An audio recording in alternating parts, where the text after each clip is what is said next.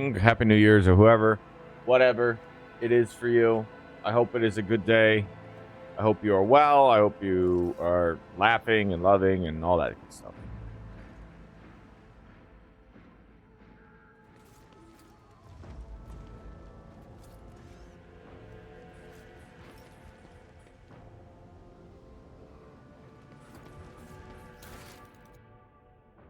Okay, we still haven't dealt with that.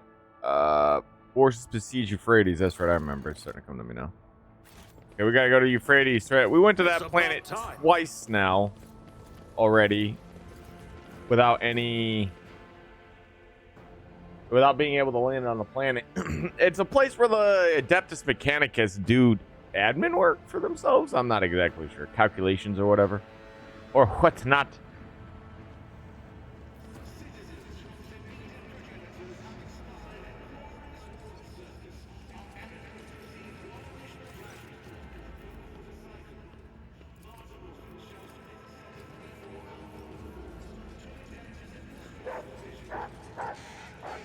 Follow my lead.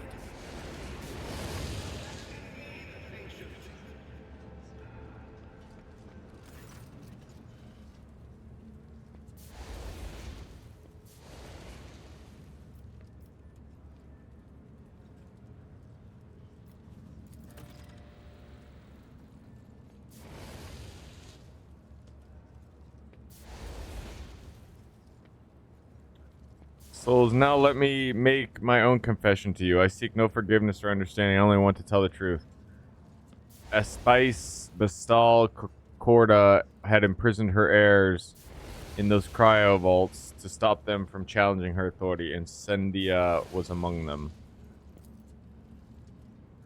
Chanced upon these ice crypts, Aspice's wicked design horrified them, and I thought, if Saint Darus had died a martyr's death to be resurrected in faith, perhaps another could follow in his footsteps. I chose Incendia. As full of worms as her innermost soul was, it had not rotted completely. As for the others, I put them to death, for thousands of years of suffering would not have been enough to cleanse the stench and rot from their cursed souls. I sabotaged Incendia's cryo vault, and she spent 3 years conscious, blind, and helpless. My brothers and sisters recited prayers over her prison to plant the seed of faith in the soil. I had weeded. Jesus, I hid the truth from Incendia and became her mentor, setting her on a path of service to his will, and that was how Incendia, the offspring of a felonious heretic, became his vengeful hand, striking down enemies of the Imperium at the cost of the evil I had done.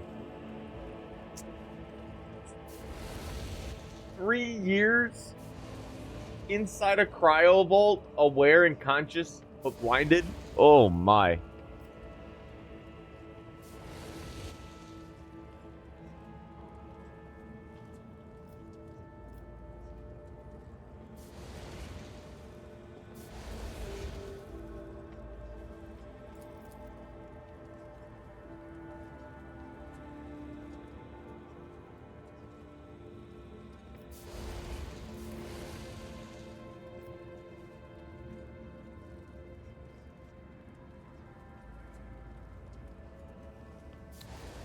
Oh, man.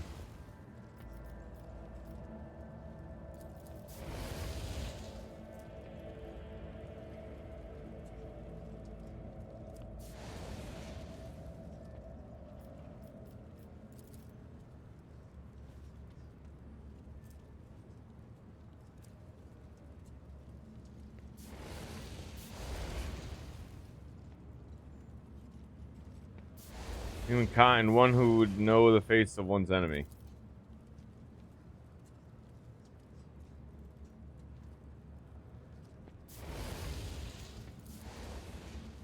The Emperor does not protect, he just looks around and says, "Whoopa." I see, he wasn't there before.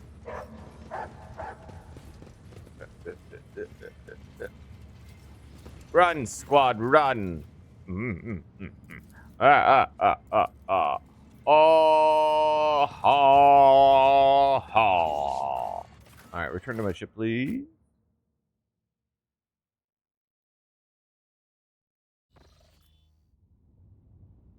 That's my ship. Back to bridge.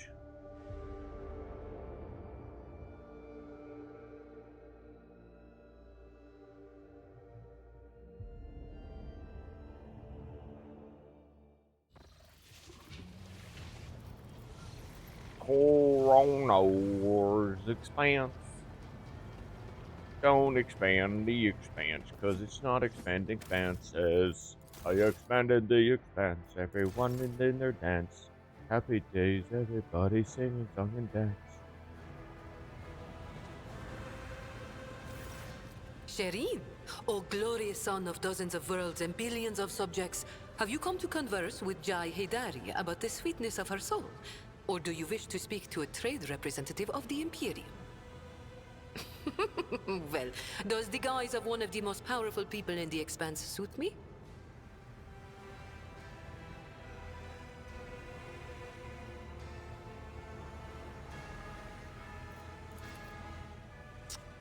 You sure about that, my lord? That can be arranged. Oh my, I beg your forgiveness, Shireen.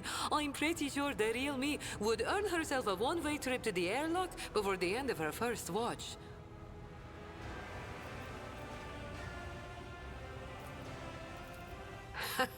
Like you need to ask Shireen. These Ashmags and Kashaz are tenacious. They lick their wounds faster than the Ajji themselves. Tora finally got an implant for her jaw. She's like, you Now don't want she me to can be speak me, because I'm a properly real instead bitch. of braying like a toothless donkey. She's been recruiting strapping guys and gals too, because Falco culled our ranks. May the Ajji savage the soul of that interstellar piranha. Oh yes, Shireen. And here is what I think. Since the day we first met, I have been tossed about like a boat in a storm. Battered, dashed against the rocks, lashed by the waves. And then I was flung onto the shore, and a fabulous gift washed up beside me. A precious pearl of the deep. The Mercatum Tabula Officiale. What? And you know what? I enjoyed it. Yes, I was slammed face first into the rocks, and was up to my neck in water. But I finally had a taste of freedom. Just a smidge. Just a little bit. But it was enough to make me dream of it every night. Void, crack and take the Kasbalika and the cold trade. As for our mutual business, Shireen, I will remain your loyal partner if you desire. An equal partner.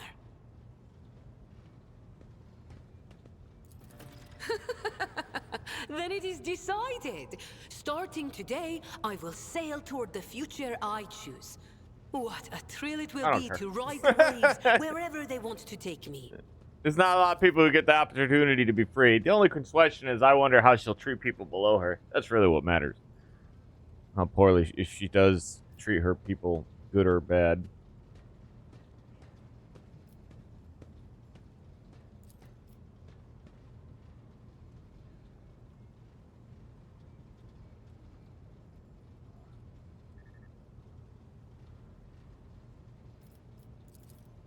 Nothing important, really. Just a small commercial matter.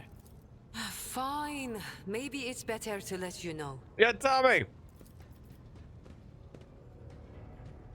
Mercy and the mission circle want to see me. Quite the honor. Won't lie, say it's completely safe, but perhaps you wouldn't mind coming with me. Circle of high-ranking agents of the Cast Basilica mission. They already know I took Falco's life, and they're about to hear that I want to take over the trade, but for that, I need their approval.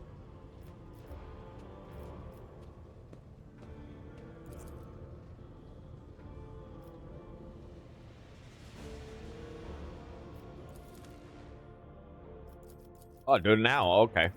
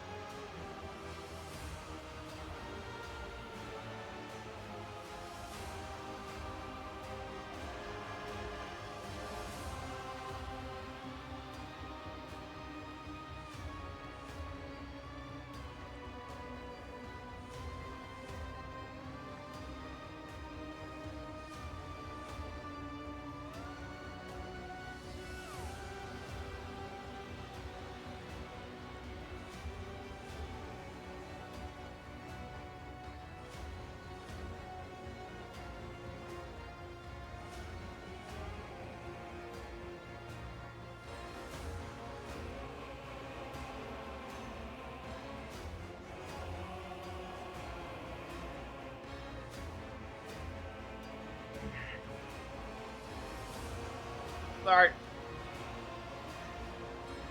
Whenever my teeth get grimy, I refuse to let them feel that way. So, you know, I wouldn't brush them. Greetings to the blessed rogue trader. The nature of our profession obliges us traveling merchants to be hospitable hosts.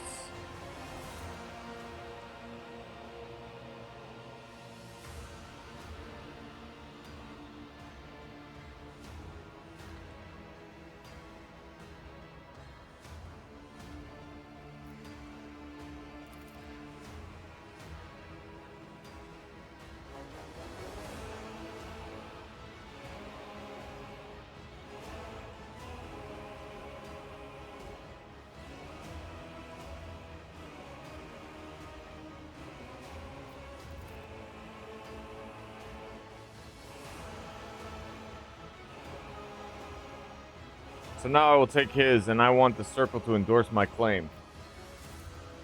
Is that so?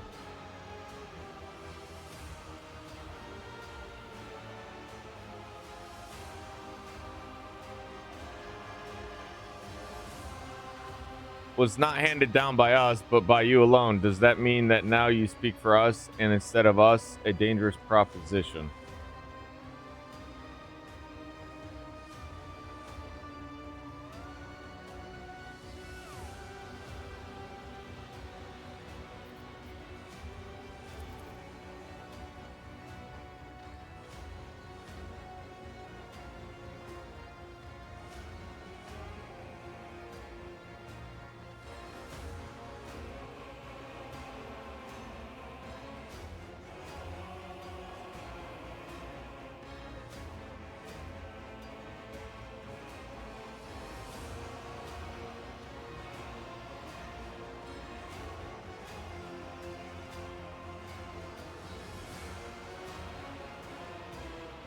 Bam, bam, bam, bam, bam, ba. You can tell by the face of the Jai words have hit their... What? Increased by a third at least. By at least a third? Whoa. Money can't buy a new head to replace ones that's full of bullets. You're asking us to set a dangerous precedent. You are putting a bejeweled grenade in our hands, Serene. You do not fail to notice that Jai's shoulders shudder at Mercy's last words.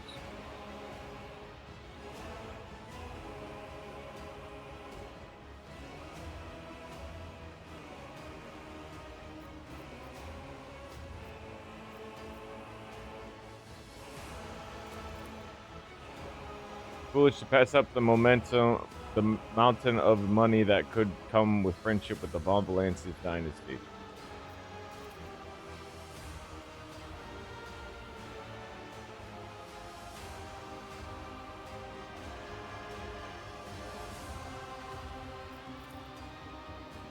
We are traders, not fighters. We prefer the language of deals over the language of battles, but that does not mean we can be intimidated. Our organization operates in the shadows, and we are used to a position from the powers that be. We keep our blades sheathed, but give us cause to show you how sharp they truly are, and you will sorely regret it. Such knowledge is enough to poison the mind.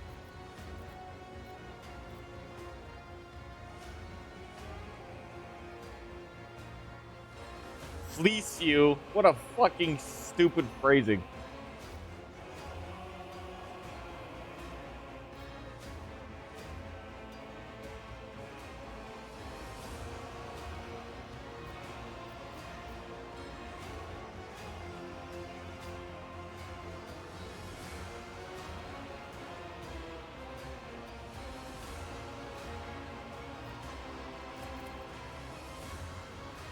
Gina, look over the cold traders. I am the most senior ranking person here, your lordship.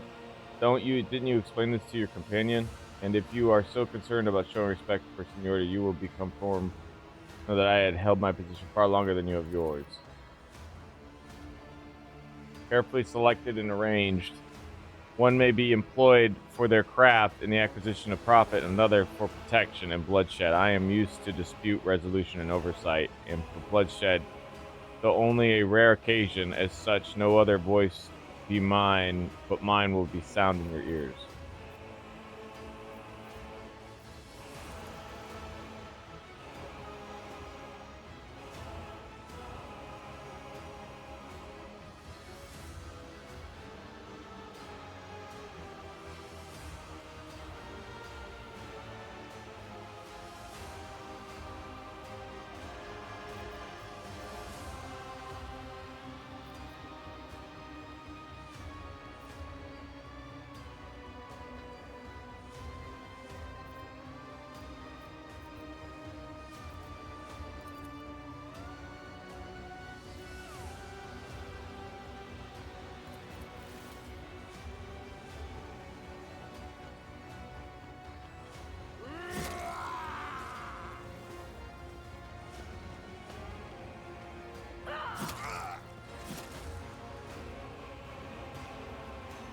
killing all the guards. The doors being kicked in and screams filled the room with sharp tang of burning Vaseline hangs in the air. Ooh. Yo, Redbeard, just wanted to pop in and say Happy New Year. I wish you the best and keep the streaming up. Oh, thanks, man. I just want you to know I've been streaming for like well over a decade. These bare bones that you see in this stream is by choice. But I also want you to know that I hope you also have a Happy New Year, and I hope you enjoy yourself. Take it easy, be well, and we'll see you later.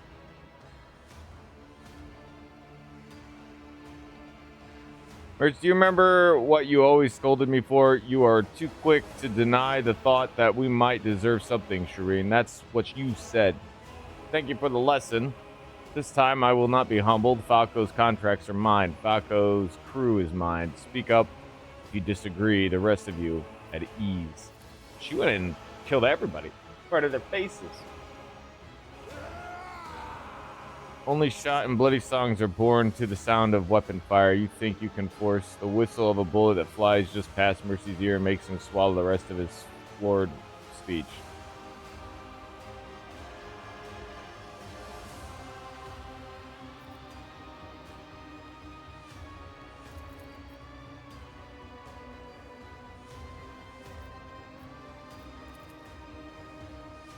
I'm not going to argue with the rogue trader and a loaded auto pistol.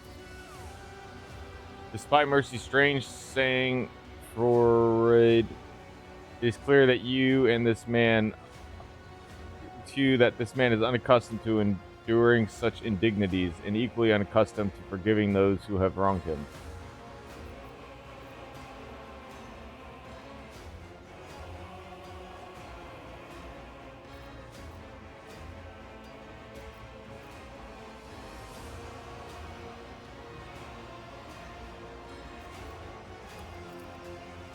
Winces in the pain of your words as his face no longer guarded by a lavish armor of his self-assurance. After tossing a weary look at Jai and receiving an affirmative nod from her, he sighs heavily. It is true, she is a different person now.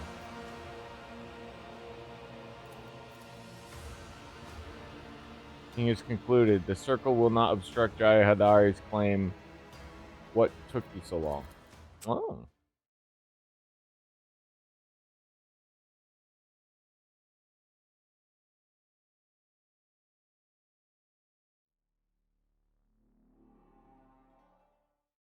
I gotta say though, she could probably. I mean, they probably would have never budged otherwise.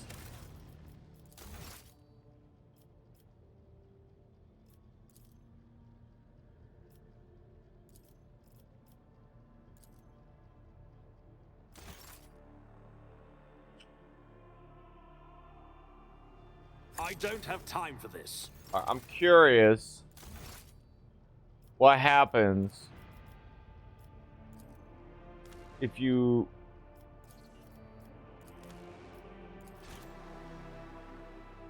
the game running so long is like running so long. I actually there's no way I'll ever play another round of this game.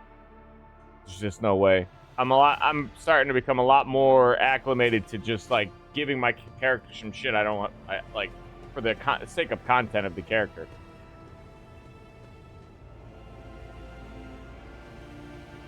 All right. Cast Basilica reputation. Start looking to see.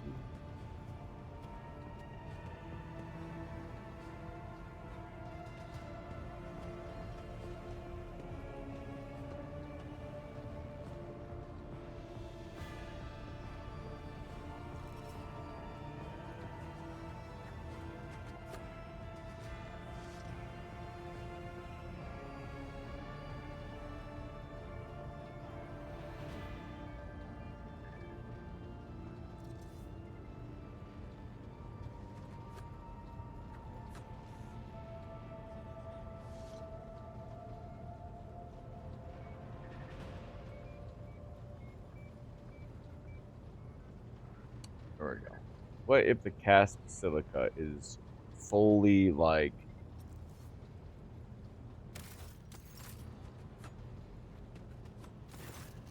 Shireen, O glorious son of dozens of worlds and billions of subjects, have you come to... You sure about that, my lord? Oh, and you know what? I enjoyed it. Ain't nothing...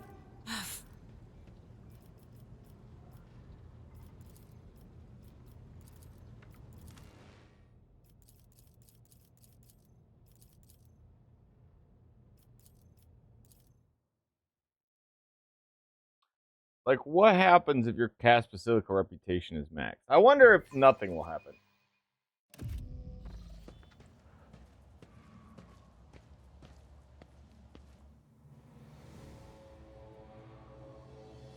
Or Jew and faces people who are hard nosed.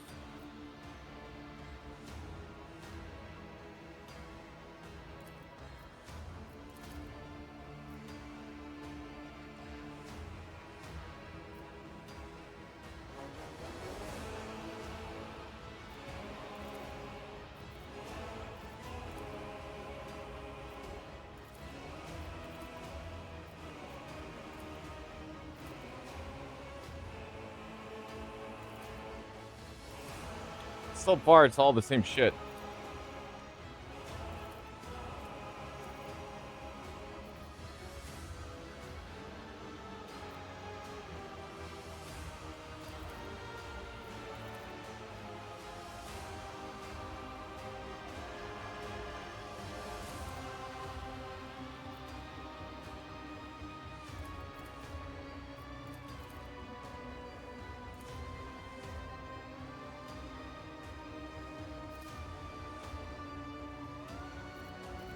It's the same.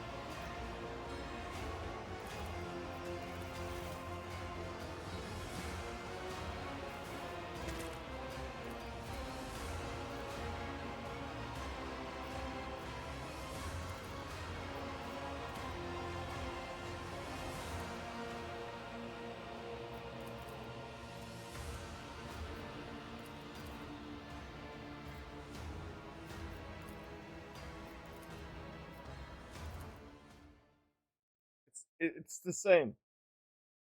The dialogue was no different.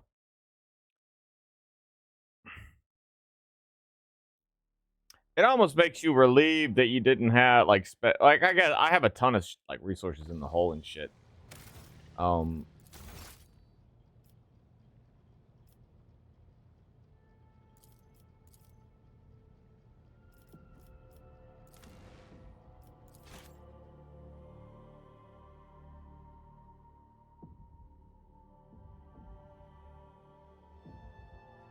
I'm sure there is dialogue that changes if you have full reputation with specific factions or whatever, but I haven't done that.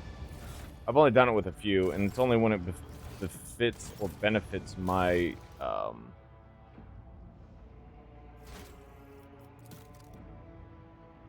Very nice. Yeah, see the Imperial Navy, and I'm not even capped out with them. I don't think. Oh, and the Drusians and the Explorators, but I couldn't really give a fuck about the two, like, legitimately criminal organizations. They didn't really offer me anything good when it came to building stuff on my on my capital, not my capital, but on my. I think there was a few things, and now come to think of it, most of the stuff it was offered though was not good stuff. Oh, you can't do that because of the kernels. Like Gas Basilica, for example, like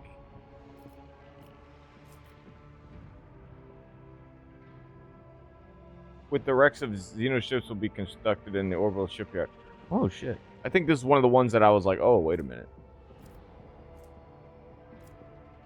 But that is not common. And yeah, heretical shit I don't bother with. Ooh, if I got that, do I get... No, damn.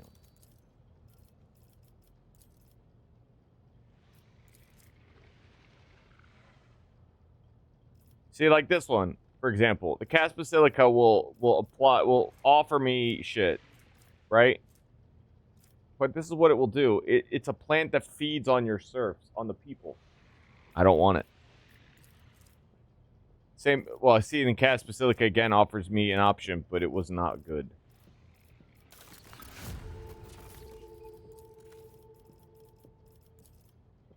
Same thing here. Convicts will be secretly resold to pirates in the Cronus Expanse. Cast Basilica mission is ready to run a secret auction on Dragonis with illegal lots provided. CNA want protection for it. It's just not... Like, I could build them, right? I have the resources to build these things. I just don't want to. Because I feel like these are terrible decisions. Well, maybe not even terrible, because I guess it kind of expects you to build this shit. But, some of the stuff that it offers you is not great. Oh, this is global security. Oh, yeah, because I recently got... Oh, yeah, okay, nice. The establishment of ammunition production will be a great help to the defense of the Foulstone and neighboring systems. Holy ammunition? That's whole areas. Yep, build that, please. In these dark times, a number of individuals in the Expanse have become known as honored saints. There is an opportunity to lure one of such figure to Foulstone and kill him in secret. His remains will become a valuable relic. What the fuck? Are you serious? Oh, yeah, fucking right it would be.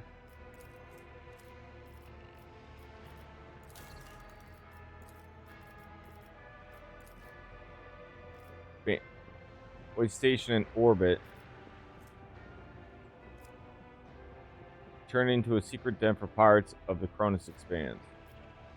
How would that offer me more protection?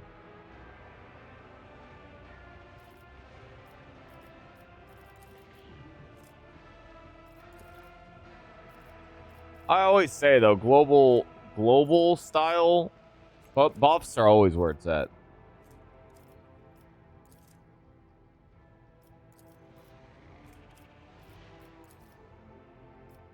Yeah, I didn't want to do this one.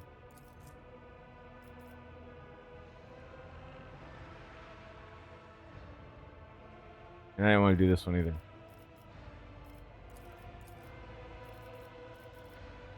See, there are some things I'm not willing to build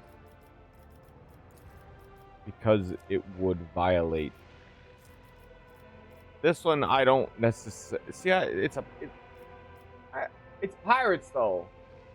Pirates prey, like, yeah, maybe be beneficial to my family, but they prey on other. Like, these are just innocent people trying to get shit done. You know what I mean? That's why I didn't build everything in the game. And why I'm like very against the Cast Basilica and the Void.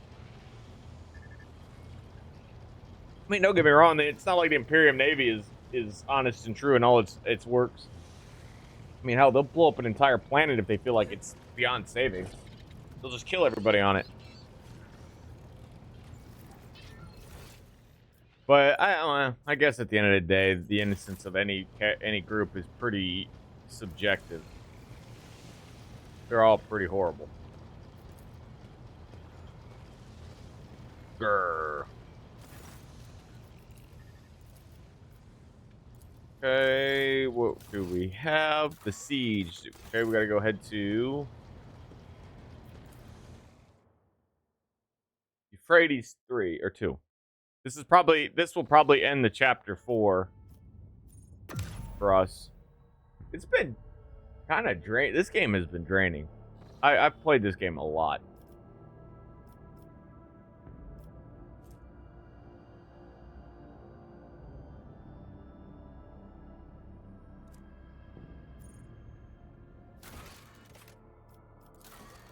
Still not completed this to...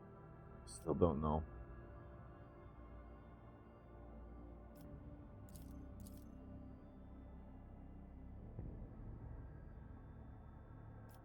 Maybe this is what you started from the original, like from chapter 2, and you just can't finish it until later.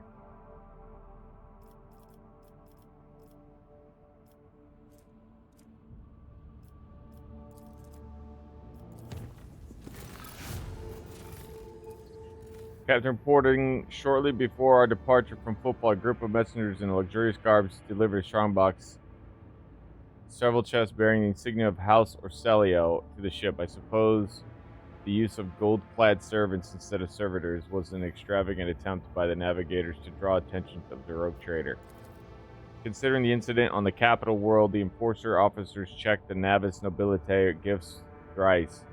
I'm pleased to report that none of them threatened your Lady Cassia's or the crew's well-being. Having said that, a close examination of the strongbox by the Tech Adeptus revealed a data slate with a vid message addressed personally to you alongside some kind of encrypted data. We dared not touch them without your instruction.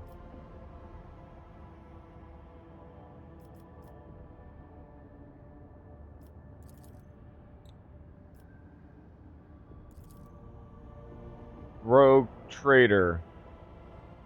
A familiar piercing voice. We greet Regent. We Great Regent Aeronto Orselio send greetings and hope the message finds you in good health.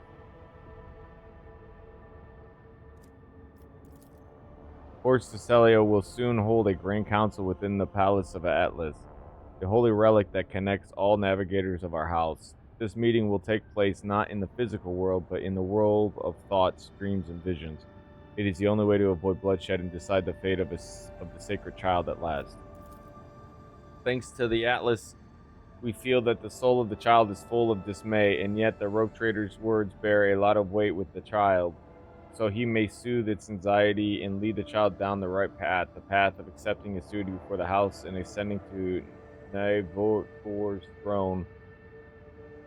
I hope you consider my offer, for it is in your power to not only strengthen the bond between our dynasties, but multiply your riches at the same time. The gifts accompanying this message are by an insignificant part of the great regent's gratitude. May the God Emperor protect us all. Has been relayed to your congregator, Lord Captain. I hope the data did not get corrupted during playback or delivery. A messenger servo skull has been sent to the Omnisci servant's compartment. Once the data has been decrypted, I will notify you immediately. God Emperor protect. Alright. I guess.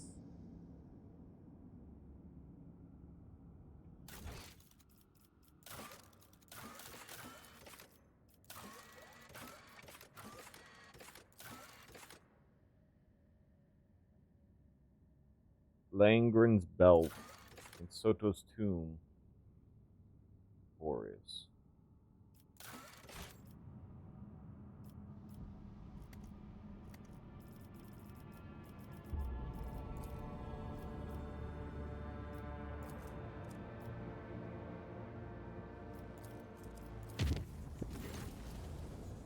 Urgent report from the servants of the Omnisci. They managed to locate a second message from Horus Solia data slate hidden in the shadow of the first one. As soon as it happened, the machine spirits rebelled and started devouring the data crypt. The acolytes of the cult Mechanicus are performing their rites to appease it and slow down the data process of annihilation. What should we do?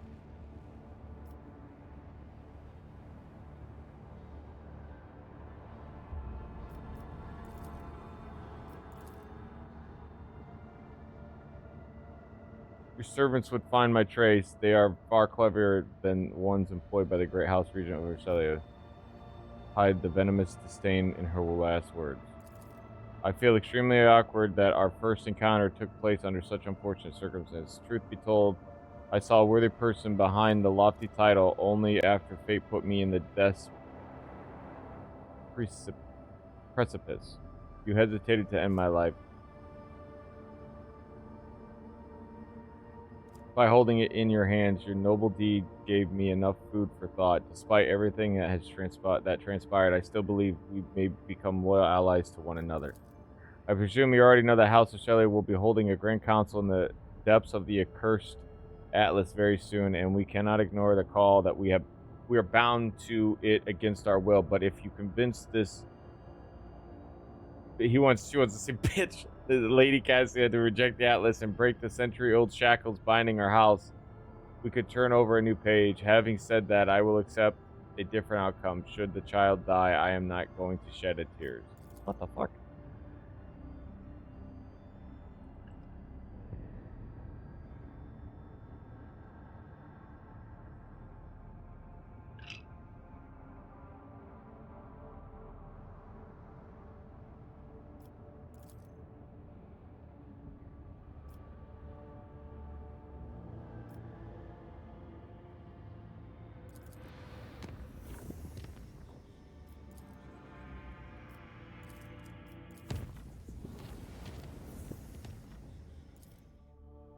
Swallow my pride, I would choke on the ride, but I lapped her up with a million billions high. Swallow my name, turning insanity.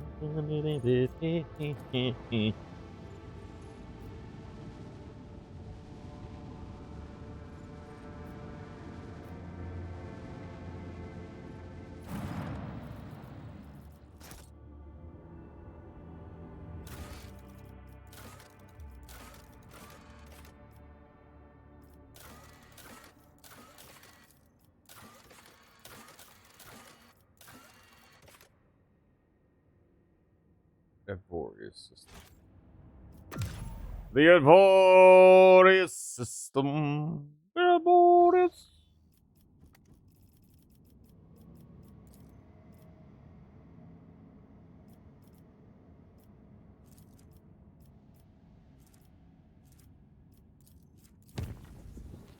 Oh.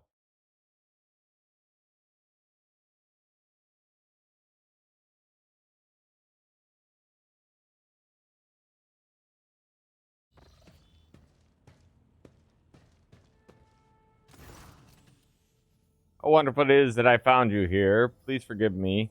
My powers are sometimes too insistent in their attempts to break free from my control.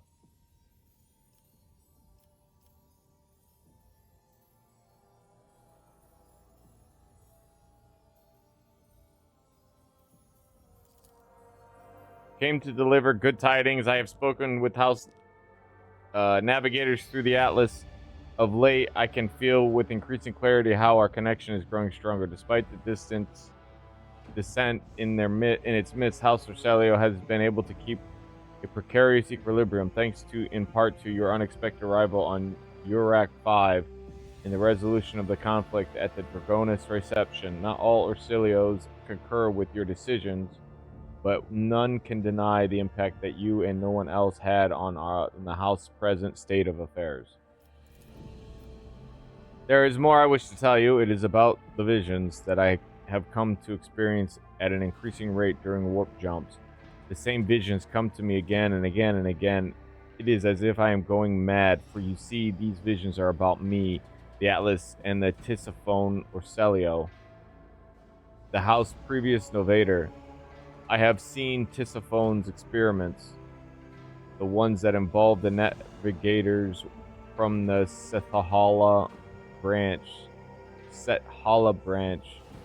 which she was rumored to have destroyed for disobedience. But the visions told me an altogether different story, one where the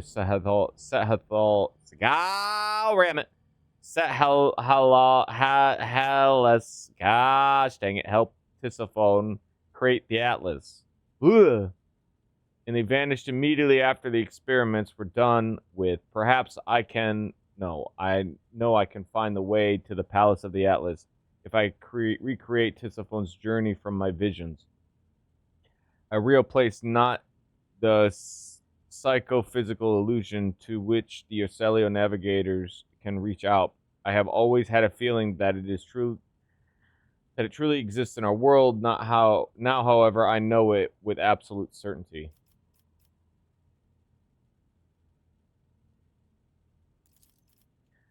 I cannot shake a certain foreboding about the upcoming meeting in the incorporeal palace of the Atlas. Troubling mirages have plagued my mind for many nights now.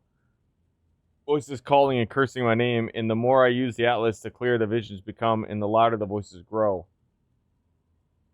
And the further my powers wane, I am certain that all of the house is experiencing the same, for all of us are connected. I can sense my family's fear. House Orselio is doomed to perish in darkness should I fail to discover the reason why Atlas is weakening.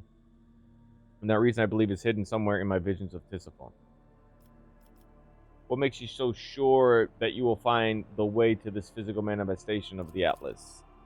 I saw Tisiphone's experience an epiphany in a dream, just like my visions came to me on our travels through the warp. She beheld a planet hidden behind roiling warp storms. The world promised her great power, so Tisiphone gathered the Sethalas,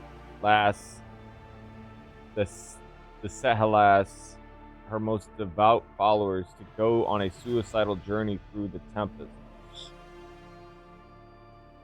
I know not the details of what happened on that planet, but it was there that the Sethalas sacrificed themselves for an experiment of some kind, and it was there that House of Celio obtained its Starway Atlas.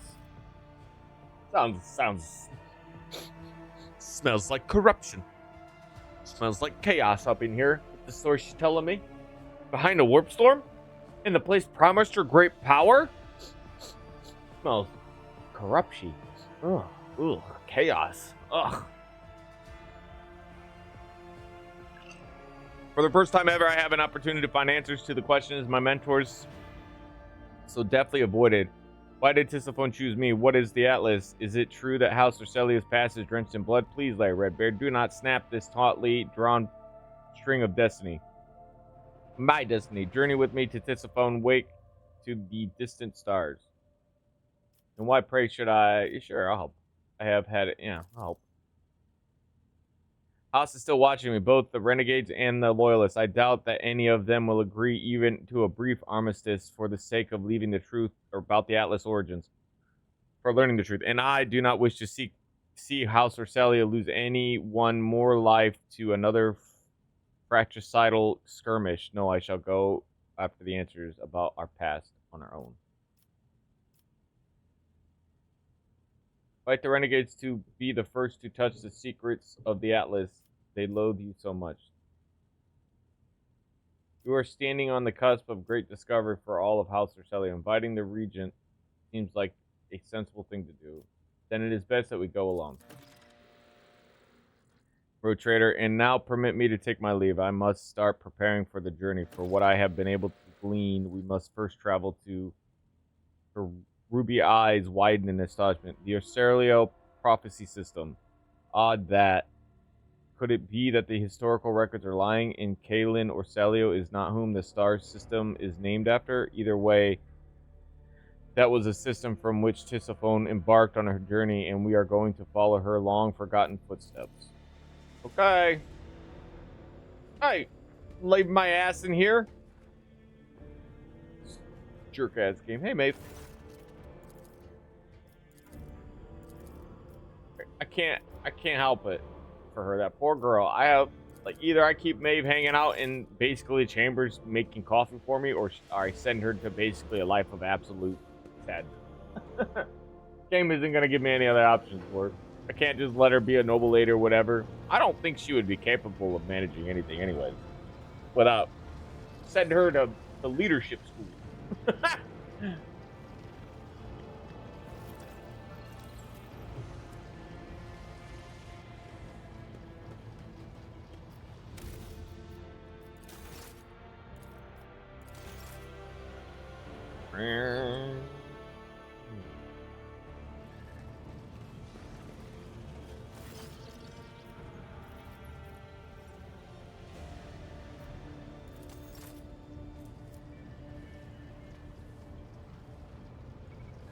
That is so crazy. The cast Basilica takes so much to level.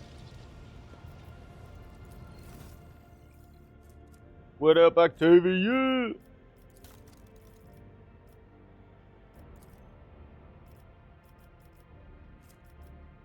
They want heretic stuff and Xeno stuff.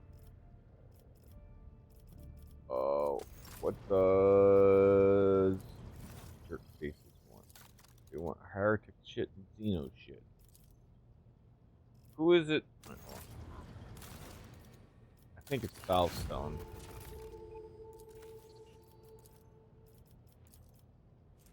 No.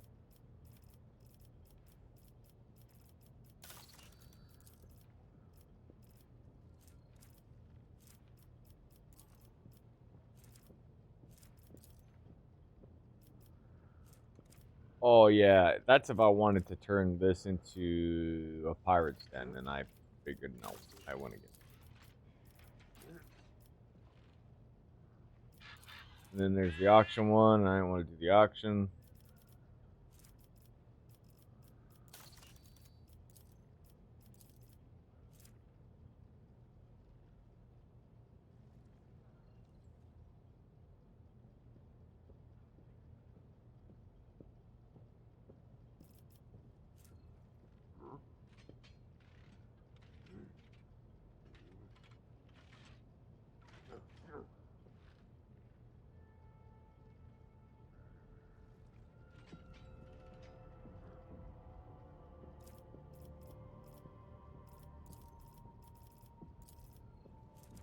And this is another one. I don't know. I've just not really been that big on gaining reputation.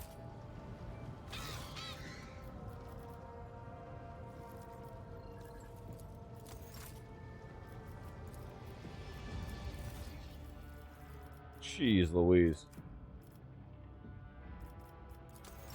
And Imperium. Oh, all I need is 14 and I'm maxed out. Let's see. Oh. Ooh.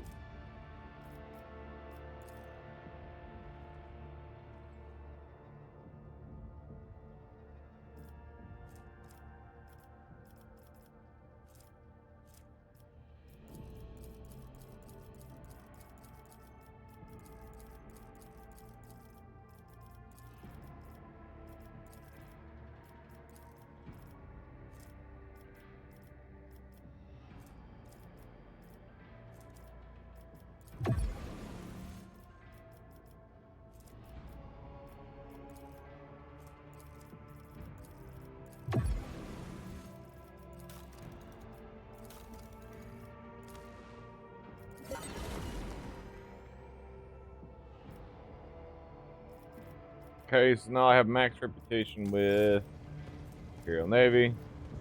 So there's something to be said about how they're at 14. When you're looking at like these guys, 37, my guy. Woof.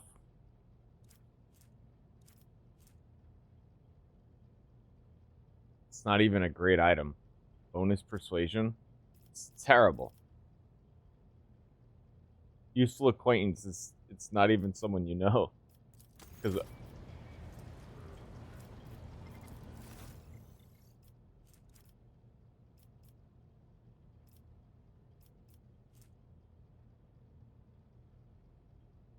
targets deflection by damage dealt. Where's Voidsman armor? Iconoclastic. The wearer of the armor is immune to critical hits as long as no party member has been prone throughout the entire combat. It's melee attacks? That's pretty cool.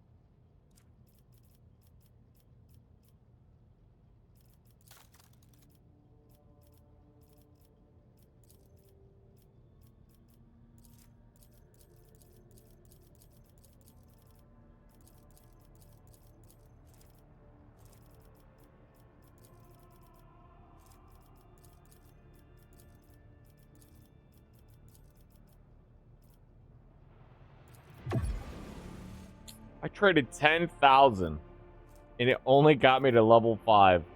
Woof.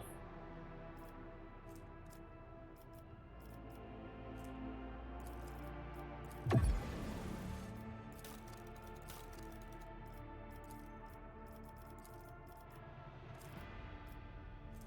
don't, like, the weaponry and stuff is worthless, realistically.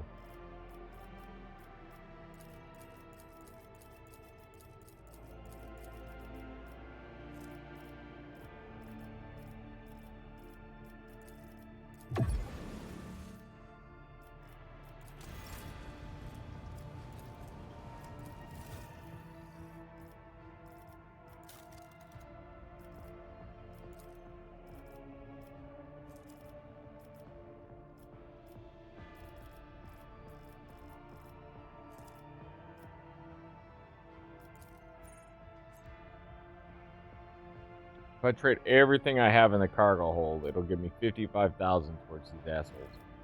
Actually, a lot.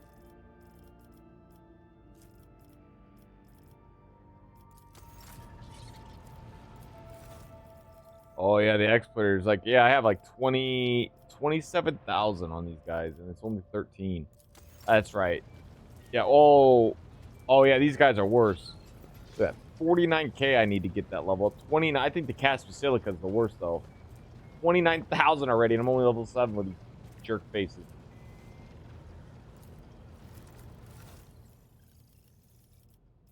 I think the void guys. Let's see.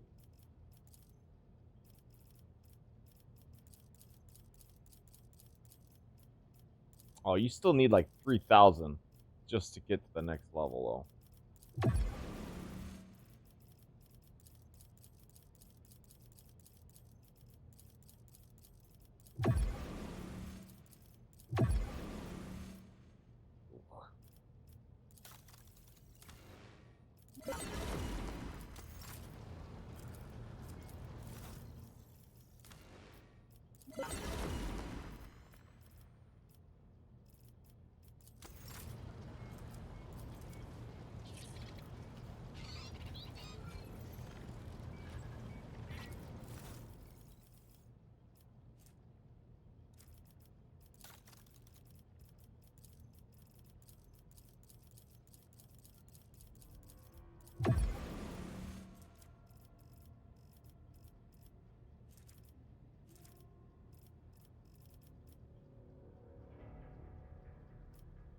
I have a ton of shit.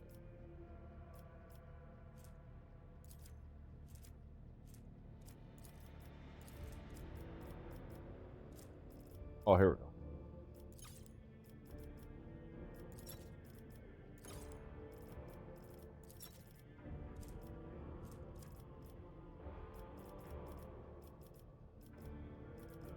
Exporters take holy gifts as well? It's kind of surprising.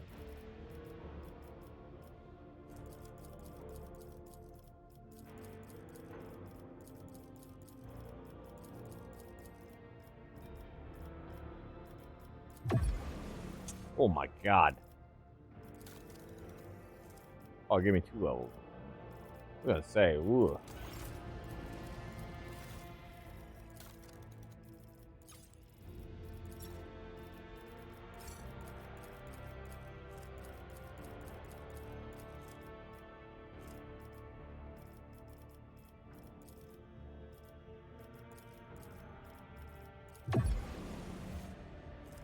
That was nice. That was a huge boost.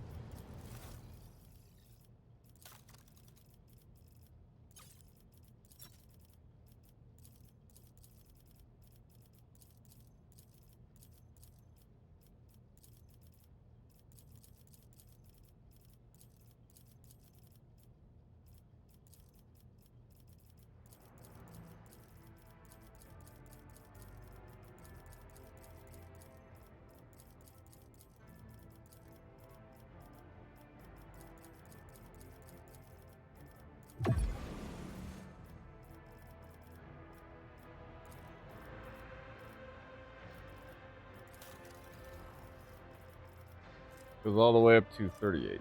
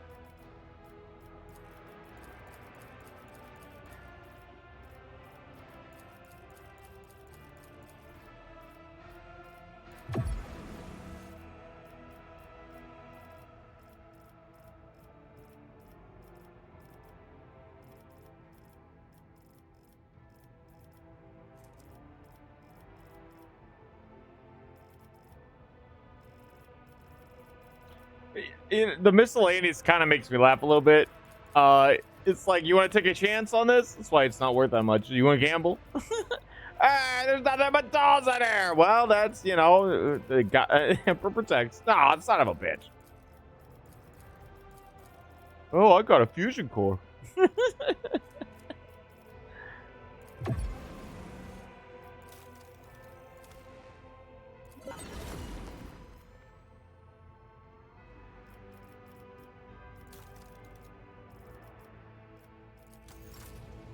There you go. You can definitely tell who I value more than others.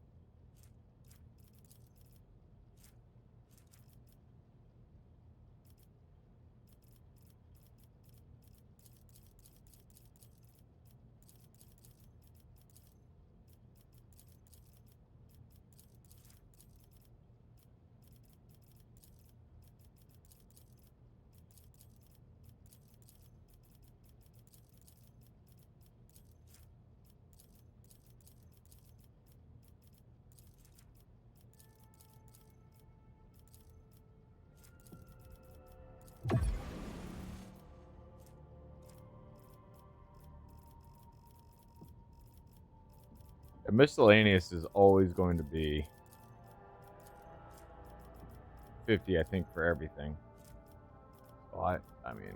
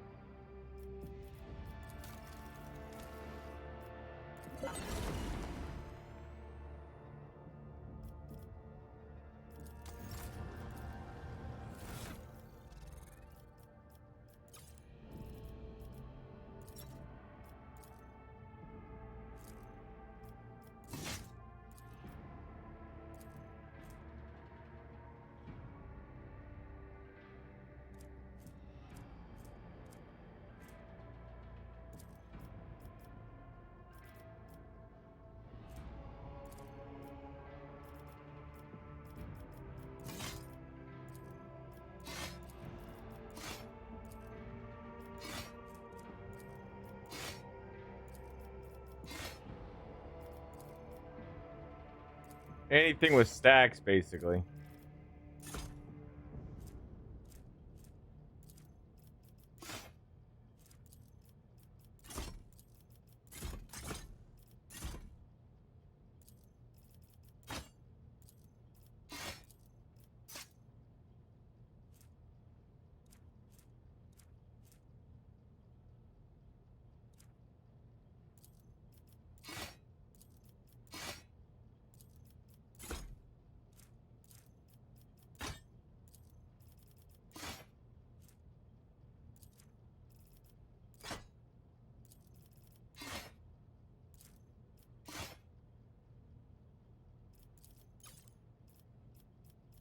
I wish there was a way for it to be not this. Like, way for it to show, like, stacks.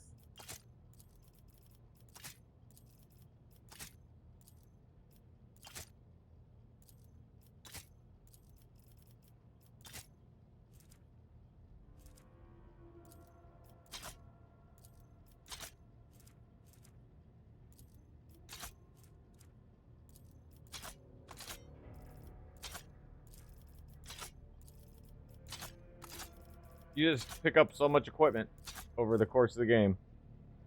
119 las guns? My God. It has been a while. I've done this. What did I just do?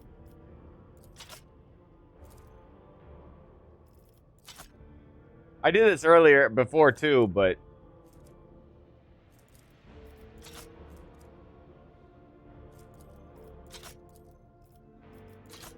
I think at this rate I might be able to pretty much max out everybody on my own anyways. So much equipment that I'm never going to use, obviously.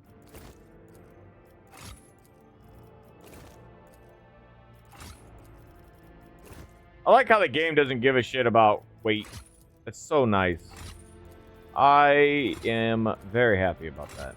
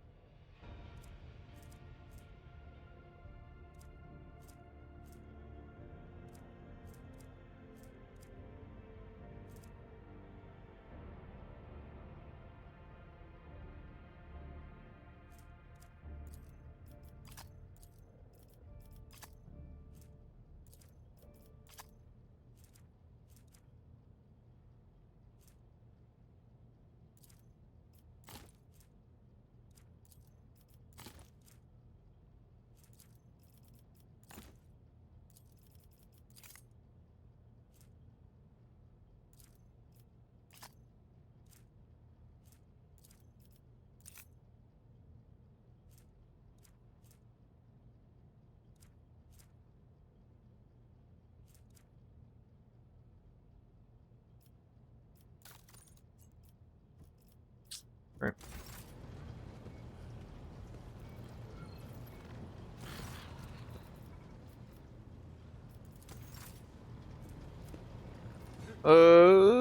I could finish off the explorators, I think.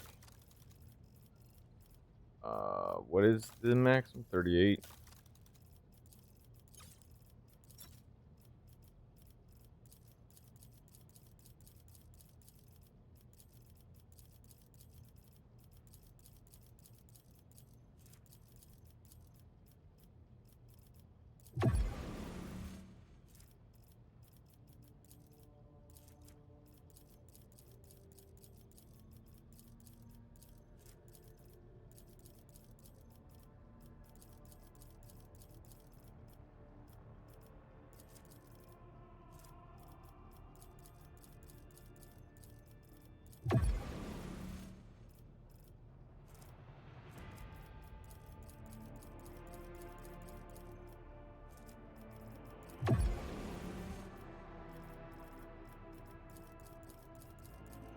I need 2,400.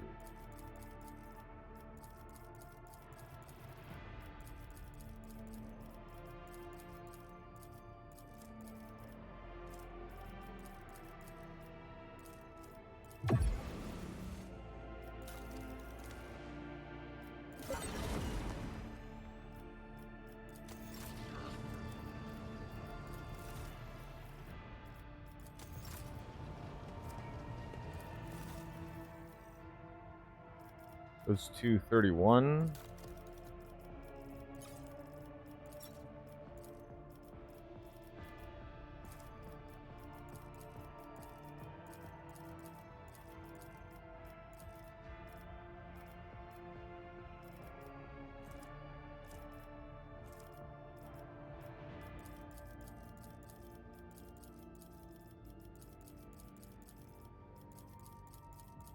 Just arming,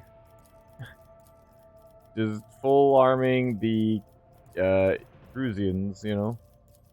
No big deal.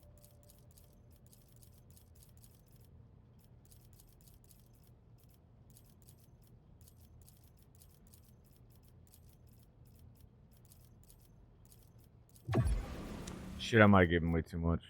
Oh.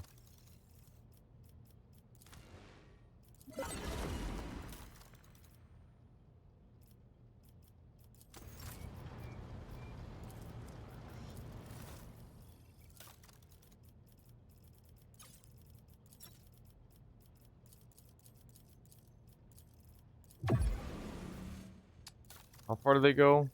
32.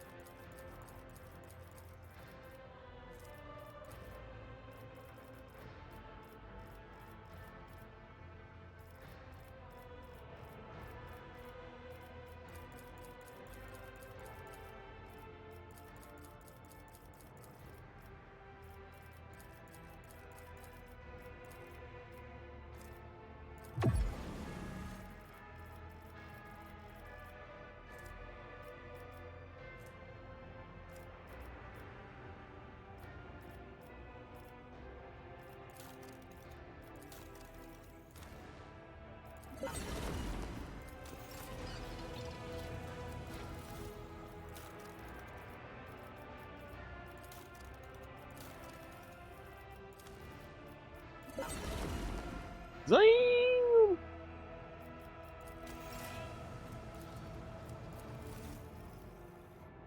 Even a discount, which is funny. They still give me the discount. I find that so funny.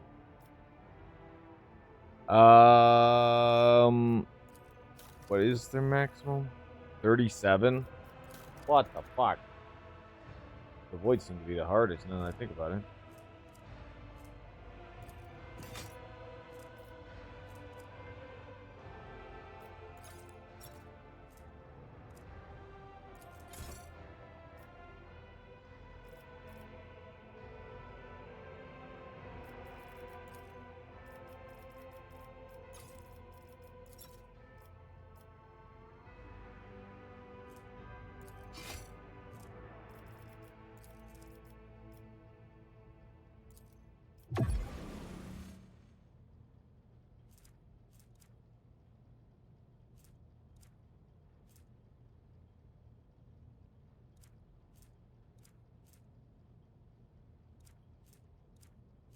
I could probably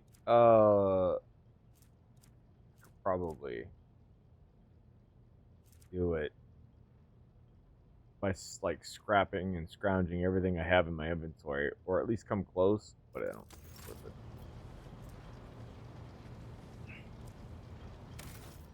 I mean, I knew I had a ton of resources in the bin.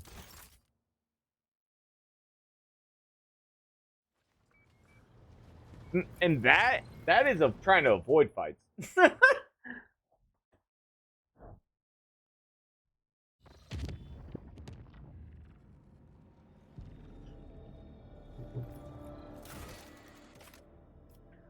Okay, we gotta go to Mundus.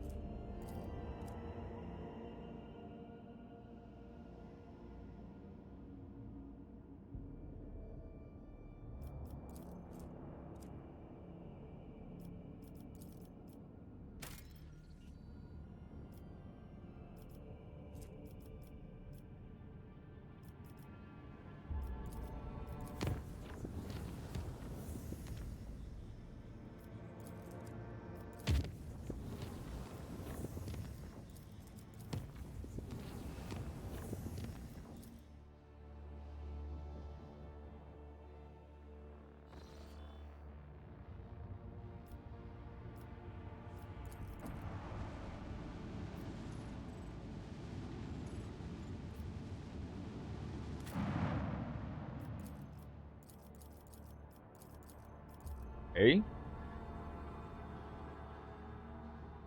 What is?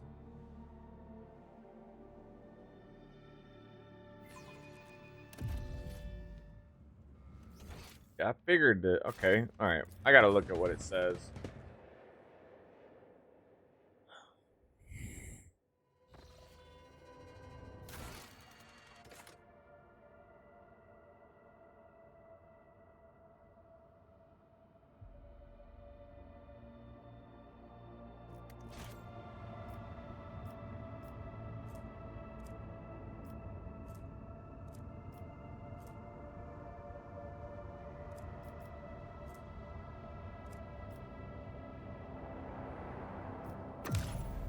Okay.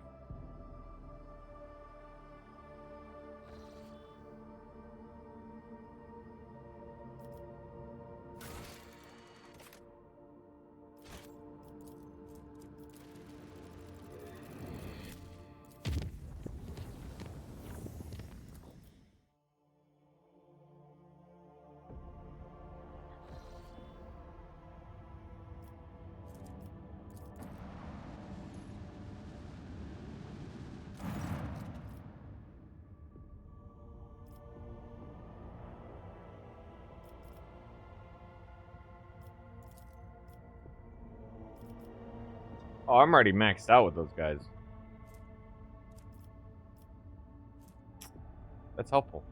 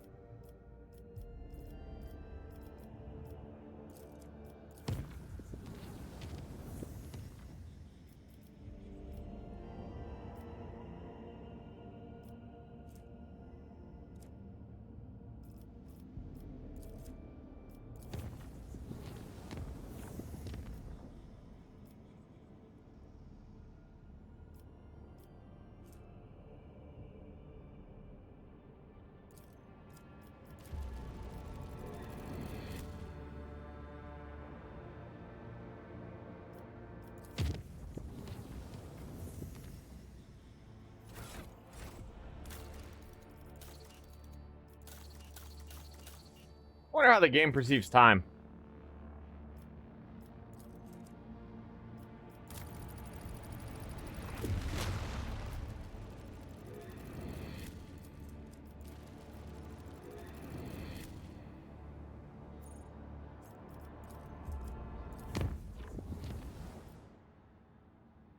Entry A201 486610 chronometer turns since the incident. Oh, okay. Claim that you left the Sanctum Navis on Lady Navigator's orders. Haida. Affirmative. The unit acted in accordance with the maintenance protocol. Step 1. Cease the sacred mechanisms for the duration of 15 chronometer turns. Step 2. Failed to inform the bridge about the imminent jump. I want to know why. Data unavailable. Lady Navigator ordered that she be connected to the void ship, but she did not order the preparation of the machine spirits to warp translation for warp. That cannot be identified by this unit's capabilities. This unit is received. Okay.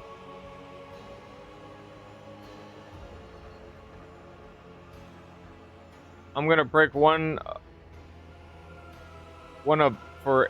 Jesus, for every word of lie I hear coming from your mouth. Now talk, please. You have to believe me. All we did was prepare the canvas and mix the Lady Navigator's blood into the paints. Then we were told to lock open the shutters so that the Lord Captain could see everything that was going on inside the sanctum. Navis from the observation chambers and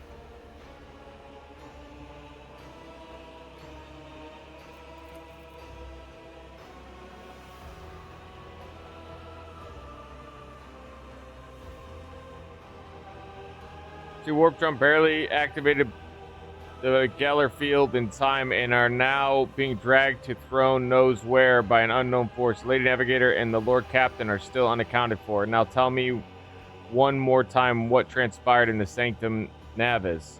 The Lord Captain to the observation chambers and yelled at the servant for leaving the shutters open, but then I was told it was on the rope trader's orders.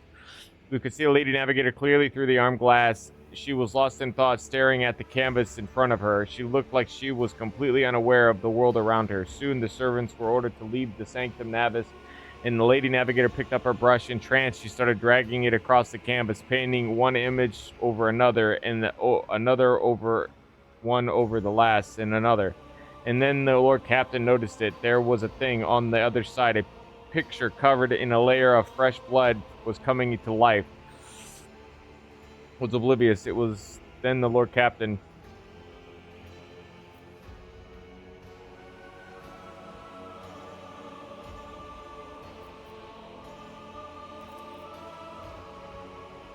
I didn't dare stop him. I watched bolted at the ready. The machine spirits went mad. The doors and shutters started opening and closing at random, but the road trigger managed to dart inside. Startled by all the noise, the Lady Navigator turned around, and then those horrors in her painting, they broke free.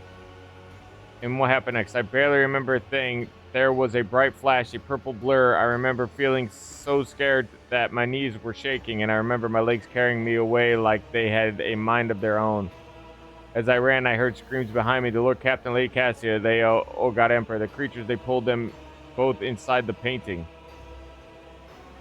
A report that needs to be delivered to the senior officer. The Lord Captain and Lady Navigator were lost during the emergency warp jump. Their whereabouts are still unknown. I am sending you the interrogation reports. Tisiphone or Celio ritual did not go as planned. The warp disturbance triggered by the Lady Navigator's trance washed over the Sanctum Navis. The void ship's machine spirits reacted to the surge of the Immaterium and interpreted it as a call to action. Thus did an emergency jump into the unknown begin. Amid the shrieks of sirens, the clanging of shutters, and the distant hum of the warp engine, some unknown will pulled the Lord Captain into the Sanctum Navis toward the creatures from the living canvas that had already gripped the Lady Navigator's throat. Horrified, almost out of breath, and struggling to scream, Cassia stretched out her hand and it began slowly sinking it into her own painting.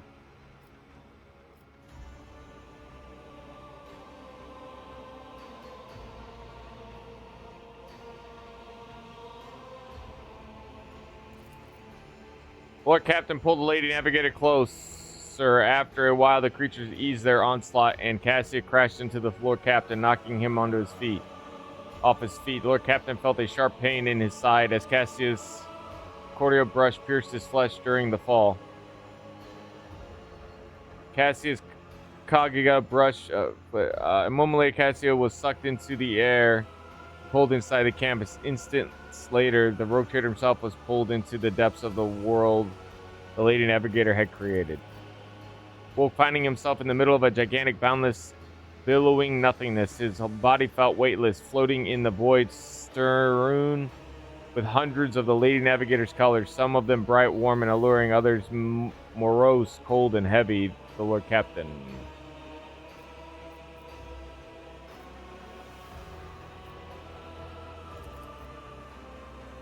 To the river of bright hues and flashes of rosy sunset and lilac carried him down a dazzling stream. Before long, the Lord Captain was standing in an idyllic garden permeated with the fragrance of flower and singing of birds. Servants in purple livery darted back and forth, attending to a withered old woman in a navigator's mask. Sitting on her lap and smiling cruelly to everyone was a little girl with ruby eyes and white hair. Be a good little girl, my child, until the day we meet again. With trembling hands, the old woman handed the girl a navigator in laboratory attire. I am out of time. Prepare the child for the Atlas transfer and destroy all records and mentions of the world of Irtivi. None must learn of which took place here. And remember, her body must grow strong for it to accept my power. And once I have returned, loyalty will be rewarded. She's going to use Cassia's body to come back. That's what I think. The memory dissipated, and the gust of silvery wind hurled the Lord Captain back into the ocean of nothingness. But this time, the nothingness felt dismal. Instead of bright hues, all it contained was shadows of invisible monsters swimming by shrouded by nebulae veil of unfathomableness. Grayish blue waves swallowed the Lord Captain, and the feeling of lightness disappeared as his limbs grew heavy again. Lord Captain fell on the hard floor of the laboratory, cluttered with vats as tall as the human. Inside them were dozens of hundreds of even a repulsive mutants. Some had no arms or no legs, or two heads or no face, or their innards turned inside out. But each had white skin, white hair, long clawed limbs, and ruby eyes. My lady, the child is born. The tall old woman slowly approaches one of the vats, reading stable mutations. None were detected at any of the stages. Genes identical, my lady. Chances of survival 100 times higher than any of the previous experiments. How long will it take to grow this child? I fear accelerating the process might cause the body to fail. The only one after years of silence. I understand the situation. Natural growth. I do not have that much time. We will have to go with the backup plan. Yes, Navigator, it will be done. The memory dissipated and a gust of silvery wind hurled the Lord Captain back into the ocean of nothingness. But this time, the nothingness felt dismal instead of bright hues, okay? Stayed in the ocean of nothingness, devoid of any sensation or motion, until a persistent pulsation in his right side reminded him of a world that was once more real than this one. Someone's scream broke the delicate equilibrium of Lord Captain's motionless body, and the weightlessness released him. He plummeted into the maroon abyss of roiling illusions, but was now in full control of his body again. Lord Captain crashed from an immeasurable height to the bottom of the roiling abyss. In the next moment, Redbeard saw two figures amid the billowing maroon mist. One of the figures, unnaturally gaunt and tall, was clutching the other, smaller one, its claws screaming furiously. In the swirling mist of all around him, Redbeard could make out humans' faces stricken with torment, and not just human faces. There were Xenos, Eldari, their features fused together with those of humans, which made the Crimson Spectres look all the more abominable. Their gazes and their rage were directed at the two unmoving figures, facing each other. Lord Captain drew closer to the figures. It was all it took for some unknown force to notice the captain, seize him, and drag him through the painting twisted space. Now the Lord Captain could clearly see the dark shade of the long-dead navigator leaning over Cassia, clutching her neck in its claw fingers. The shade screamed, "You were given life because of me. You survived because of me. And here you are now because I have willed it so. Bow before me. Tell me what I wish to hear, and your suffering will end. Go on, child. I have waited for so long. Submit to me." Cassie looked exhausted, her body covered in hundreds of thin cuts, her lips lacerated, claw marks on her cheeks, yet there was steadfast resolve in her eyes. "I know who you are, Tisiphone or Salio.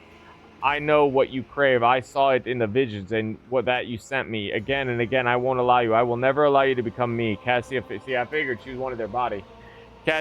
Cassia, fatigue's voice quivered, but she was not about to yield in this battle.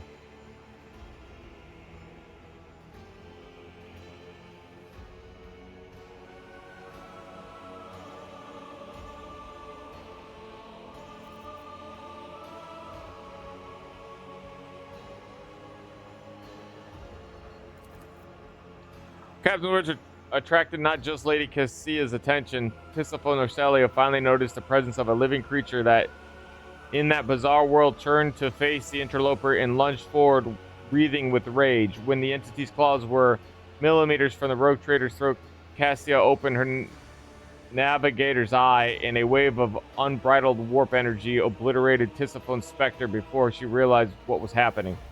The Lady Navigator graced the Lord Captain with a tired smile. The abortive ritual had turned out to be a trap set by Lady Cassia by the previous navigator of her house, but the rogue trader had ensured that her plan fell to ruin, and now it was time to desert the accursed place.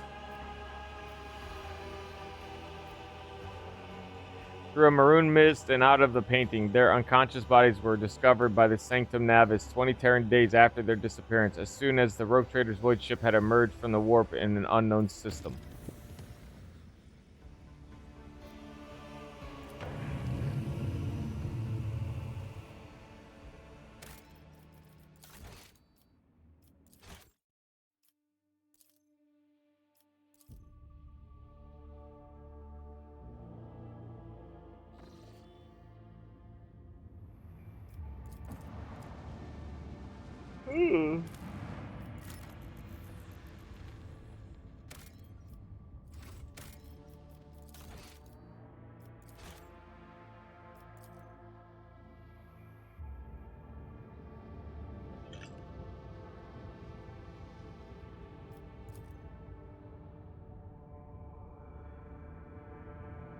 Close to a century, huh?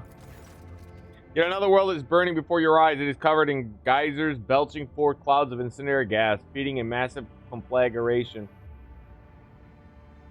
enveloping the planet. Thousands of years ago, a single flash of lightning or some other spark launched a chain reaction that transformed the world into a blistering inferno. Now that you know what to look for, your augurs easily locate traces of the mysterious underground constructions. The meticulous work of the tech priests and archivists is taking forever.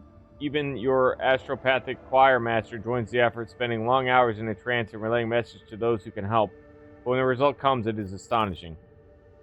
It's like the builders from the flame used hereditary bacterial structures to record information. The artifacts you discover on the burning worlds contain colonies of bacteria whose genes carried the message of those Xenos across generations.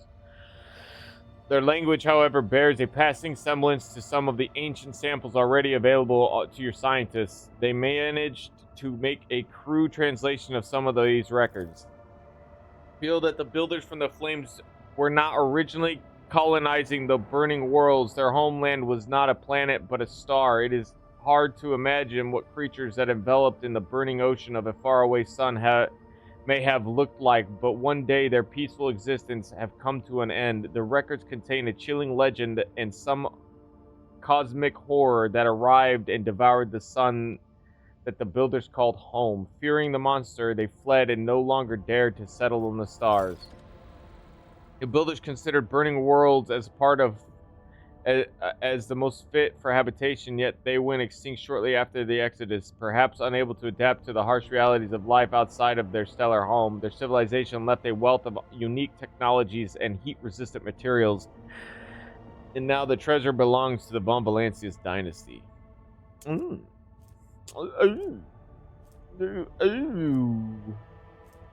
Alright. Profit factor gained, okay.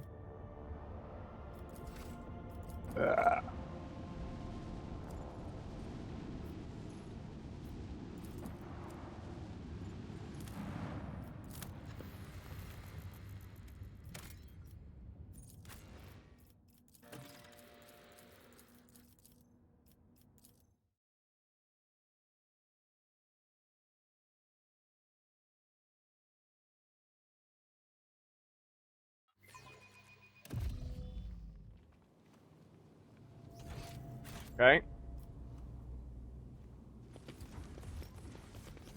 Ever since the Lord Captain paid a visit to Calcazar, I've had this uneasy feeling. It feels wrong, as if not everything has been said. I was left with the same feeling, even without the gift of Providence. After all, it is quite unlikely that the Inquisition laid all its cards on the table.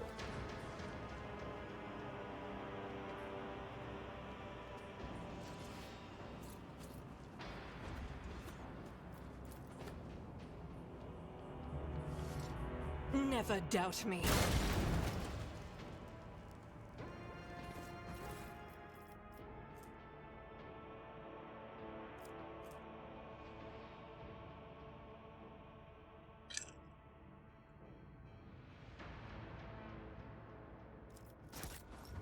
None shall stand in my way.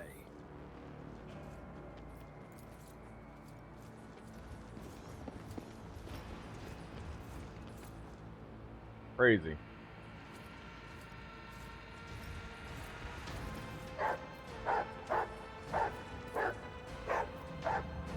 Both strong and wise is Ulfar.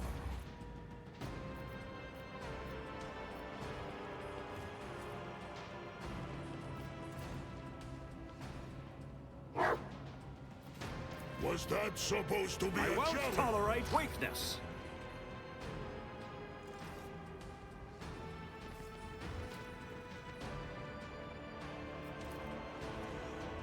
A space wolf never fails in their duty.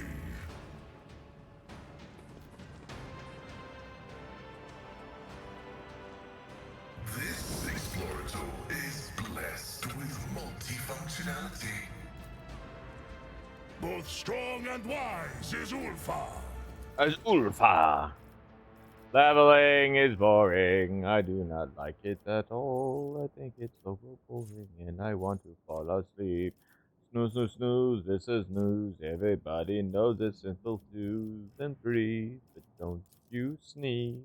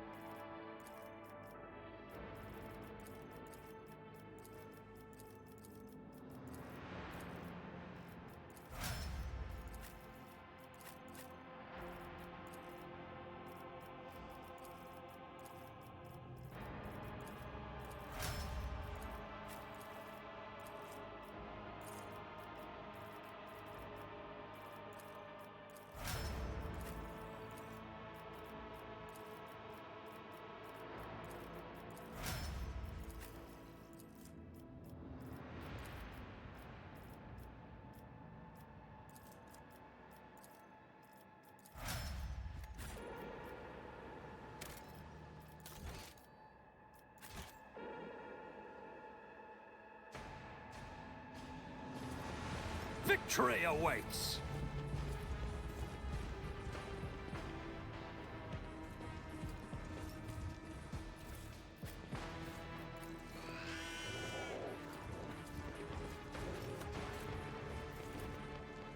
My pleasure.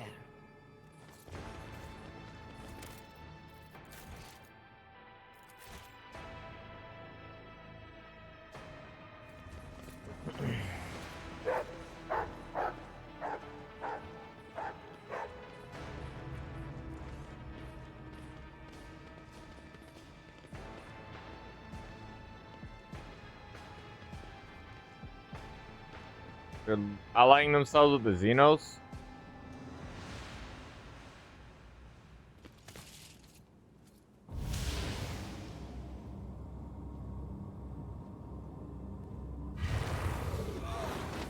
Oh no.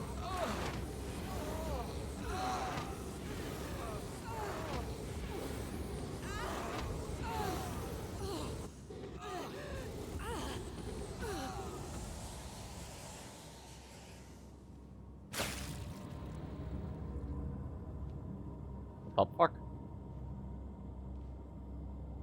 Damn Xenos, that was not the bargain we struck. Throne you, smite you. The navigator whose skin is so thin that it reveals the muscles, bones, and innards underneath clenches his augmented gold jaw in contempt.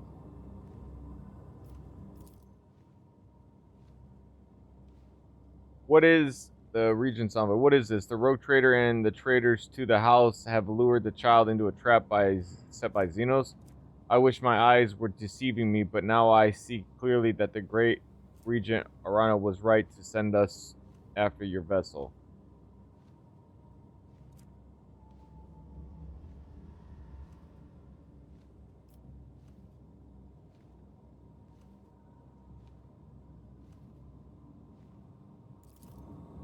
You will not stop defiling the remains of the hallowed ground of our ancestors with your semblance of speech, monkey. The Harlequin bright clothes glimmer faintly in the dim light of the system star and the sinister grin on his face on his mask only adds to his menacing and aloof presence. The final act will soon unfold, where you will pay for the deeds of your ancestors. Stay put and wait for the puppeteer to pull you at a string.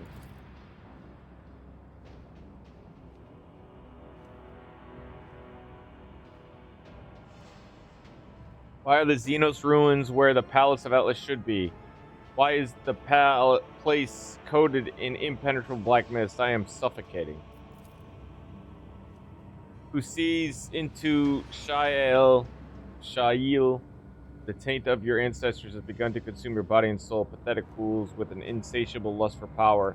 That is not yours. Ending your misery will be merciful. Silence. Traitor, the Atlas is a sacred relic of House Versalio. It is what elevates us above the rest. How dare you? Homeboy abruptly loses her breath with a groan as she clutches her chest where her Atlas is implanted. I refuse to accept this impossible. Planets such as this one, Crone worlds, they came to be long before my time. What? Back when all of the Aldari were a united people, those whose empire stretched from one edge of the galaxy to the other. It is a world beneath the first stars. Unblighted world. I never thought I would come to find one.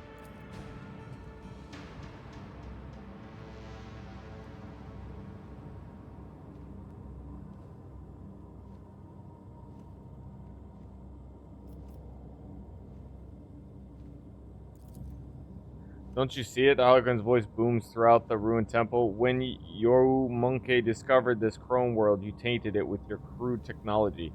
Spoiled it of its relics. Ruined all there was to the last stone. But worst of all, you sullied the souls of our ancestors reposed in their sacred vessels. The spirit monolith. That's what the Atlas is. It's the spirit monolith. Remarkable crystal floating behind his back, and the holocrons around you tighten the grip of their weapon. Oh. How many of them are there? 3? 4? Quite a few of them. Like a sea of bottomless blue, Cassia looks around her with a stunned expression, her gaze shifting from one Xenos to another. I did not know that living things could exude such saturated hues. I wish I could paint this ocean a different color. The enormous translucent stone shares a strange resonance with this place. You can sense the energy emanating from it. Mysterious, relentless, coagulated. It resembles a giant heart that has been plucked out of its owner's chest. Its crystal clarity is pierced by hundreds of dark veins that have taken root within like a terrible illness. The experiments covers horrors in her mouth. This is where she conducted her experiments. To consort with Xenos is to violate the word of the God Emperor. It is known to all that Tisiphone or Celio executed anyone who showed any interest in the enemies of humanity. Is that so? Then why is it that every piece of metal or fabric in this place bears our house coat of arms? Open your eyes. Quiet. The Harlequin tone is mild, but it is not a request. I am unsurprised that the truth is hidden from your gaze, third-eye monkey. Who to see into Shael. I realized in that moment I met the first of you. Wretched, begging to us to help you destroy your own kind. I sensed it within you.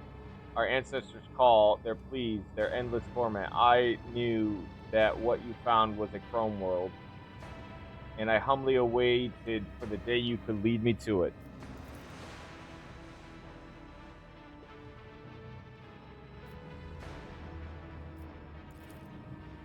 You know the answer already, outcast. You have always known.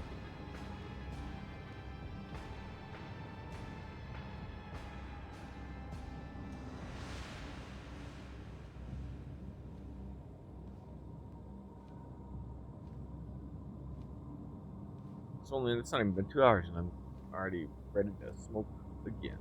The irony. Come back.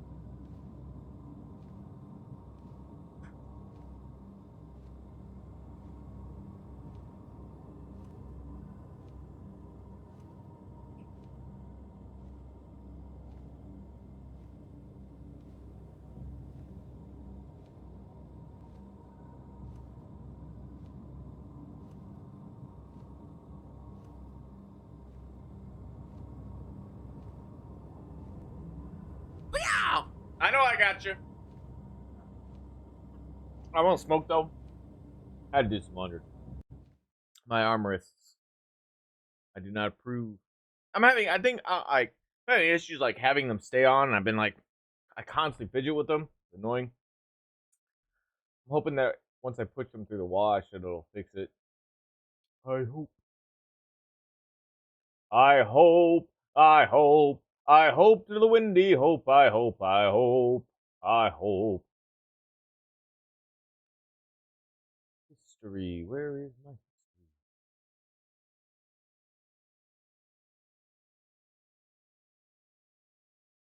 Feed a hunger so insatiable that it will eventually devour the entire galaxy. Inquisitor Kryptman. The First Tyrannic War. The first recorded encounter between the Imperium and a full Tyranid hive fleet occurred at the remote research station on Tiran Primus. The isolated outpost, operated by the Adeptus Mechanicus, was swiftly and mercilessly overwhelmed by the Tyranids, who left no trace of life behind as they consumed the planet.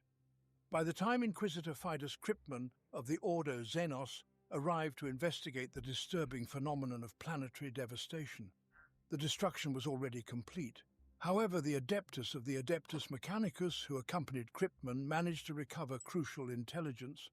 Before the Tyranids completely overran the facility, Magos Varnak had secured vital data on the alien invaders, encoding it within a data codex and concealing it deep within a bore shaft, some 3,000 meters beneath the planet's surface, in the hope that it would be found by the Imperium at a later time. With this information in hand, Inquisitor Kryptman was able to alert the Imperium to the emergence of this new Xenos menace. Following an ancient tradition of naming alien invaders after the fearsome beasts of ancient Terran myth, Kryptman designated this first Tyranid hive fleet as Behemoth. The next target to fall to hive fleet Behemoth was Oculus, a moon-sized observatory station that lay directly in the fleet's path as it pressed forward from Tiran. Once a prized bio-artifact claimed by the Imperium some 9,000 standard years earlier, Oculus and its Mechanicus crew were completely devoured. Whoop. Yaga, the home world of the Orc freebooters known as the Star Krumpus, was the site of a massive Star naval Krumpus. battle as the Orcs' formidable fleet of kill cruisers clashed with Behemoth. Despite their ferocity, the Orc fleet was eventually annihilated. Inquisitor Kryptman attempted to send a warning to the Imperium through his astropath, but the psychic turmoil left in the wake of the Tyranid The fleet orcs, man. created a shadow in the warp, making communication impossible. Even the nearby Thandros Telepathica booster matrix was rendered ineffective, its signals obscured by the same alien interference. Desperate to re-establish contact, Kryptman Oh yeah, the set course Tyranids for the can block Thandros out system, psychic hoping to power. break through the communication blackout. It was during this voyage that Kryptman grasped the full magnitude of the Tyranid threat. As he followed the Hive Fleet's path, he discovered a series of desolate worlds that, according to Imperial records, should have been teeming with life. By analyzing planetary survey data spanning the last solar decade, Kryptman discerned a chilling pattern. Men. The Hive Fleet's trajectory could be traced by the string of dead, barren worlds left in its wake. There was no subtlety or strategy in Behemoth's approach. This right here is this big warp scar brought to you by the Aldari's depravity. And it cut the Empire in half, basically. Here's the Tyranids. It advanced relentlessly, consuming everything in its path with a voracious hunger that would come to define the Tyranid race. Though Kryptman's starship traveled swiftly, it arrived at the Thandros system too late. The Tyranids had already attacked and moved on, leaving only devastation in their wake. Unlike Tyran, Thandros was poorly defended and quickly succumbed to the overwhelming swarms of bio-horrors that poured into its cities and fortifications. The Telepathica Matrix had emptied its turret magazines and burned out its defense laser crystals in a desperate last stand, but to no avail. Thandros had fought valiantly, but its fate was the same as that of Tiran Primus, its populace slaughtered and consumed by the insatiable Hive Fleet. Solemnes, a Necron tomb world ruled by the overlord Trazin, found itself in the path of two minor tendrils of Hive Fleet Behemoth. The I wonder Hive how they mind, handled it. however, swiftly recognized the immense threat posed by the Necron forces on Solemnes and altered its course to avoid conflict with such formidable adversaries. Right! Unable to... That's actually really funny. The Tyranids are like, oh shit! Whoop! And plus, there's like nothing for them to consume on these worlds. There's no benefit to fight the Necrons as Tyranids. There's just no value, zero, because they don't have any biological. They live on tomb worlds, dead worlds. There's no life on them. The only thing that exists on the tomb worlds is the Necrons in their mechanical form. To identify any worlds rich in biomass, these two tendrils of behemoth eventually lapsed into hibernation. It was not only the Imperium that bore the brunt of the behemoth's arrival. Other factions too suffered great losses. The planet Cyberai, a fortress world that had become a bastion for the Death Shadow's renegade, chapter of Heretic Astartes, was also consumed by the insatiable Great Devourer. With the fall of Thandros, Inquisitor Kryptman's mission became even more critical. The next systems in Hive Fleet Behemoth's path lay within the realm of Ultramar. Without warning, the Imperium stood to lose its best opportunity to halt the Tyranid onslaught. With desperate urgency, Kryptman and his agents salvaged what they could from the wreckage of Thandros's telepathica matrix. Through sheer force of will, his astropath managed to pierce the suffocating shadow in the warp, finally making contact with the Imperium. Blood streamed from the Psyker's nose and ears as he strained to send Kryptman's dire warning across the void. A single voice answered from the darkness. It came from Macragge, the heart of Ultramar and the homeworld of the Ultramarines chapter of Space Marines. By the Emperor's grace, Inquisitor Kryptman arrived at Ultramar ahead of Hive Fleet Behemoth and was granted an audience with Marneus Calgar, chapter master of the Ultramarines, beneath the grand portico of his white marble palace. Calgar, a towering figure even among the superhuman Space Marines, listened intently to the Inquisitor's words. Yet despite the horror of Kryptman's revelations, the chapter master's noble demeanor remained unshaken. A true heir to the genius of Primarch Guilliman, Calgar missed nothing that could be used to their advantage. With Hive Fleet Behemoth rapidly approaching, the Ultramarines prepared for what would be the greatest battle in their chapter's history. The Ultramarines were swift in their response. Under Calgar's command, the chapter's fleet was deployed to intercept the Tyranid Hive Fleet at Prandium, a garden world renowned for its breathtaking beauty and genetic artistry, a jewel of Ultramar that the Ultramarines were sworn to protect. However, the battle turned into a slaughter. The tactics prescribed by the Codex Astartes, the sacred tome authored by Guilliman to guide all aspects of Imperial warfare, proved ineffective against the relentless Tyranids. The Ultramarines' hit-and-run tactics failed to inflict sufficient damage on the Tyranid swarms, and their close-range assaults with Thunderhawks and other Imperial craft played into the Tyranids' hands. Spore cysts and clawed tentacles tore through the Imperial vessels, ripping them apart mid-assault. Faced with the dire situation, the Ultramarine fleet was forced to abandon Prandium to the ravenous Hive Fleet. Next, the ill-fated world of Calth fell, ravaged by a smaller force of Tyranids seeded by Behemoth's bioships. For an entire solar week, Marneus Calgar secluded himself in meditation, abstaining from food and water as he pondered the situation. When he emerged from his trance-like state, he delivered a sobering realization to the Ultramarines. They had succumbed to the sin of pride. The Codex Astartes was written for the Space Marines, he declared, not the Space Marines for the Codex Astartes. If they were to triumph over the Tyranid menace, they would have to adapt, to innovate new strategies, tactics, and weapons. The Ultramarines abandoned their hit-and-run raids in favor of concentrated defenses and static firepower. This shift in strategy required them to choose a stronghold to defend, and they chose the heart of their realm, their fortress monastery, the fortress of Hera, on their homeworld of Macragge. There, they would make their stand against the Great Devourer, determined to protect the very soul of Ultramar. The battles were fierce, with every battle brother of the Ultramarines chapter called upon to defend their homeworld. Despite the planet's formidable defenses, millions of mycetic spores were obliterated, yet countless more breached the atmosphere, spilling their lethal cargo onto the surface. In the frozen north, where the planet's laser defense batteries stood their ground, the bodies of Tyranids piled so high that they formed gruesome mounds, 10 deep in places. The ground itself was no longer visible, buried beneath a carpet of alien corpses. It was here that the entire veteran First Company of the Ultramarines was annihilated, an immeasurable loss that the chapter could scarcely afford. In the void above, Inquisitor Kryptman uncovered a critical vulnerability in the Tyranid fleet. he observed that when one of the major bioships was destroyed, the surrounding vessels were left momentarily unable to coordinate until a new command ship arrived. Seizing this opportunity, the Space Marines launched an all-out assault, sacrificing many ships in the process, but ultimately succeeded in crippling the Tyranid fleet.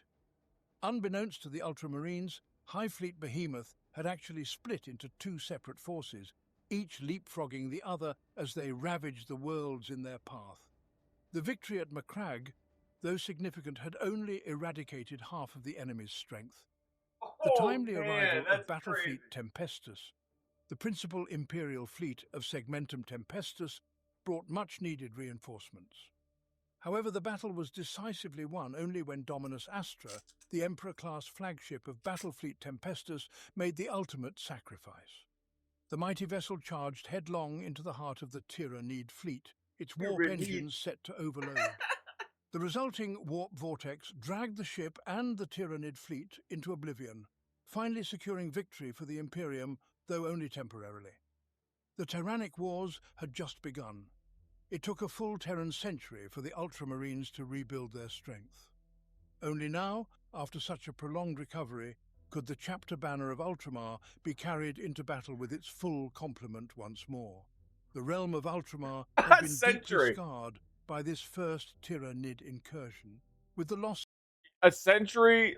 It took the Ultramar a century, and they are the most efficient at regaining their strength because, like, the Astartes, the Ultramars, like Ultramar is like a protectorate basically of planets, and it's held by the Ultramarines.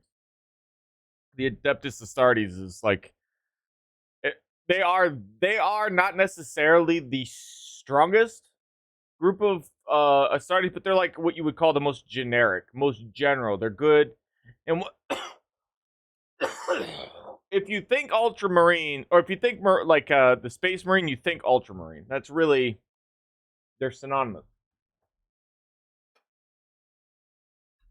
They are also the best governors of the Space Marines as well. They also sporting some of the most some of the safest and most productive planets that Imperium has to offer by a staggering amount. And it's thanks to like Gilliman's leadership that shit occurred. There's also like a sense of justice and stuff like that within the confines of the Protectorate as well, because of how Gilliman set that shit up. If you're going to live in the Imperium, you want to live in the Ultramarines Imperium.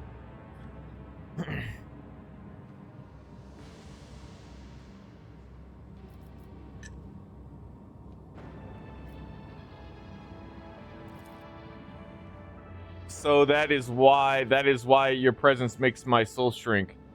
The size of a pearl and my throat choke and a collar of thrones. That is why your words seep into my soul like poison, leaving wounds that will not heal. There is a shard of the spirit monolith inside you, Monkey. Twisted, perverted, invigorating you to be making by making my ancestors suffer. Whoa. Alas, you are right, outcast. The ancestors of the third eye, Monkey, sought to command the spirits of the spirit, sought to command the power of the spirit monolith, and yet they suffered failure time and again. Eventually they discovered a way to harness this power, a terrible way, torturous and unforgivable. They shattered the monolith into many shards and weakened the souls within, and then the Harlequin trembles with fury. Then they placed the shards of the spirit monolith inside their bodies to empower their abilities. Whoa. I never wished to learn such harsh truths about my own house.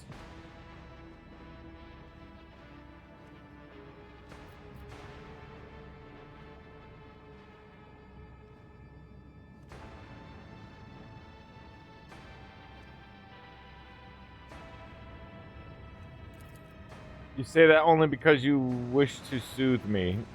Fix the situation! Don't let... That sucks. Your family are a bunch of douchebags. But that doesn't mean you have to be. It's as simple as that.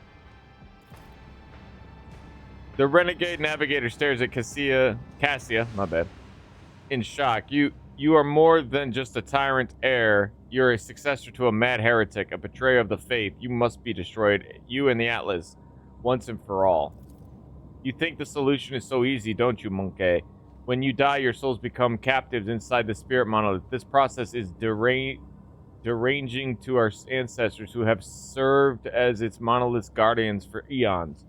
It is equally as agonizing to the souls of your dead, and the more Monkey souls the monolith absorbs, the more volatile it becomes. The Aldari and the Monkey have spent many a dance battling for supremacy within the monolith, and its integrity is waning. You sense it too.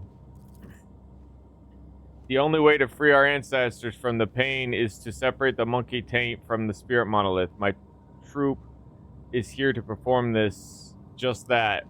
We all will play our parts today, and when the final act of this age-long tragedy begins, the monkey players will exit the world stage. Ah.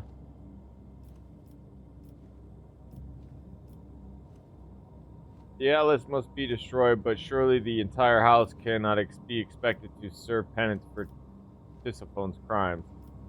Is there no way whatsoever to separate the Navigator's souls from those of the Aldari without killing one another?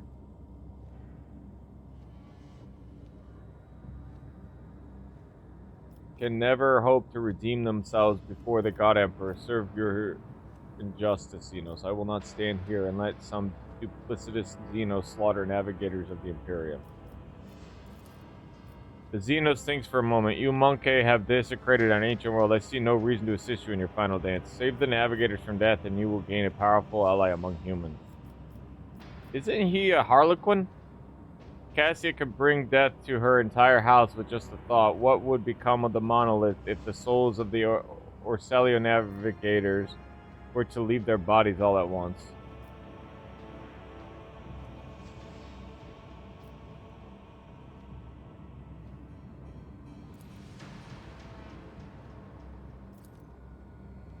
Perhaps the third-eye monkey who sees into Shail could be of use to the trope.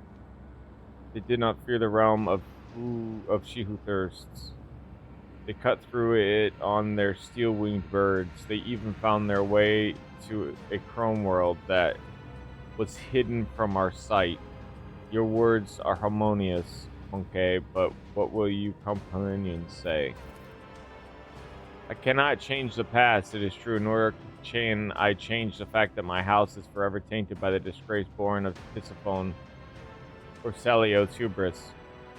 Yet all of us here today have the power to change the future and halt the unending suffering that is drowning both your kin and mine. You suggest that Monkey and the Aldari change the future together? More curiously, I must admit, my leading lady, I am confounded by your audacity. Go on. My Atlas, Cassia places a hand on her gilded breastplate. If you can free the phantoms of my house from the spirit monolith, guide them to enter my Atlas. Their experience and wisdom will help steer House Orcelio onto the path of truth and allow for future generations to avoid a calamitous pitfalls of their forebears. Man, reading. Kemerag, my leading lady, the shards of the monolith are long lodged inside the chest of every monkey, bound to you by ties of blood. How exactly do you intend to return them? I shall use the Atlas to sever my subjects' connection to the spirit monolith, and then I shall extract its shards from every navigator of House Orcelio. This artifact is implanted at birth, but that does not mean that the ritual cannot be reversed. I witnessed its creation through Tisophone's eyes in my vision. I lived it over and over again through the memories of the Sethala clan. Sethala clan. I can recreate the ritual that will return the souls of your kin to you and save my people's lives.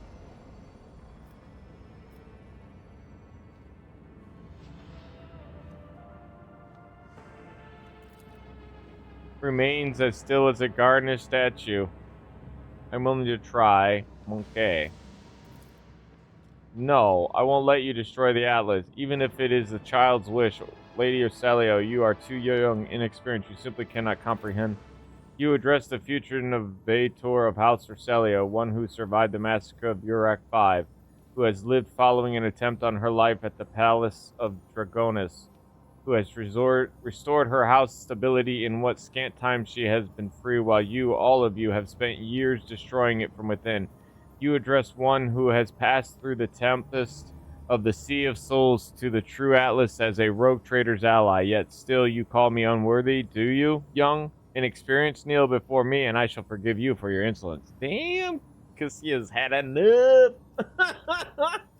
She has had enough. Oh, well, she has high fellowship, I think, too.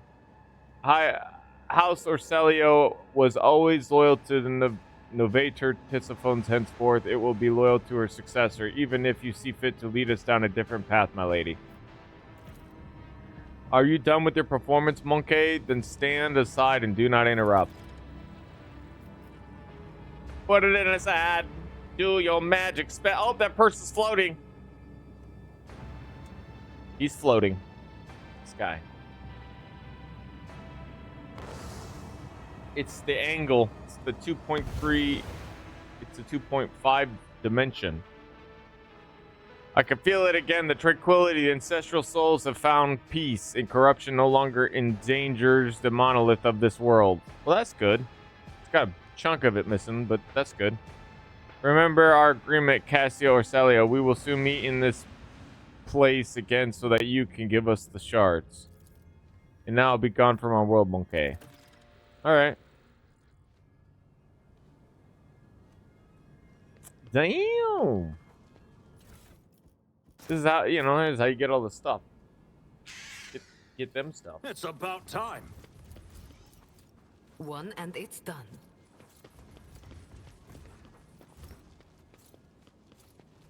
A job for me.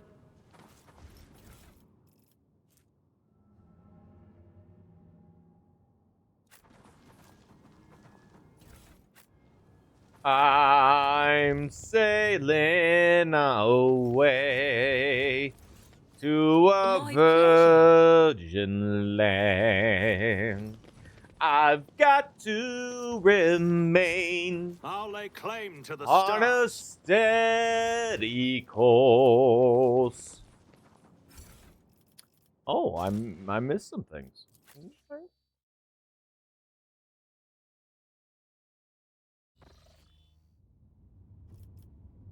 Push that buttons.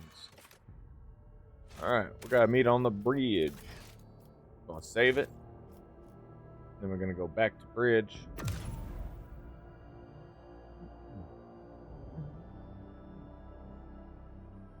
You know what I love about weed?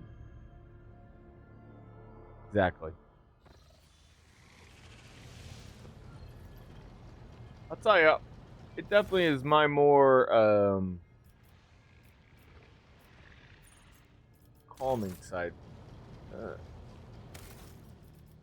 Knocks the anger right out of your chest. For me, at least. But I'm a damaged individual. That's not an excuse for actions, which is why I smoke weed. Dang it on a Wednesday.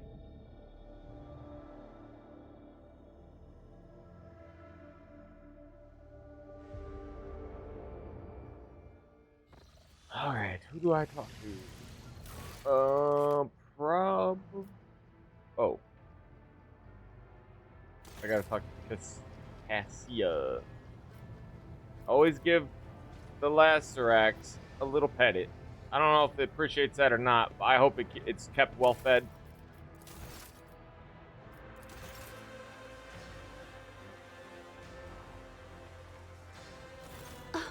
How nice of you to grace me with your presence.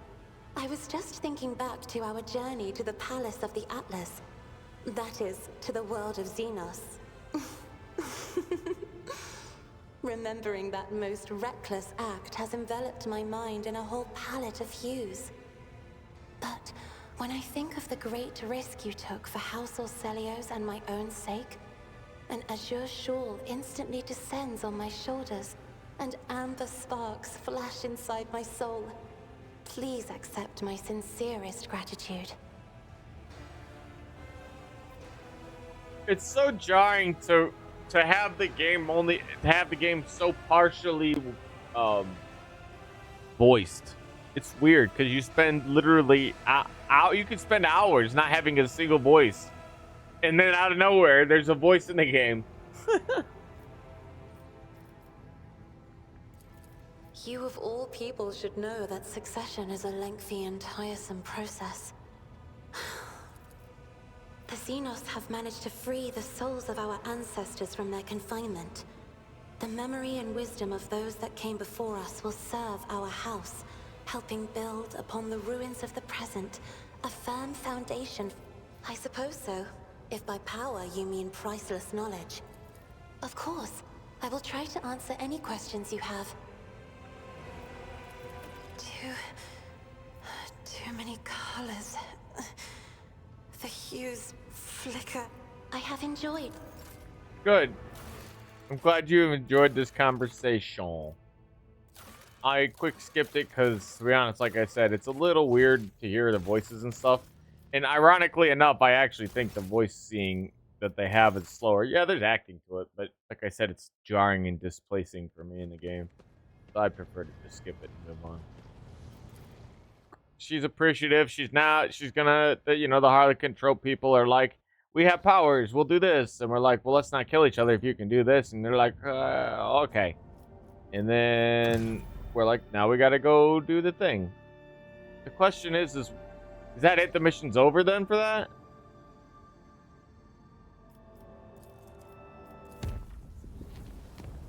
We are family. All of my sisters in B. 6, 4, 34, 3. My digit counting's better than you. Alright, now we can finally go to this very stubborn place. No, you're not allowed here. You know, the Adeptus Mechanicus doesn't like you, okay? You hurt their feelings. You don't trade with them enough. Blah, blah, blah, blah, blah. They're in a battle, but you're not allowed here because you didn't get accepted by the Inquisitor. And you gotta go talk to Inquisitor while we are dying down here. Blah, blah, blah, blah, blah. Exactly, basically, what's happening. There's a war that's going on down there. I approached and wanted to help, and they're like, nope, can't come down there. Stop! Ah! What do you mean? No, you're not allowed to. Blah, blah, blah, blah, blah, blah, blah, blah, no. And then you're like, I can come help. No, you're not. No, don't come down here. You're like, oh, fuck, okay. Lord Captain, the United Corps of the Explorators and the militia forces are ready to attack the heretics who took over Euphrates II. The commanders recognize the Lord Inquisitor's sanctions and agree to cede the right to supreme command to you. They ask that you summon a council of war in order to establish a plan of attack. How should we respond? Summon them to the bridge! I take it that they are not threatening to fire anymore. That's better. I take that. No. I'll send others fast. Tell them to wait. The Lord Captain just came here, but he says he's got to take a shit. So, I'll let you know. Consider it done, your lordship. I will notify the commanders that you are ready to meet them. Good. Excellent. That's the only way to go when you bring the Council of War onto your bridge. Hey? Oh, hey, it's a wolfy guy. Dope. And Grandpa. It's too much shit in his back. He barely carries it anymore. This is arthritis. They'd never figure out how to cure that. Oh, it's Opticon 22. Hey, buddy. The leader of the Explorator Warriors appears on the bridge, and the deck trembles beneath his metal gate. He has acquired a new set of fearsome armor size since the two of you last met in his mech and dentrices are now fitted with more formidable weapons of destruction. Unit Opticon 22 initiating identification, official greeting, procedure unlocking the option of strategic data. exchange. I should try to make that guy. If I had the ability to do Optimus Prime, I'd do it for Opticon 22. Ironhide, who the fuck? Oh, it's this guy. An Emperor Angels who follows in his wake is clad in armor of color of the tempestuous ocean. I like this song. You hear his voice throaty and brimming with untamed boldness and strength. Which of you Huscarls is Harry Redbeard von Valancius? I am Thirbold Ironhide, and I wish to see the mortal who has been granted the honor of leading my pack into battle. There you go. I'm tired now, though. I'm exhausted after that. I need to rest for a moment. It's too much energy to expend in my leisurely life.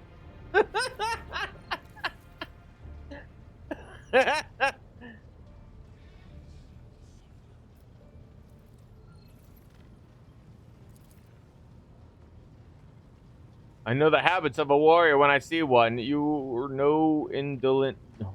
Okay.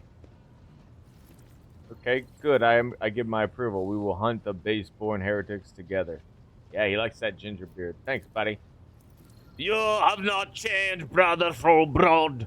High-handed and brazen without measure, and you carry yourself on the Drakkar like it's your own.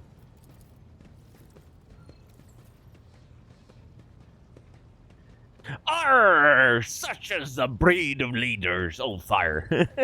And they're pirates now. We stand out. 'Tis you ever lost who cannot find a way when his sun is right over his head. That's nice. It's nice. Optimus Prime. Ocean, the heroic status update was executed following the death, decommissioning, deconstruction of the ship Teeth of the Wraith Gear.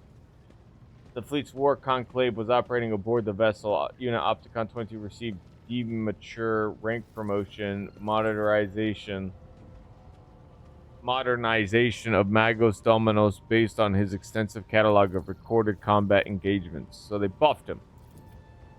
May your service benefit from the updated protocols that were bestowed upon you and the new analytical data that was entrusted to your elucidation. I'll tell you this, man. He don't look like the new gear's any good. He's walking around real slow. Operate this unit in his cause mission algorithm of service to him. What good is another war council with a cog priest who knows not the joys of battle, but cuts off his parts and replaces them with augments to please his all-knowing master? He will propose again a cowardly plan unworthy of warriors, as is the custom of his brethren. Gee, shots fired. Immediately calling out Opticon 22. Registering a display of impertinence data insufficiency in regard to the military craft eradication method of the Adeptus Mechanicus. See, well, eradication, woof.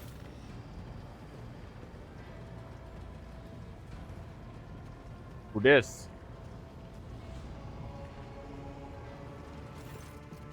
Ashara, are you having another fight, gentlemen? How predictable. A woman in heavy armor walks onto the bridge, cloaked in an air of superiority. You remember seeing her before in the retinue of Xavier Calcazar when he barged into your chambers after you Magne Ascensio. It's when I had my official coronation for becoming the next rogue trader in the Von Valancius dynasty. Valancius dynasty, one word away from being vampires. Thank you for not starting without me, Acolyte Ashara, dispatched by Lord Inquisitor to facilitate the operation of Euphrates II. My role on this war council is that of an advisor. Hendrix and Ashira exchange glances, but do not say a word. You cannot help but notice the furrow that forms from the interrogator's forehead at the sight of his colleague. So shall we begin on our war council, or shall we wait for heretics to corrupt the planet completely?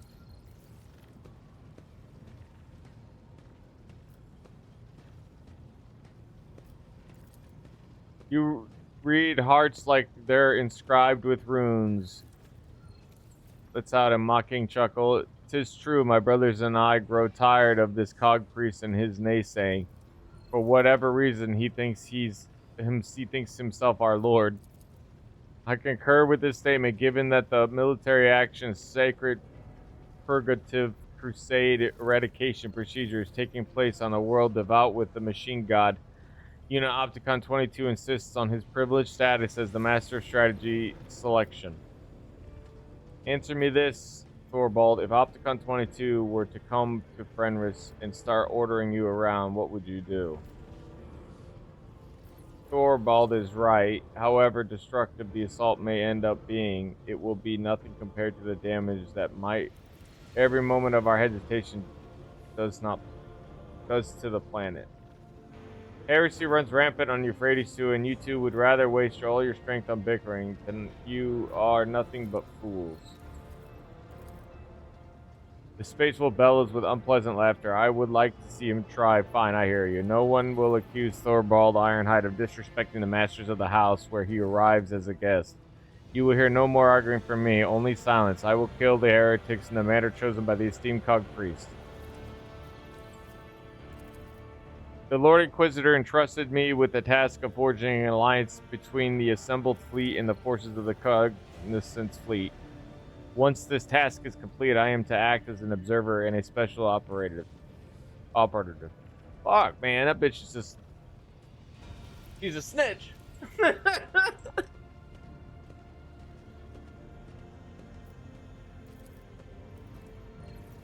Authority to elaborate on this matter. Oh, bitch. There is no surprise in my heart. The Inquisition is, as always, too ashamed of its dark deeds to reveal them to honorable fighters. Fucking right. Inquisition are a bunch of pussies.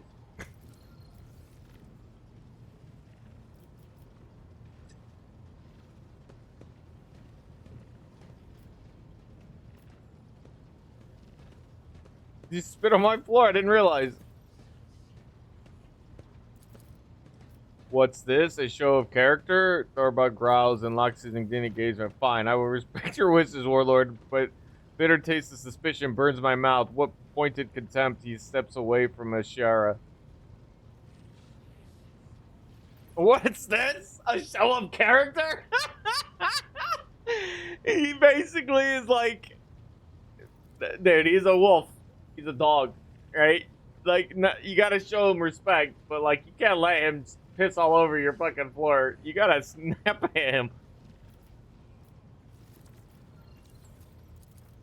I happen to have some experience with large-scale bloodshed, rogue trader.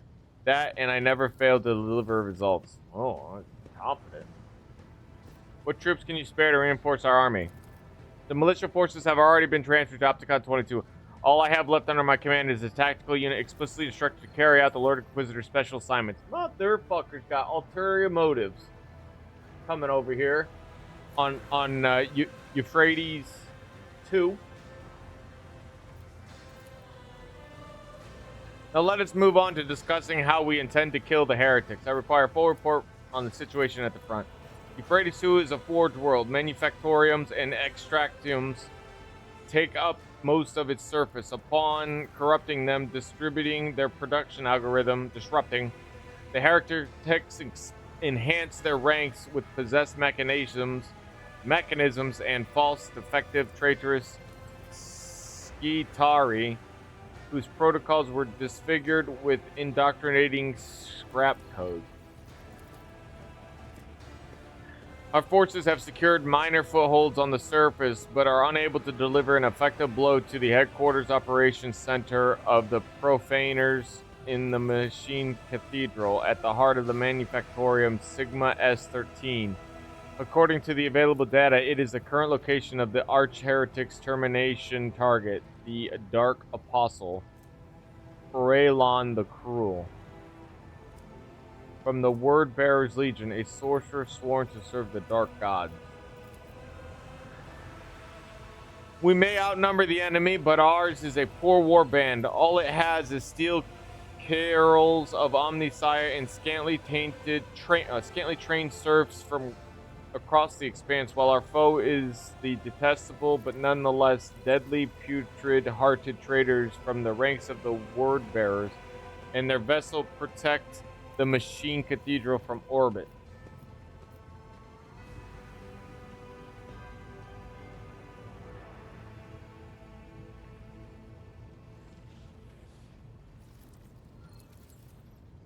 There is a conflict, critical error, categorical lack of understanding of the imperatives of this operation within our chain of command. Unit Thorvald Ironhide is in favor of a strategy of mass destruction, which would constitute an unacceptable violation of the right of operation. Every square meter of the manufactoriums is sacred of high productivity value.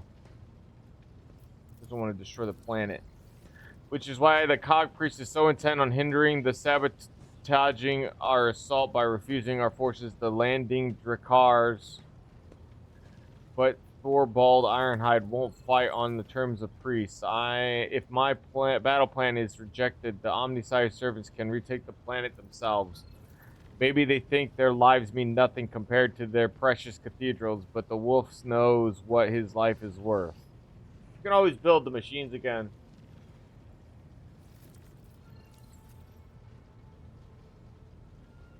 On the planet, something you refuse to show anyone and are now loath to destroy. What is it? Request denied. The Omniscience Mysteries procedures conducted on Euphrates 2 are to remain undisclosed according to the protocol vow of the preservation of hallowed from the profane. This is why on Fenris we have the priests followed the warriors, not the other way around. The priests never think about the battle ahead. They only their tenets and taboos, but a wolf must think only of battle and his enemy's death, not about preserving cathedrals of counting the trophies that await him. Our strategic analysis points towards a full-scale offensive as the optimal course of action. The losses among the troops' insignificant personnel latently will be numerous, but will not exceed acceptable parameters. What the fuck? Acceptable parameters? Replenishing such losses will be less arduous than repairing the damage that may otherwise come from the manufactoriums. Why? Why is it harder to replace machine equipment than it is for people? That's crazy. You know what that means? It means your empire is dying. I would rain down vengeful skies upon the enemy. I would plow the land of Euphrates 2 with shells, shatter their defenses, level the fortified towers, throw their hosts into disarray, and in the whirlwind of fury I would lead my glorious pack to pave a path of blood for the cog keels. Choose your strategy wisely. It's not every day you get to heed the advice of a seasoned warrior, one chosen by the Allfather himself to bring death to the foes of humanity. He said if we didn't take his idea, he would leave. So we would be fighting without him if we didn't do his plan, which is blackmail. No, that's not blackmail. That's extortion. Wait. He's being a dick. Shall I present you Machine Cathedral's orbital support, but with planetary assault strategy will you choose following the destruction of the enemy void fleet? Send in all forces, even if it means sustaining heavy losses. A swift onslaught is key to our victory. We will begin by bombarding the enemy's position, then advance cautiously. We must conserve our troops. I don't like manpower being killed. I know it seems kind of weird, but like, maybe not weird. I would. A life is worth far more than like the humanity. I don't know how to explain myself. It just maybe it's a fallacy of the mind because the logical idea would be is like if it takes you 100 years to rebuild a factory versus the loss of 10,000 people in a sea land of the expanse of trillions or billions. See what I'm saying? That's how he's thinking. He's like, humans can be replaced, but it'll take us for 100 years is not the now. Who knows? It could take 10 years or whatever. But I guess the other thing too is like the expanse makes it difficult to gain resources outside of where you are because of the way the warp works and how constantly unstable it is. I don't know, man. I just don't want to be the one to deal death to the people. I would prefer much that they're able to, like, you know, Adeptus Mechanicus loses a bunch of machines down there. Hey, now for the next 100 years, there's the jobs for tons of people. Salud.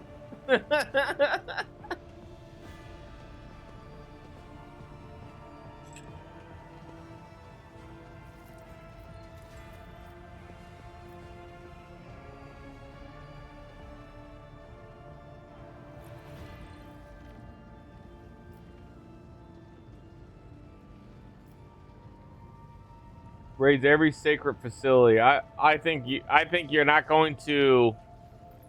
I think it is so foolish to loot. I think bombard, like orbital bombardment, destroying defensive positions, even if some of the machines are damaged or destroyed. That is far better than trying to fight machines that have. Because here's the thing, too. The plan bores me. This is not the Space Wolves' way of war, but such cowardly strategies are the limit of the Omnissiah's cockcreels, so you have my approval. My pack will do all that is asked of it and stand at the vanguard of the assault until we meet at the field of battle. Ulfar with a smirk, and I say the same to you, Ulfar Everlost. 'Tis a pity your pack will not share in this glorious victory with us. Well, let's out a bestial grumble and says to you, the boastful Gizhoff talks too much about my pack. He knows where my brothers are. I can smell it. Before we dive into the carnage, summon him to your ship and let me question him. I wish to hear what he knows, while he's still not lost his blathering tongue to the heretics. Alright, Ulfar, you got it. Strategy confirmed is optimal, debating the Skitari tactical programs, transmitting this unit's general blessing, authorization for offensive action. The Lord Inquisitor will be delighted at the news that some semblance of order was established in the command. I wish you luck, Rotator. Bah. He doesn't like it because it's not a bloody way of fighting. I can't be honest with you, man. Like, losing manpower in such gruesome ways is only a way for you to get weaker. Like, if you can methodically take over a position without threat to your people in any way, you should do it. It is not a coward's way of doing anything. It is a way of you preserving another, if you want to think of it logically, resource. Humanity as a whole is a valuable fucking resource. And for you to piss it away because of some type of weird machination of what you consider the ideology of honor in battle makes you actually the weaker person. It makes you predictable. Well, I guess I'd be more predictable too, because I don't want to lose human lives. Yeah. Well, to each their weakness.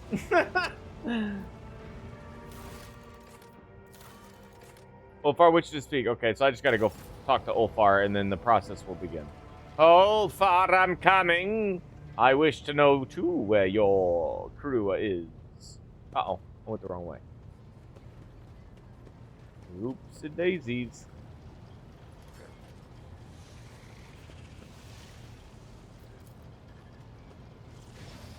Yeah, that's right. You always give him a little pet. I don't know if that matters or not in the game, but you know, you gotta have that predator animal. Make sure it knows your scent so it doesn't murder your face, and makes it associated with you feeding it and stuff. So you are the caretaker. In a way. Oh, there he is. It's kind of like, where is he? Man's the biggest thing in the group. Let us raise our cups at Fator, in honor of deeds accomplished and in expectation of those yet to come. If anyone knows where my pack brothers are now, he does. But it is not right to speak of such things within others here. I thank you, Et Fator. It almost sounds like ant farter. I didn't know ants could fart. Thorvald Ironhide has not come alone, but with a young brother in arms. With a mocking glance at Ulfar, he bellows, Thorvald Ironhide is here. Why have you summoned me, rogue traitor? Speak to me! Ulfar's usual brash joviality has evaporated from his voice. Yeah, he probably was like, speak to me! He wants to know you, Thorvald, whether the path of battle has led my pack, the baleful howl. You haven't lost your pack, have you? Everlost? Why would you call him Everlost then? Is strong and insolent and richly melodic. He tilts his head in mocking concern, watching Ulfar's complexion change to match the violent shade in his hair.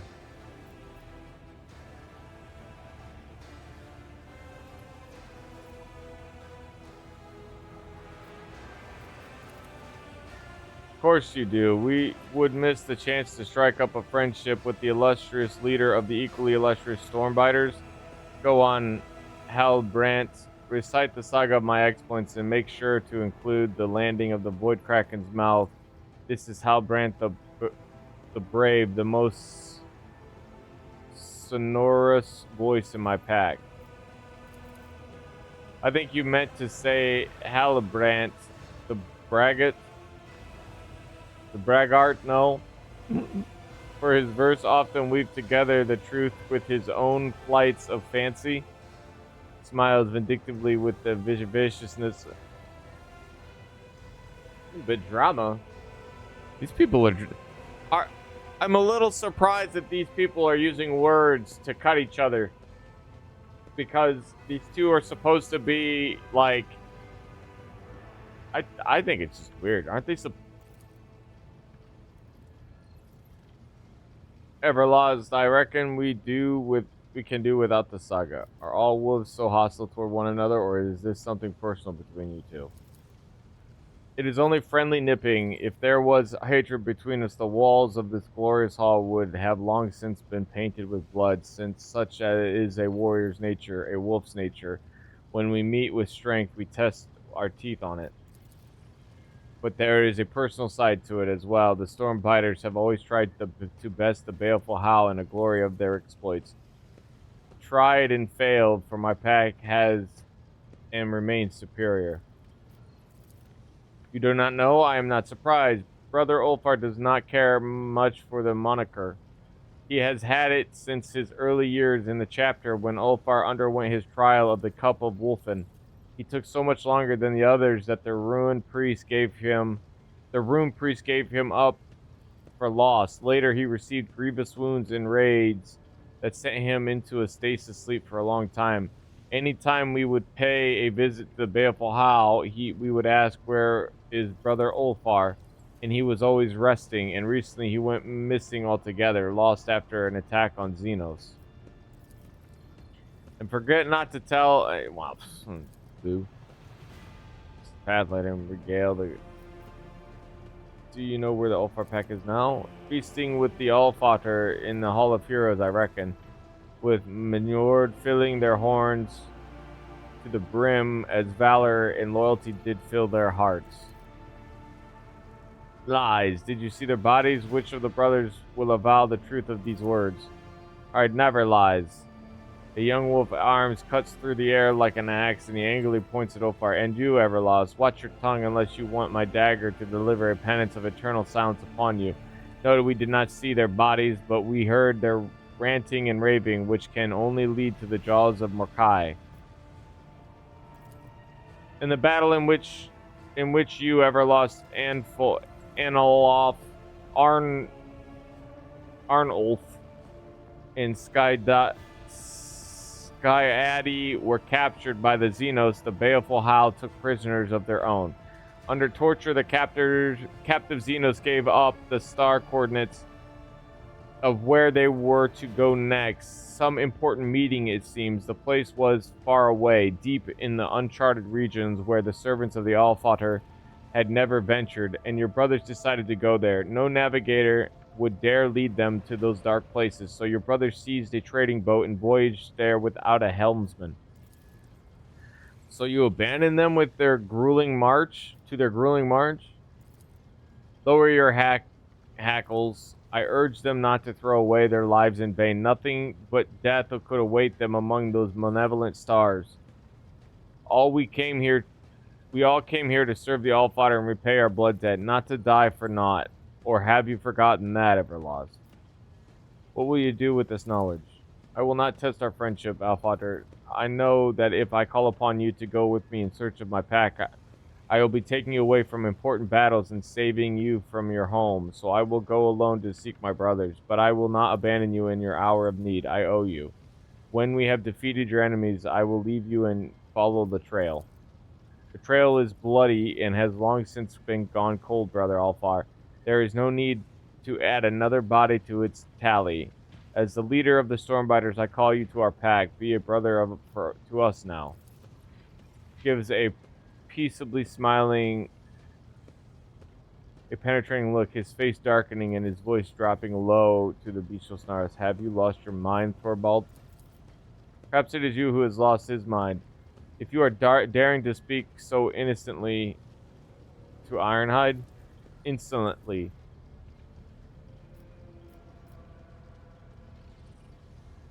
Makes you certain they're dead. When the baleful howl was setting off, we exchanged gifts.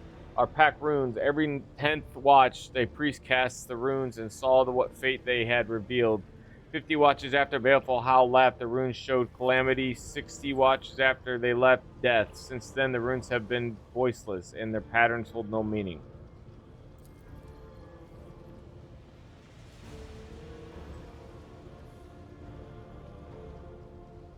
And for that, you give my pack up for dead? You don't lie, Ulfar. You know this. I am sorry about your brothers, but their fate is clear. He is our brother. He should not be left to wander the galaxy in a company of ordinary mortals or alone. Wolves are like sharp knives. We hone ourselves against each other, and without brothers, Ulfar will rust and grow dull. Be with us, Ulfar. We'll take you in. Go to hell, Thorvald. They'll take you in there.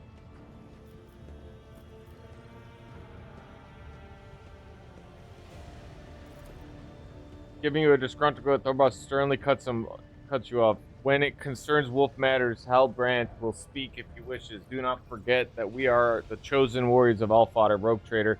Treat us like servants at your peril. Stop there, Thorvald. This mortal rescued me from captivity and proved his valor. I will not stand here and allow him to be disrespected. So you hold this mortal above your brothers, along without a pack, is turned you feral and stupid. Stay out of wolf business, rogue trader. I will not reveal the coordinates of the place to which your brothers traveled. Respect your alpha, Allfather. That is an order. You are too quick to call yourself my leader, Thorvald. Go and bark commands at your pups. Who are you calling a pup, Everlost? Unlike your pathetic pack, we will soon go into battle and accomplish great deeds. But you, coward that you are, want to shirk your duties.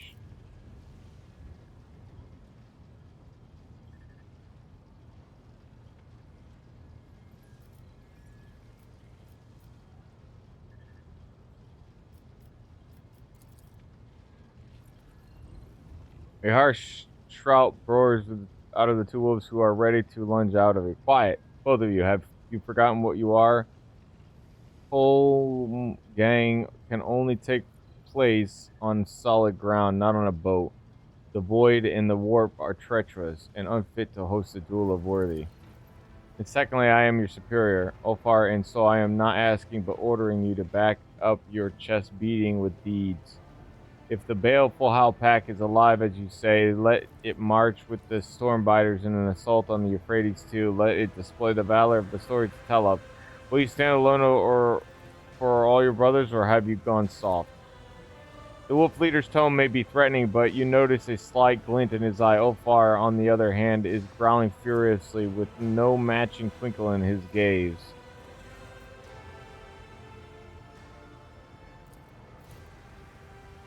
We'll see about that. I will prove to the Stormbiters will never be a match of the baleful Howl, Alpater. I must be at your side when you depart for the assault. Promise me that you will grant me this honor.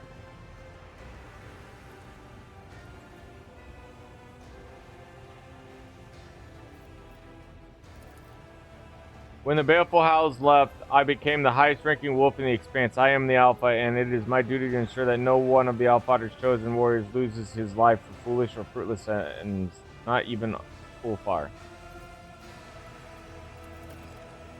If you prove that your words carry more weight than a battle axe, I will tell you where your brothers went. If you fail, you will submit.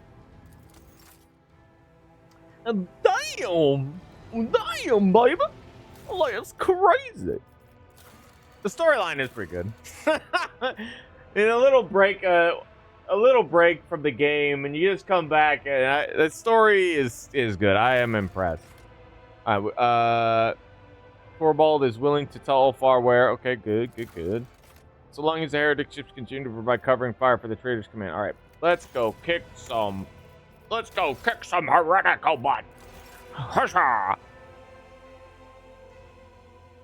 I hope Nemos doesn't come in and betray us. I still think about that guy constantly. Nomos. And every time Nomos, you talk to him, you get this eerie, this like you're, like whoever you're talking to, you should not piss off. Like a boss battle song. I have never scanned this planet. I'll take the initiative now. Aptus special. It has no tide because it's a special place. The Rotator ships took its place in the center of the attack formation. The right flank was guarded by the sacred combat vessel of the Adeptus Mechanicus, and left consisted of the combined forces gathered by the Lord Inquisitor, headed by the frigate of the Indomitable Space Wolves. Oh. The enemy deployed their ships in a wide arc in an attempt to surround the squadron, but the heretics' plan was not meant to be. Thorvald and Opticon 22 sent their detachments forward, tying up the enemy in combat and presenting the Lord Captain with a chance to deliver a blow at the heart of the enemy's position, where the flagships of these traitors to humanity awaited their final hour. Oh yeah, baby! And I got 2 ships next to me.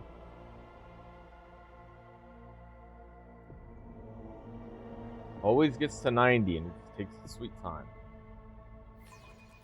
You are going to do better with them? In this crude vessel? Who the fuck said that?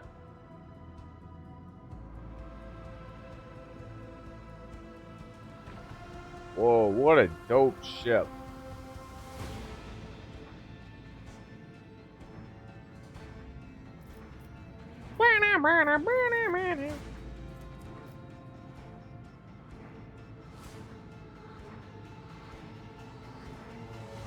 Lay in the course.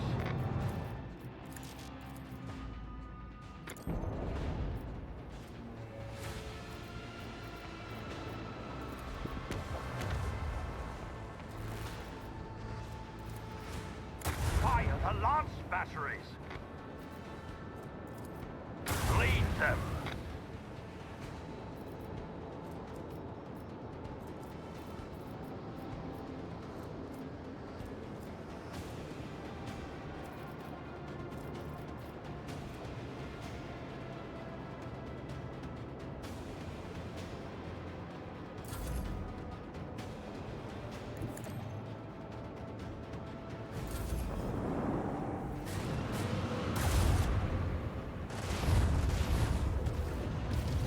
Shields holding.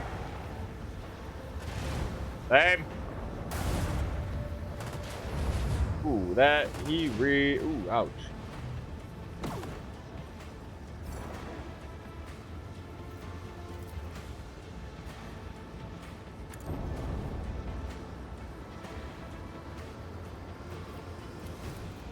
Another salvo! Macro cannons, volley! This one's going down.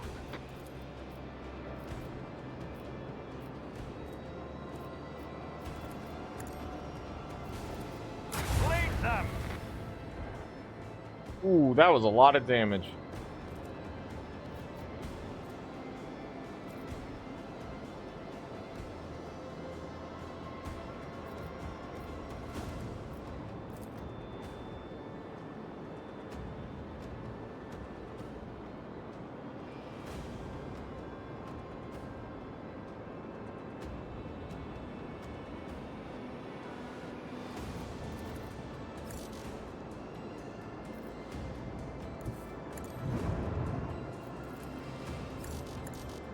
Damn.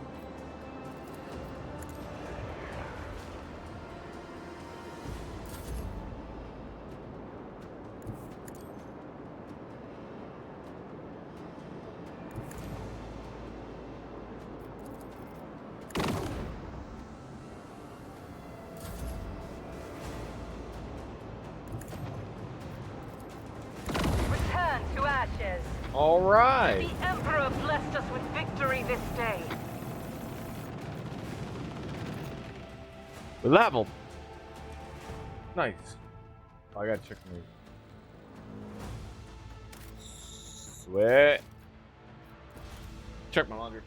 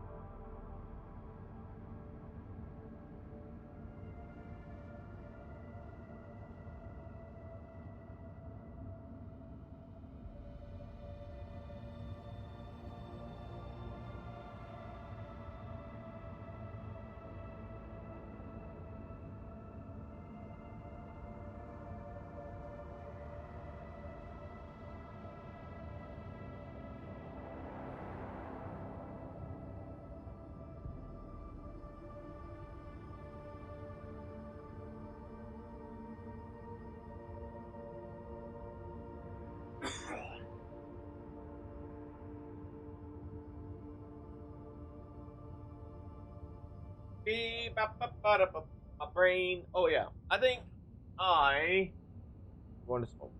And you're like, no, don't. We're having so much fun. Don't worry, we're not going away.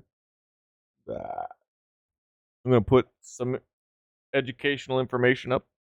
Of Prandium, Enjoy. a world of immense beauty, and several other minor worlds consumed by Hive Fleet Behemoth. The devastation was profound, and it would take nearly a century for the Ultramarines to recover from the loss of their entire First Company and much of their chapter's forces. The Imperial Navy also faced a long period of rebuilding after suffering significant losses. The Tyranids, though temporarily defeated, left a lasting mark on Ultramar in the form of a deadly biological weapon, Old One-Eye. Though the immediate threat of Behemoth had been vanquished, the hive mind had gleaned invaluable experience during its first major incursion, learning from the tactics and strategies deployed by the Imperium's defenders. It would be many Terran years before the creatures were fully eradicated from Macragge, and the Ultramarines could replenish their ranks. Following the Battle of Macragge, the remnants of Hive Fleet Behemoth fractured into smaller splinter fleets, scattering across the galaxy. These splinter fleets, each seeking to absorb biomass on their own, eventually grew large enough to present new threats, forcing the Imperium to contend with a myriad of new Tyranid incursions in the solar decades that followed. Despite the dangers, the Imperium gained invaluable knowledge during the First Tyrannic War, knowledge that would prove crucial in the battles to come. However, as the final century of the 41st millennium drew to a close, it became clear that the scattered Tyranid forces discovered on the eastern fringe were merely the harbingers of two new hive fleets, Kraken and Leviathan. One splinter of Hive Fleet Behemoth made its way to the Adeptus Mechanicus held world known as the Daugal Helix. There, the Mechanicus utilized knowledge recovered from the data codex on Tyran to give their Skitarii warriors a fighting chance. The cohort commander, Alpha 9 Thurk, turned the tide against the Great Devourer by saturating the atmosphere with gas from the planet's Prometheum refineries. When his Omega's neutron laser ignited the sky, the ensuing inferno incinerated the incoming waves of Tyranid spores and the Xenos already on the ground. This effective tactic was recorded in another Mechanicus data codex and returned to the Forge world of Akatran, though it was quickly overshadowed by the subsequent battles. Despite the heavy toll, the Imperium emerged from the First Tyrannic War armed with a wealth of knowledge about the Tyranids. This hard-won understanding would be vital as they faced the new hive fleets Kraken and Leviathan, heralding the start of the Second Tyrannic War in the year 992 of the 41st millennium. The Second Tyrannic War. The invasion commenced 250 Terran years after the conclusion of the First Tyrannic War and the annihilation of Hive Fleet Behemoth by the Ultramarines and the Imperial Navy at the Battle of Macragge in the year 745. Despite this victory, an armed presence had been maintained in the galactic southeast, a precaution that officials within the Imperium's Adeptus Administratum began to question. They argued that the Hive Fleet Behemoth represented the entirety of the Tyranid species' incursion into the Milky Way galaxy. When planets along the eastern fringe began to erupt in rebellion, terrorism, riots and acts of sabotage, these same adepts claimed the unrest was a result of the populace's dissatisfaction with living in a militarized zone. However, the Ordo Hereticus of the Inquisition grew suspicious of these dismissals and the downplaying of the situation. An investigation was launched revealing a curious link. All the dissenting adepts had either originated from the southeastern region of the galaxy or had traveled there at some point. This connection, though tenuous, was the only common thread among them, even though many had never met. In response, Inquisitors were dispatched from Thalassa Prime to probe the most troubled worlds of the Ultima Segmentum. Purges ensued across the Imperium, particularly on Terra, targeting those within the Administratum suspected of betraying the Emperor and having connections to the afflicted regions of the Eastern Fringe. Tens of thousands of suspected traitors were condemned to prison colonies or consigned to the Astra Militarum's penal legions by the Inquisition. Yet by the year 990 of the 41st millennium, Hive Fleet Kraken had already embedded its tendrils into the galaxy, isolating numerous Imperial worlds before any astropathic warnings could be transmitted. Unlike Hive Fleet Behemoth, which had advanced as a single massive wave, Kraken operated as a series of smaller separate hive fleets that struck multiple human-settled planets simultaneously. This strategy not only compounded the difficulties faced by the Imperium's defenders, but also magnified the hive mind's psychic shadow in the warp, severing entire sectors from communication with Terra almost instantaneously. The potent influence of the hive mind created a psychic shroud, cutting off astropathic warnings and leaving entire sectors in eerie silence. Several solar months passed after the onset of Hive Fleet Kraken's onslaught, before the first survivor accounts managed to breach the warp's turbulent currents and reach the wider Imperium. By then, the devastation was staggering. Entire worlds had been annihilated by the Tyranids in mere hours, and the Imperium of Man once again faced an unimaginable existential threat. However, before the full extent of the Tyranid menace became apparent, the Imperium first encountered a series of uprisings on its eastern fringe, foreshadowing the greater peril to come. One such rebellion erupted on the hive world of Ikar IV, a planet critical to the operations of the eastern fringe due to its vast manufactoria, which served as the hub of one of the few densely populated imperial sectors within the sprawling Ultima Segmentum. Ikar IV had been seized from imperial control by a religious fundamentalist group known as the Brotherhood.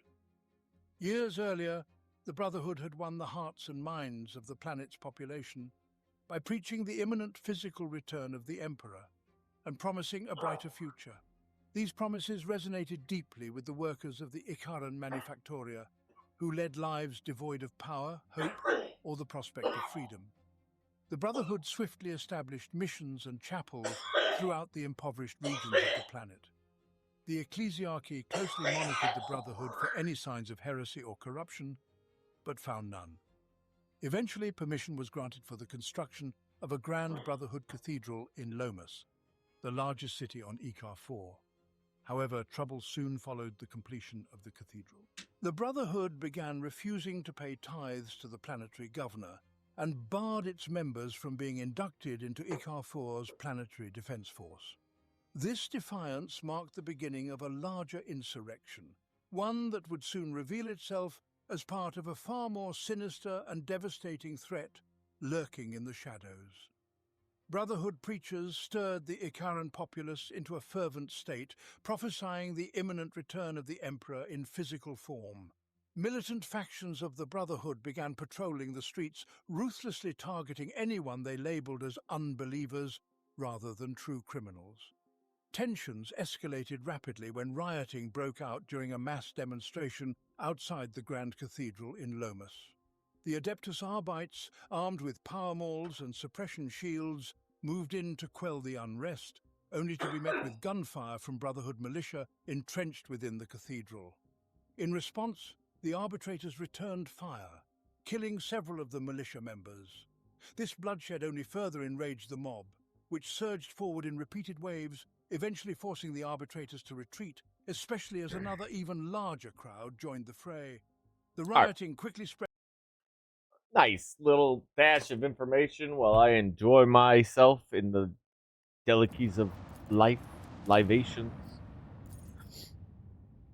Cronus expands the Mundus Valencius system, Dragonus Palace of the Lord General Militant. Material. Extract from the memoirs when the expanse burned author Caravan Lazarus, Lord General Militant of the Dragonus Planetary Defense. The garrison. A general once said that all wars are fundamentally the same. If you've seen one, you've seen them all. Grogshite. That general didn't witness the events on Euphrates too.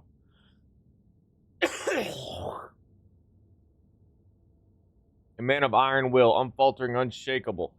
I served in his personal enforcer guard back then, just another cocky kid who thought he was an expert soldier. The Emperor was gracious to me. Dude, I love the different ways of how they interpret some of the stories. It's pretty cool, man, I will say. I like the perspectives. They tell a story from different perspectives. The Emperor was gracious to me. He gave me a chance to realize just how wrong I was. Most of my comrades didn't get a chance like that.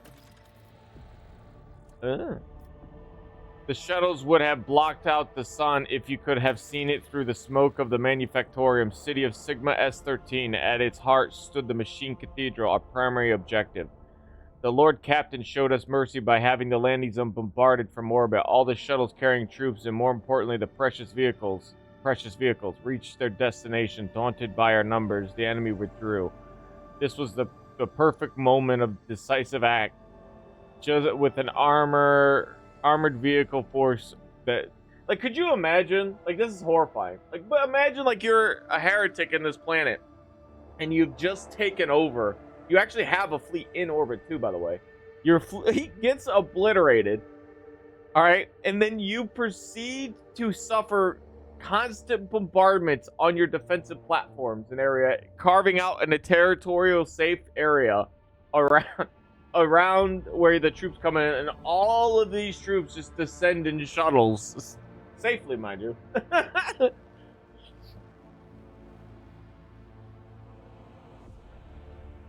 It was a perfect moment for a decisive attack. With an armored vehicle force of this size, we had the upper hand.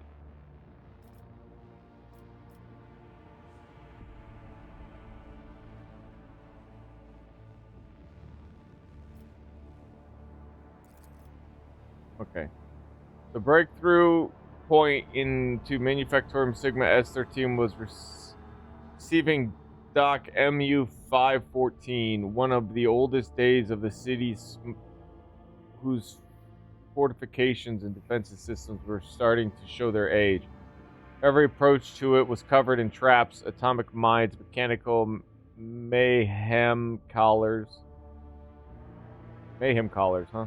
skin-rendering arc viruses, but we were ready to advance, taking sector after sector, even if it meant throwing our bodies at whatever the enemy had in store for us.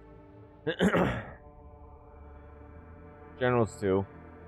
Alright, we got a lower pyramid. Commence a rapid tank assault in accordance with the military doctrine Armored Wave Divisive by Lord Militant Justice Quinn.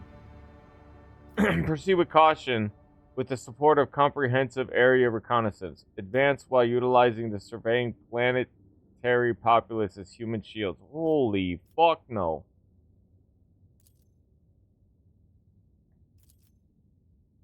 We were commanded to prepare our hospexes and commence the assault. We consigned our lives to small green vid screens and their machine spirits. Whenever we avoided another one of the enemy's traps and ambushes, we would then vox cast their coordinates to the artillery gunners, while our comrades rained thunder and lightning upon the heads of those skulking horse sons. We gave the Emperor's peace to the rest, making slow but steady towards the city halls. There's people right there, like that's literally what it would be. Like they would just slowly, methodically make sure that they, in any single trap, or that's crazy. Probably not great for the city, to be honest, or the manufactoriums, but the people are surviving. The people on our side, that's what you want, man. That's how you prevent like betrayals and shit, man, is when you could prove that your crew is going to push through or help prevent them. Some people can't be swayed, but the people who are smart enough to understand will put that shit down quickly on their own volition. Pushing through the ruins of scarred workshops, we looked with awe upon machines that up until that point had remained forbidden to the eyes of the lady. Oh shit. Lady. This is not what it sounds like. I know that. Lady. Whatever. I don't even know the word. I gotta look it up. It's so simple, but it doesn't sound right when I say it. Caps lock.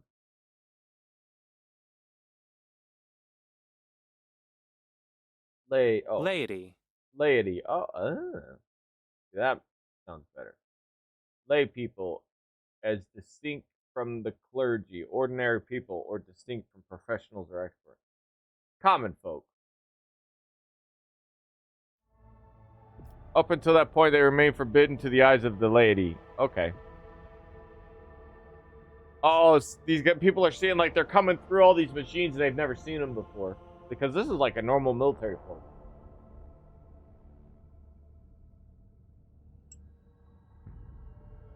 Those were places of incredible and frightening technology, void ship assembly halls,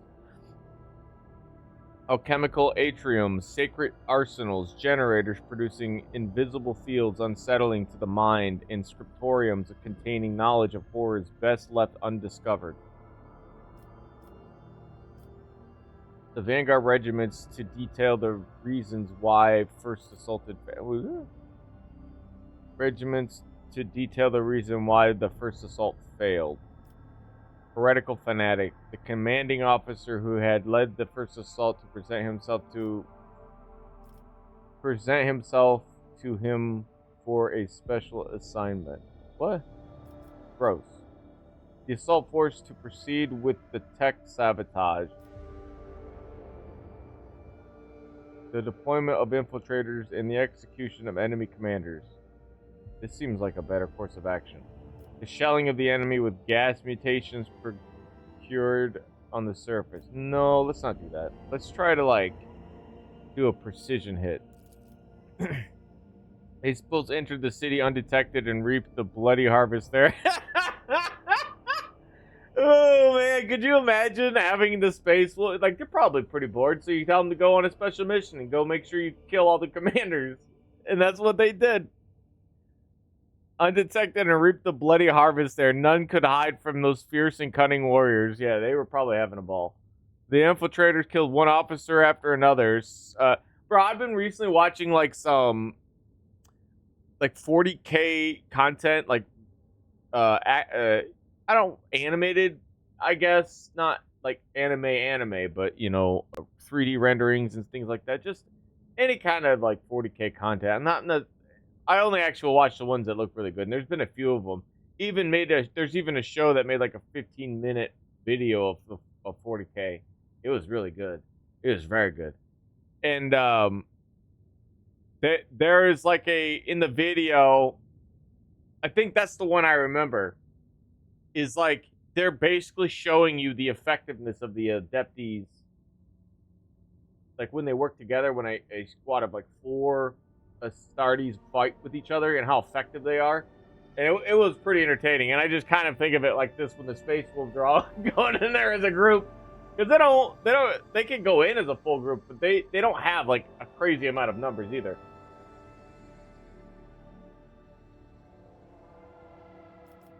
The infiltrators killed one officer after another, showing panic and disarray among the enemy. The bodies were impaled on spikes so that the heretics could see their commanders from afar. Once the mayhem had reached its peak, the Space Wolves demolished the turrets, opened the gates, and gave a signal to attack. The dock was ours. Bro, see? Nice. Let's go. Good job, Space Wolves. It took us many days to break through the metal heart of the Manufactorium. In the third week of the assault, the Vanguard was halted and swept away by a salvo of plasma macro cannons. Whoa, shit. Scoring every cannon of sacred engineering, the heretics had placed the hull of unfinished void cruiser on tread several kilometers long. This leviathan of adamantium and plasteel barred our way. Oh, shit.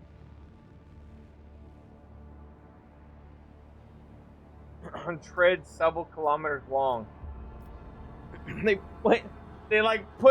That's funny, on treads as far. Okay, either they put it on tracks, it sounds like, or they have it on wheels.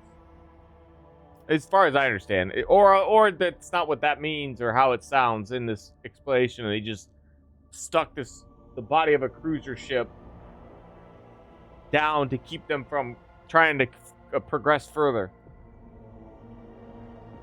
Magnus Dominus Opticon 22 insists that we retake the sacred machine, for the vessel had been in the making for many decades, and its destruction would have meant a great tragedy for the Imperium.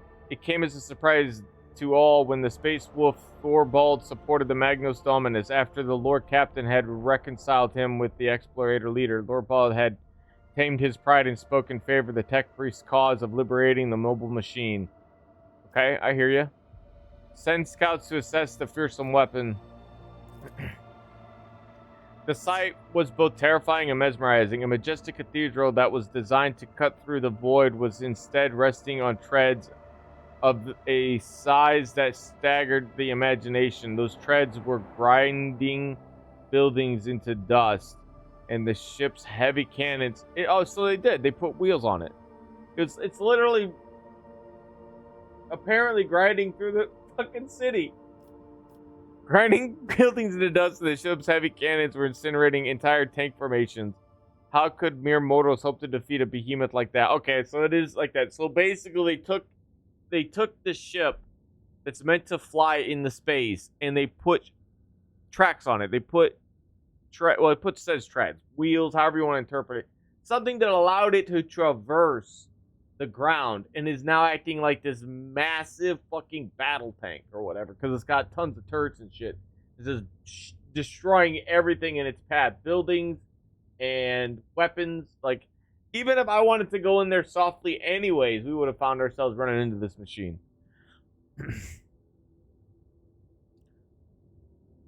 Order an assault column to be formed from the regiment repentant manufactorium workers, granting those captives the right to atone for their crime with their blood. Oh God, no. Order that the cruiser be destroyed using blessed Megatron charges. That would do it. Command that the sacred vessel be reclaimed from the enemy's clutches. Have the entire void ship dropped upon a cruiser from orbit. That's logic.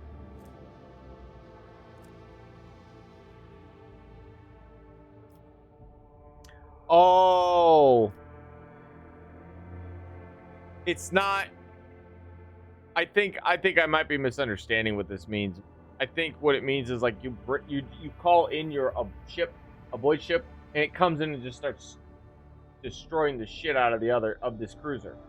We probably don't want to do that. Let's try to take the tech one. Let's try to take it over. I think this is probably the better choice. Having the sacred machine on our side could have given our offense a sizable edge. Our orders were to get a landing force onto the cruiser's bridge and escort the engineers to the main congregator. Our shuttles used the turret's blind spot to deploy elite troops on board the cruiser. While they were engaged in the shrieking heretics, the engineers resonated with the machine spirits of the main congregator and initiated the blessed purgation protocol. On the inner decks, it took us 3 days to drag out every last cultist corpse out of the compartments. They did it. Slipping on pools of blood mixed with sacred unguents.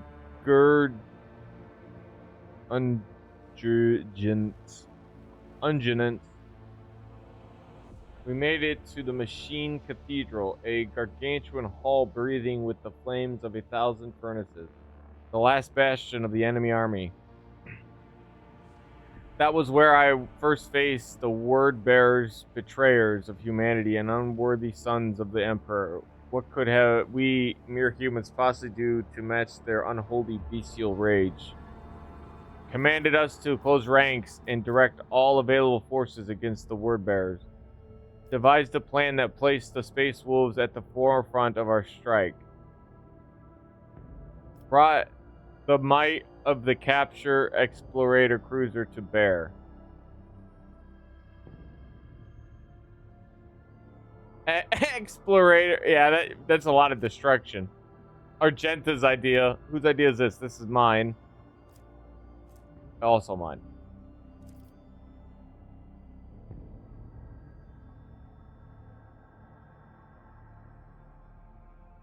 The Space Wolves love to fight. The Emperor Angels themselves led the charge that day, and they were bored, right? They wanted action. He said they hated Ironhide or Longhide hated the idea of doing things methodically, right? This is his time to enjoy himself, I guess it was to say. Plus, these guys are just so good at fighting. And plus, it inspires your troops, I think. The Emperor Angels themselves led the charge that day, magnificent in their rage. They forged a path. Oh, yeah, also, they're very angry people. Meet rage with rage, I suppose. Forged a path for us to follow, and even the appalling champions of the archenemy could not stop them. Nice. While we distracted the enemy with suppressive fire and a hail of grenades, our unyielding leaders charged the word bearers and tore them to pieces. We were an amble in his wrath, and they were the hammer. Amble of his wrath, I think. And that's when it came. Doomscream, an ancient and bloodthirsty hellbrew, a merciless executioner forged from the adamantine and cremamite. It's like metal and concrete, basically. Or steel and concrete. That single foe was repealing our assaults one after another, turning hundreds of soldiers into a bloody pulp. For as long as the abomination lived, we had no hope of reaching the heart of the enemy citadel. The dry-eyed Thornbald, my bad, I was way off.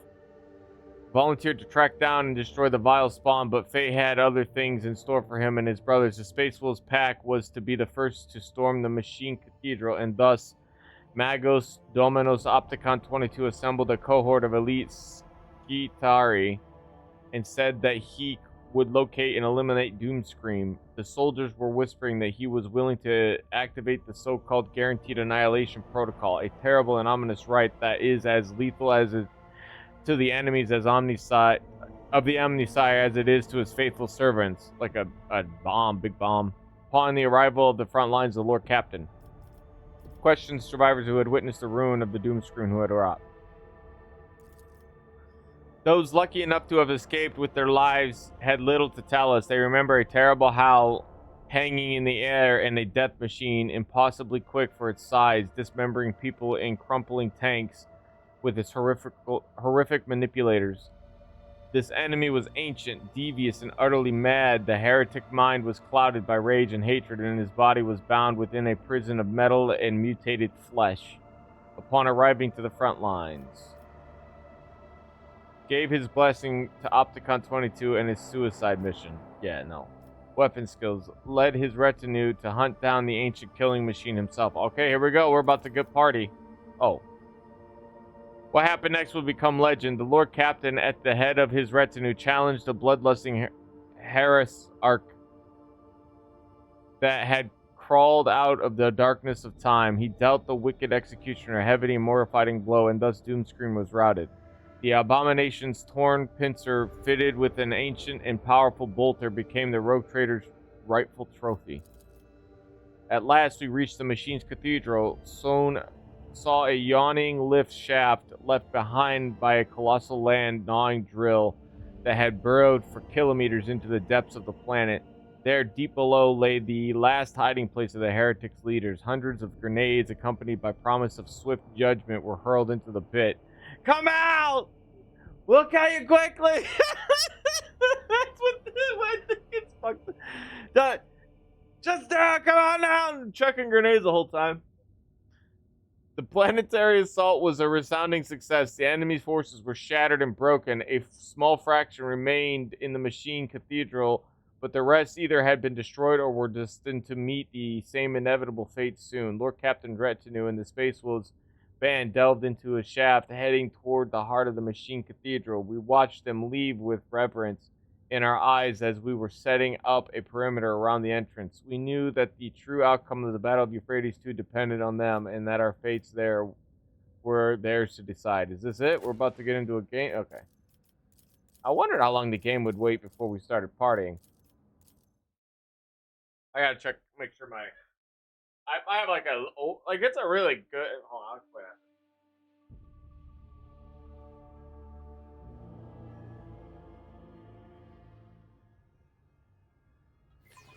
I have like a older dryer, but it's a good dryer. It's solid. It's just an older one, and it takes a little bit extra. You can't just use it on one cycle. Like the cycles are like every 30 minutes, but if you don't allow it to continue past that, it doesn't get warm enough. I guess I don't know how to explain it.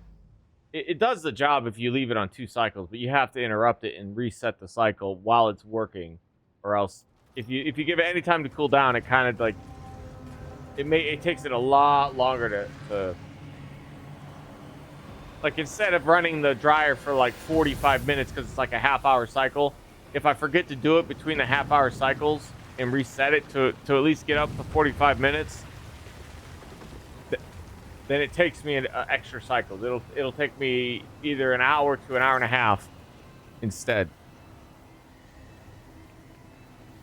Erlon the Cruel, the giant clad in dark crimson armor, is in the middle of a sinister litany, his words turning into a repulsive ethereal stench and flakes of otherworldly ice. He does not notice your presence. No. I like that song. You don't know I'm there?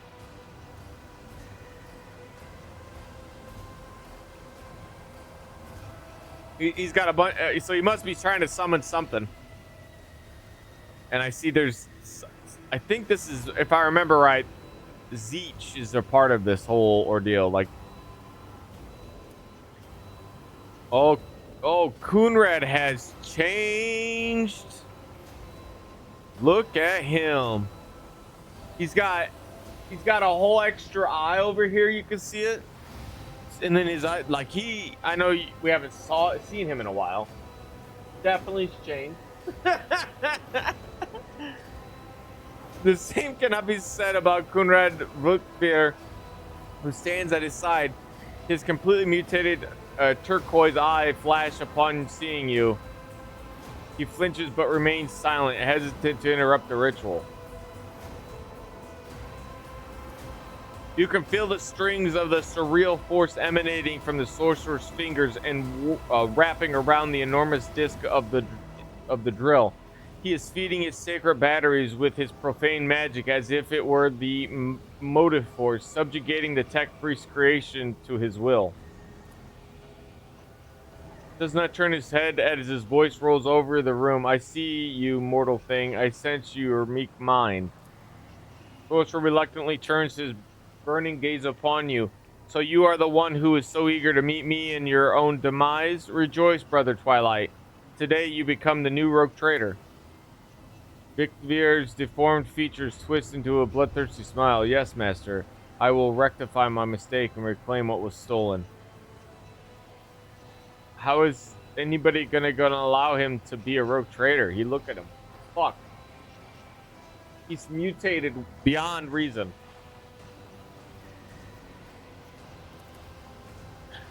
The platform beneath the sorcerer's feet is the drilling machine's massive tunneling shield. The mighty mechanism can gnaw through underground rock, bunker bulkheads reinforced with adamantium, or anything else that may lurk in the planet's depths. You must be looking for something.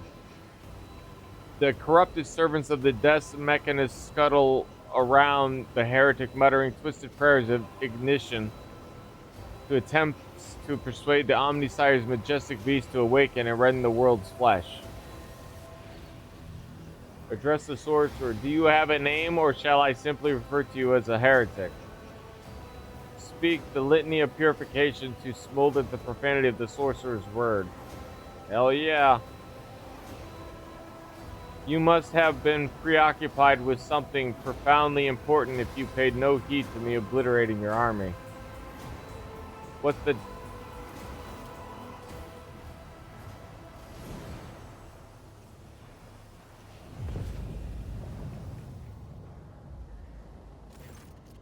The sacred words sustained by your indomitable faith illuminate the air and send a mighty echo across the room. Dope. So great is their strength that the sorcerer's words, drowned within the currents of the heretical power swirling around the drill, begin to ebb. Once the final words of the prayer escape your lips, righteous light envelops the drill, washing away the unhallowed taint. The sorcerer, scorched by the radiance of the Emperor himself, growls in pain and rage.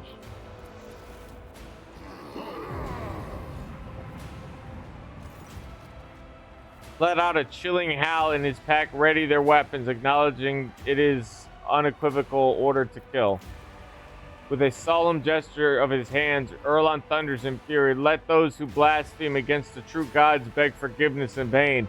Let their lips be sealed. Let their hands be severed. Let their soul be reaped and scourged. Dude, that is cool, man. You speak like an incantation, basically. Stopping magic, right? Because this is how the game is. And, like, stop his spell from going off entirely. That's pretty cool. You're like, no, I don't know. No sounds ridiculous.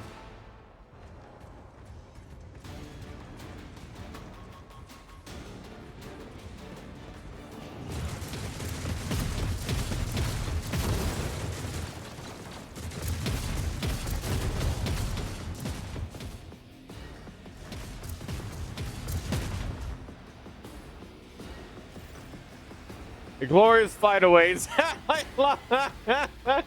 It's what they want, man. They want to fight. Take heed with the silver-tongued traitors, for he is old, sly, and strong. But the All-Father, the wolves, will spill the rivers of his blood today. See, they want. That's all they want to do is fight. They want to fight and then get drunk afterwards and tell the stories of how they fought.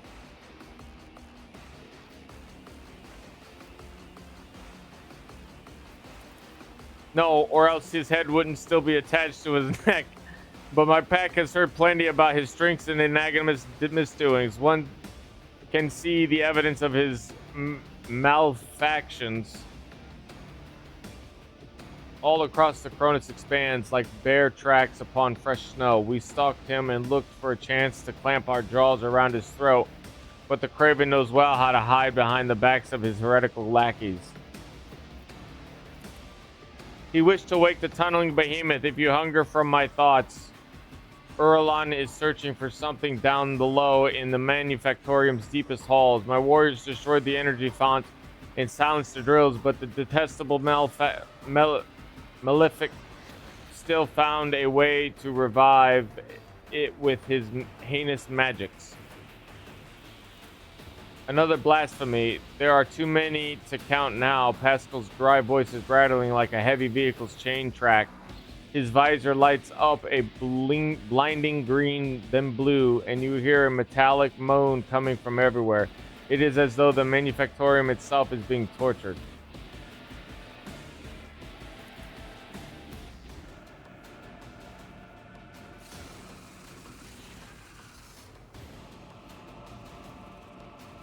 Okay, just make sure I didn't knock my mind, because I know I bumped this.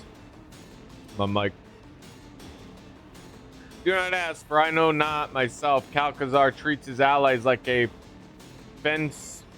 Fenrisian mushroom farmer treats his produce. He keeps them in the dark and feeds them shit. Classic. He didn't see it fit to enlighten us about the secrets of your fruity stew, but it's no matter. Whatever it is, we mustn't let the lonesome Malefic claim it. You are a brave one and not easily deterred. Good. Then find a way to reach the tunneling platform while we give the mangy sorcerer something to worry about. Florbald exchanges glances with his warriors, and you could swear they all smile in anticipation inside their helmets. Oh yeah, oh yeah. They're gonna get it. Are you guys ready to party? This is how they have fun, dude. That's what they were built for. Couldn't have, you know what I mean? It's in their genes too, I guess. Halbrand, you stick to the original plan. Take two brothers and go after Doomscream. Our scouts report that he took refuge here in these depths after being defeated in battle on the approach to the Machine Cathedral. I want to take the unholy tin can that holds his treacherous brain back to Fenris. Good hunting. We won't fail. And then Halbrand sings, proudly tread the hunter's grim in chase of a beast of steel and blood, fangs barred sharp in thirsty of prey. In thirst of prey, let glory cloak their mighty gain. Doesn't rhyme at all. Doomscream, he hides in this den. Step aside, Halbrand. I will be the one to slay it. I claim this quarry for the baleful Howl. Who or what is this Doomscream? If the All-Father Doomscream, will that prove that the baleful Howl lives?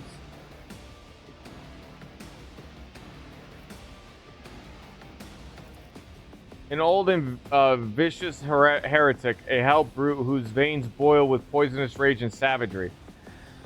His mind and body have so been warped to the ruinous powers that his very existence is an affront to all fire warriors. Tread lightly when facing him, young brother. Yes, the beast is mad and hideous, but he is wrathful, mighty, old, and graced with arch enemies' profane patronage.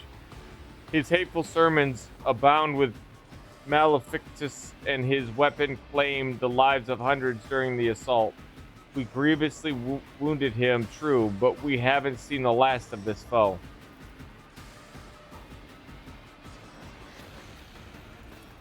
If it comes to pass, I will be the first to raise a cup to the proud name of the ferocious pack, of that ferocious pack. Do you seek the best in me, hunting all far Everlost? None are faster or deadlier than the Stormbiters. We will see, young wolf, we will see. Luck be with you, warriors. Hidur's Ross. Hidur Russ.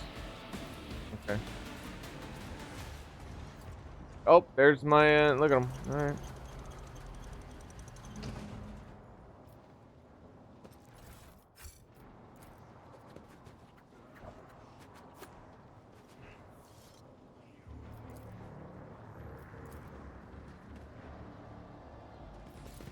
Be heard in your ears. Lockers full of work over all the robes.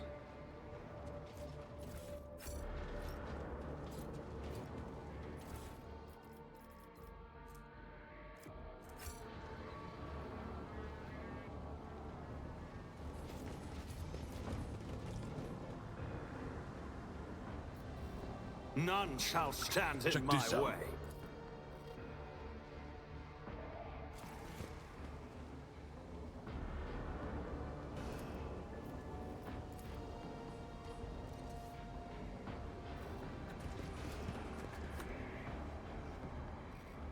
Oh, I see.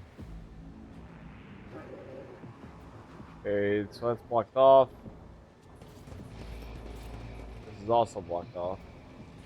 O Messiah, grant me the wisdom to perceive. What's that? Plus how to save.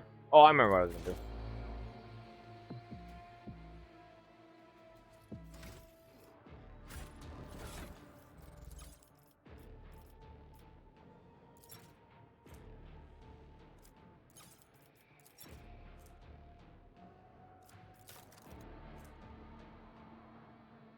Flame weapon proficiency. Adeptus Arstades equipment. Can he wear this? He can. But do I want to give him deck? Oh, a flamer as well.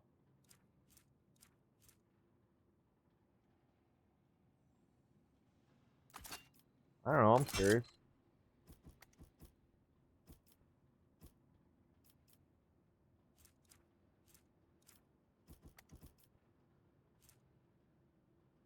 Started chainsword. Has the same pen but better damage.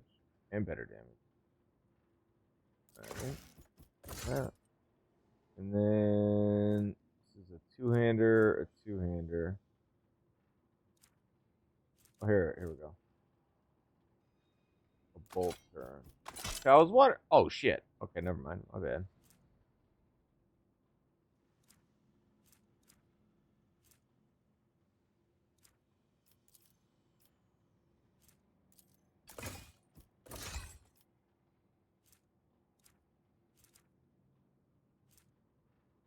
Two-hander. Two-hander. Oh, there we go. That's definitely better than what he had, and it wasn't the same one he had. Nice. See what the chest pieces offer. 85. Holy power armor. Ooh, fire. When the wearer suffers damage more than equal to 69. Classic.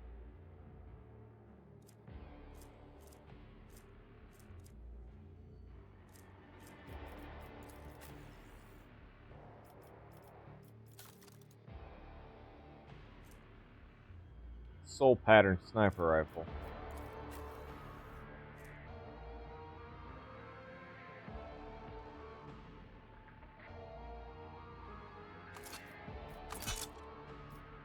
She got herself a laser beam weapon.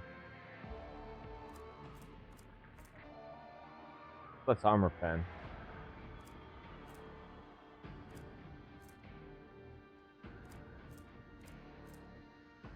Oh.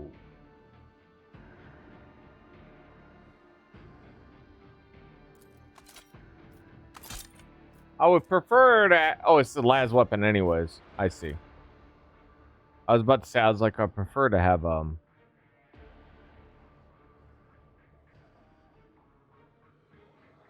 does have better armor pen by 5%.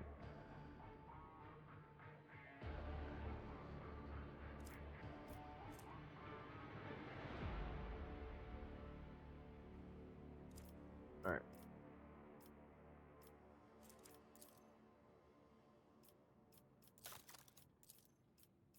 shield.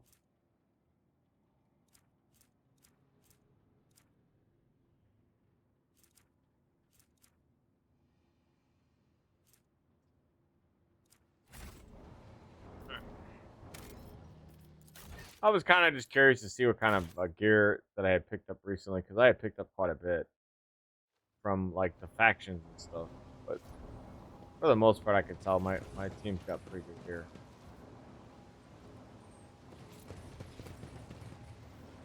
I was about to say, I was like, is this gonna happen?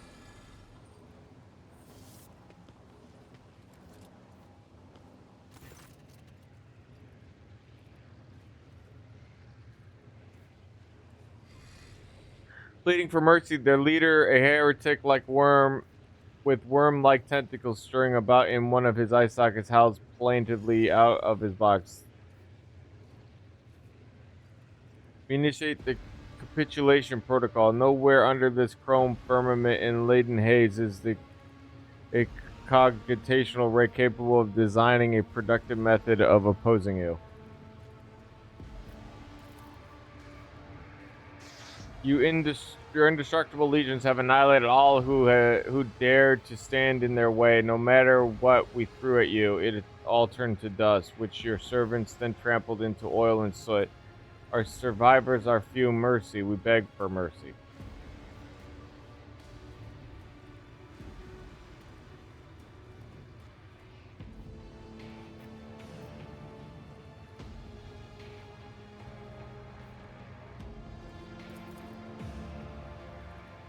One after another, the heretics hand over their weapons like a congregation bringing gifts to a terrifying god whose stare alone could pulverize them. Perhaps for them, now that they have witnessed your tactical genius and unbridled might, that image is not far from the truth. Give me a lot of experience.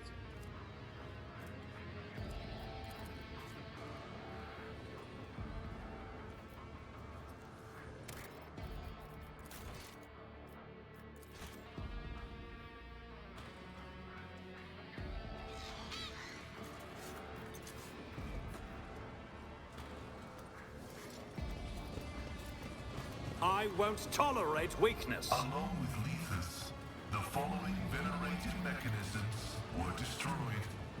Loading platforms, industrial manipulators, automated guide rails. Class C/1-0-5 transporters. You know, there was a guy on Lethus who also liked listing things until it fried his implant. Alas, some people are deaf to lessons of wisdom.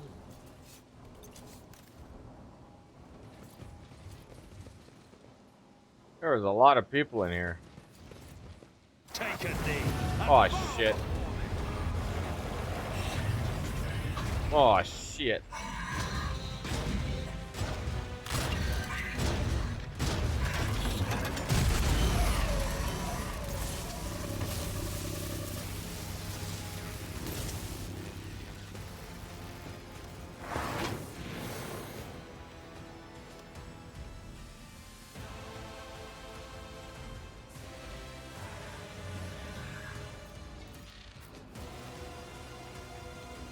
This ocular implant was a worthwhile investment.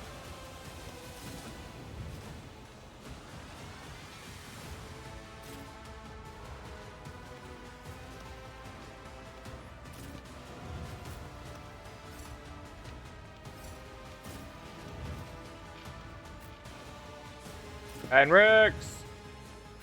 Pascal's got crazy range. Solomon. Cabela.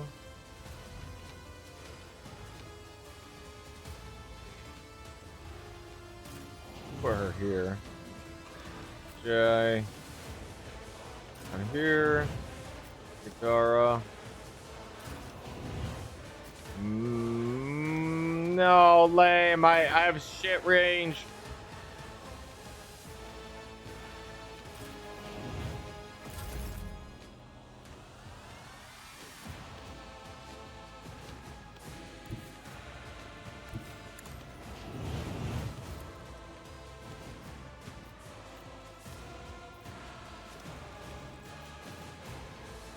Not a problem for me.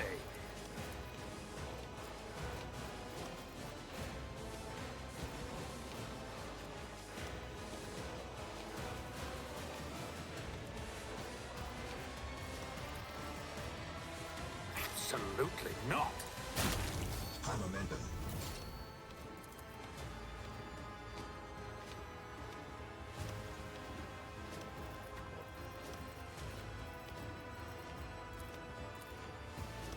I'll pass. Oh, can I not see her? Right Not here. my specialty.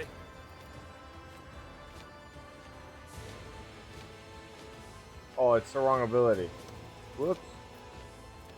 This one. Oop, there we go. My time is now.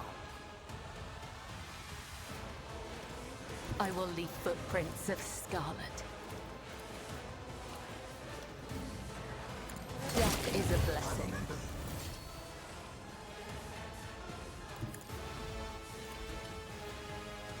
Trust me.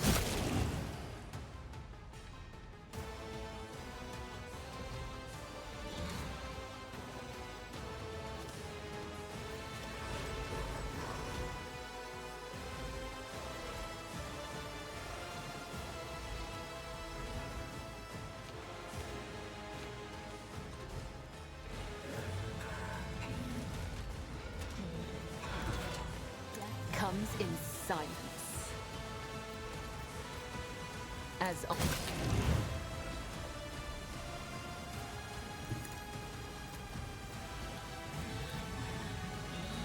the shadow. A dance of blades and shadows. She is just so good at her job.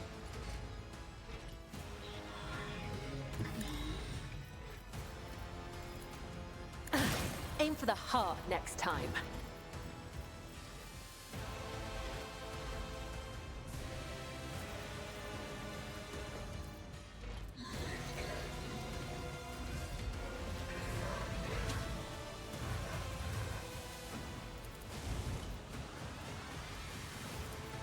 As the tenants demand. The undying emperor whispers his will.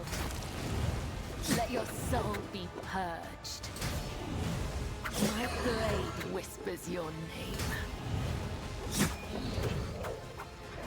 Let your soul be purged.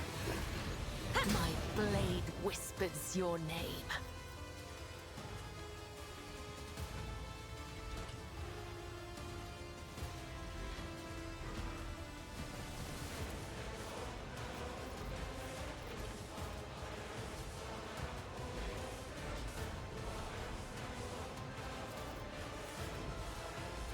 As caught by the web.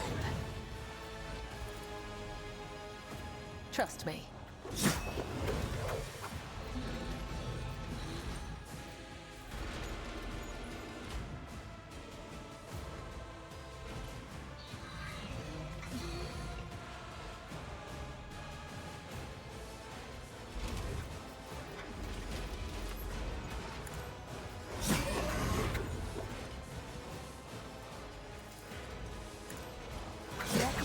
Soul be purged.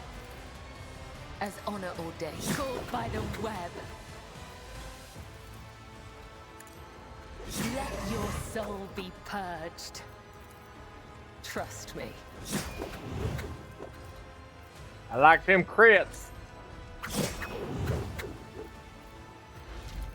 I shall not. Trust me.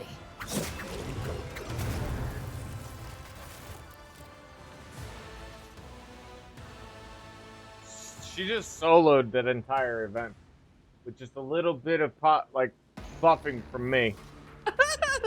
You get it, girl. Victory awaits. That lady is straight up terrifying. The amount of shit she can do is fucking like, oh my god.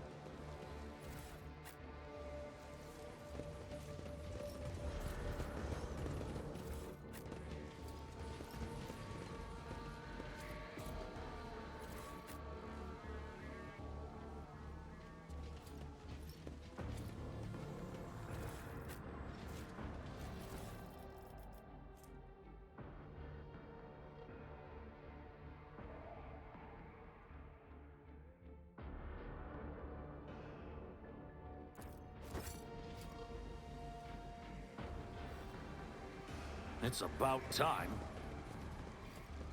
Nice.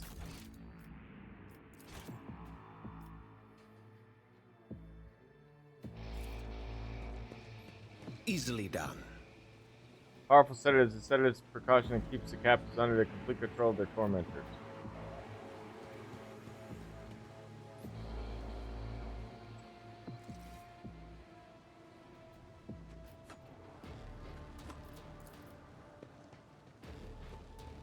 The whispers told me how.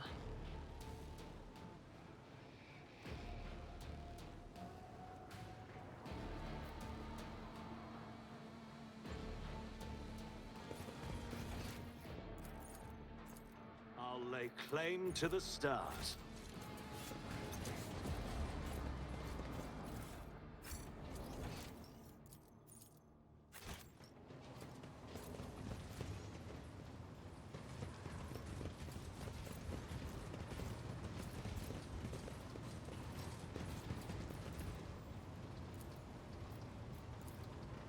I better myself through my service.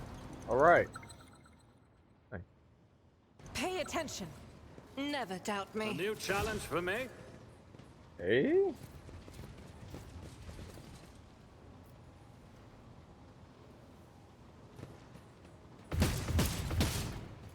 Oh, she dodged it.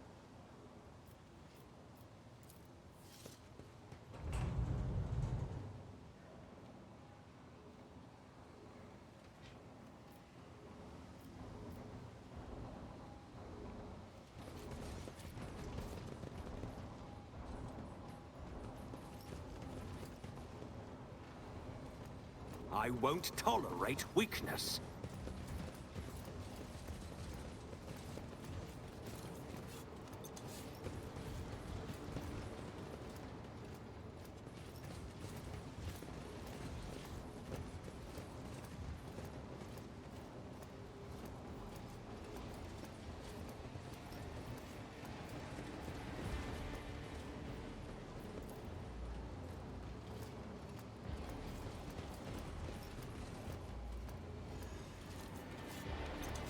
Victory awaits.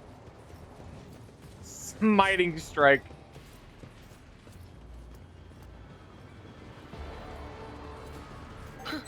Would you look at that? Oh, it's interesting. The trap based The on warp premonition power. runs true.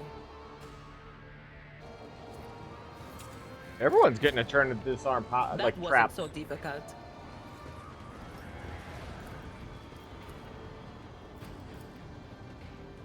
The machine god grants me insight. Follow my lead! My Auspex has detected something.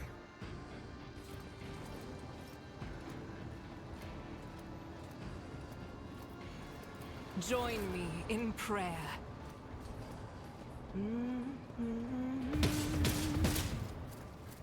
What?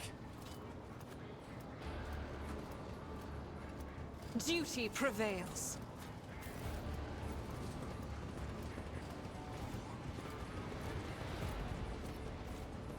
I'll lay claim to the stars.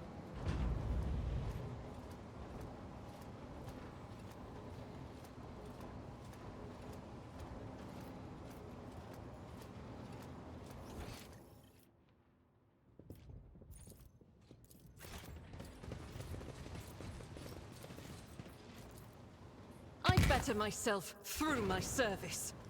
All right, girl. Thank you.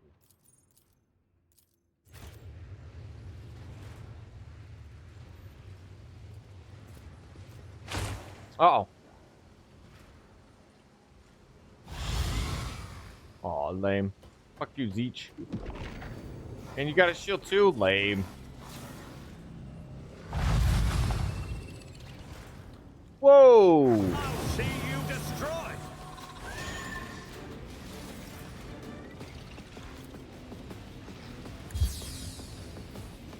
Suits my purposes. Nothing of value has been lost.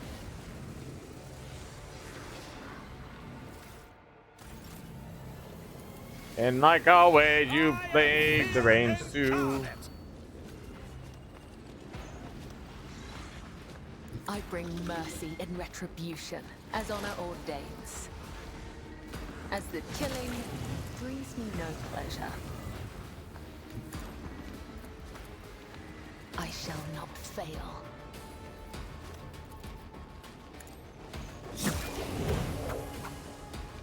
Trust me.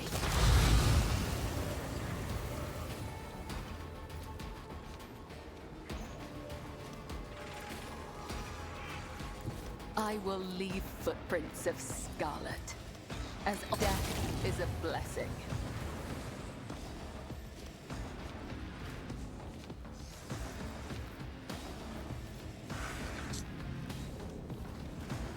I am your blade and shield.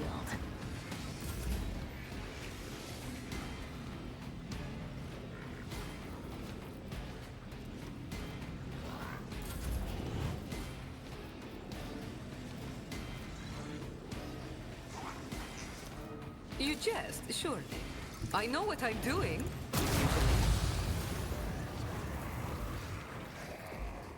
Aw, you're no fun.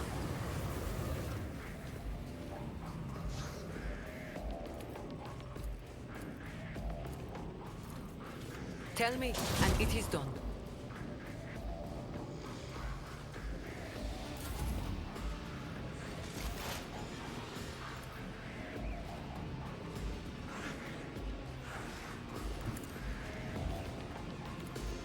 I understand another soul slips beyond the veil.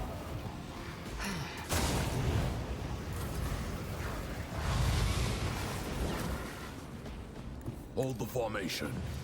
It won't take long. Let's test our skills, Glato.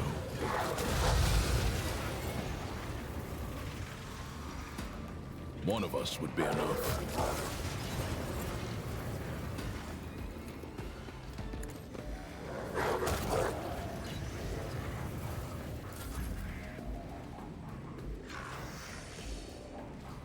God Emperor, move through me. Be the fire in my heart.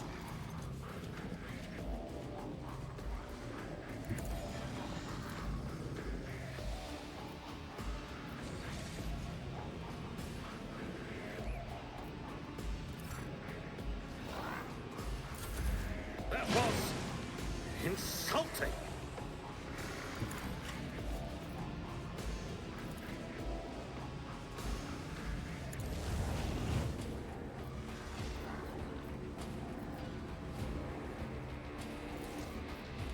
At your beck and call.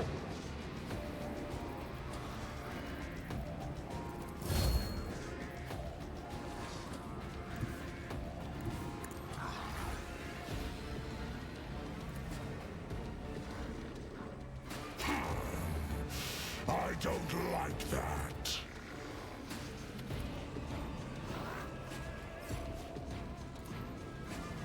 Don't dishonor the wolf with such tasks. I know what is to come. Let's see what you can do.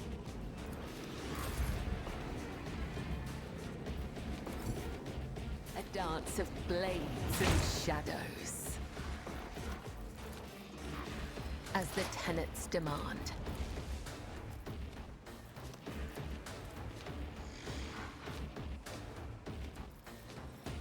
Let your pick.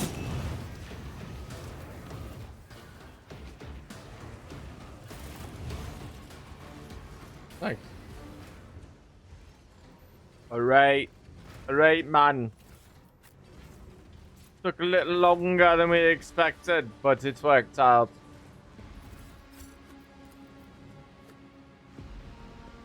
Pascal, oh, that's me. Cargo appears to be in a standby mode. The screen and sensors emit a dull glow in a way reacting to your approach. You know enough to determine exactly what happened to the machine. Glitchy projectors, overworldly sounds from inside the case, an oppressive atmosphere in the room. Everything points toward the scrap code infection, one of the stranger and more frightening creations of the tech priests who devoted themselves to the ruinous powers. Perhaps if you can extract the data crypts containing the scrap code, you'll be able to study it later in a controlled environment.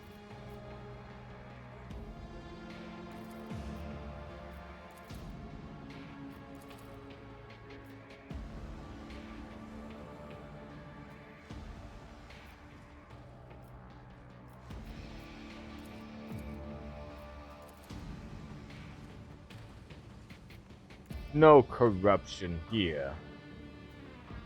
It's about time.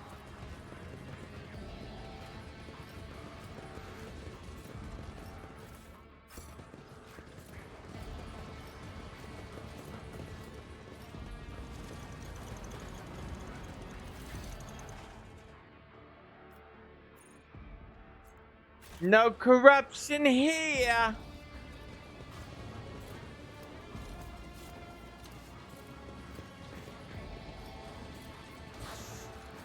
Over.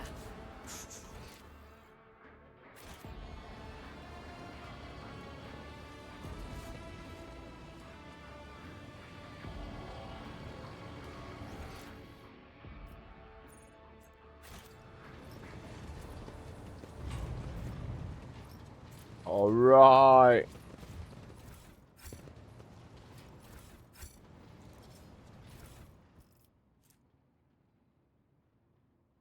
Untainted Sacrament.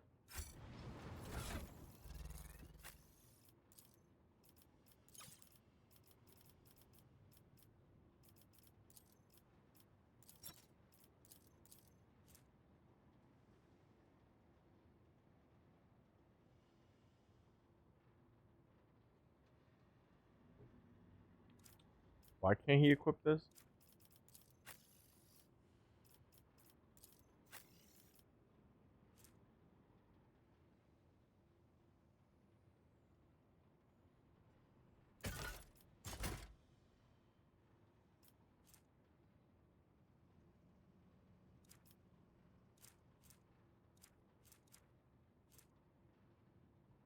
Old shield, it says. I guess it's old. Bow, bow, bow.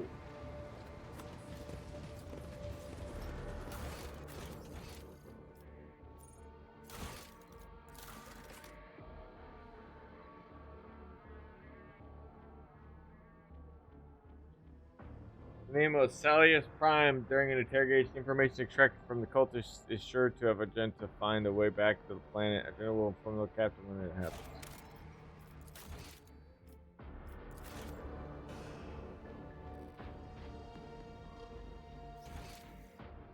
I won't tolerate weak.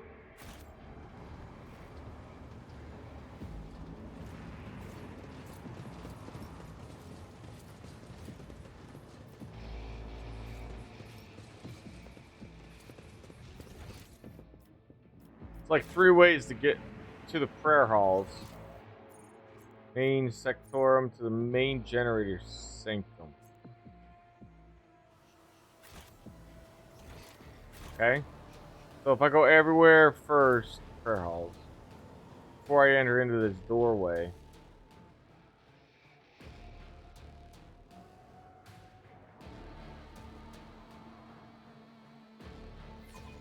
We should deal with this.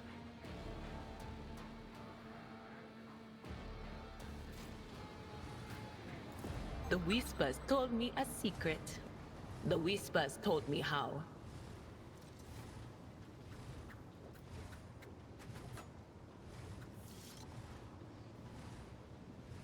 Follow my lead. When the faithful are idle, heresy grows.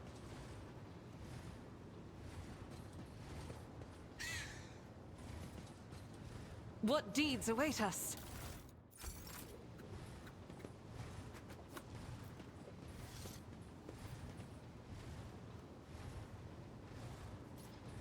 The Emperor favors me today. Never doubt me.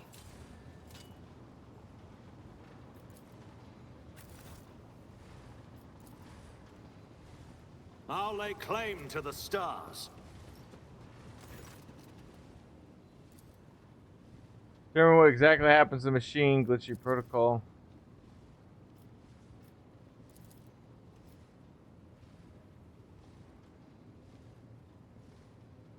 Growing straight out from the congregator's casing, the flex under your scrutiny clutches the device inside her.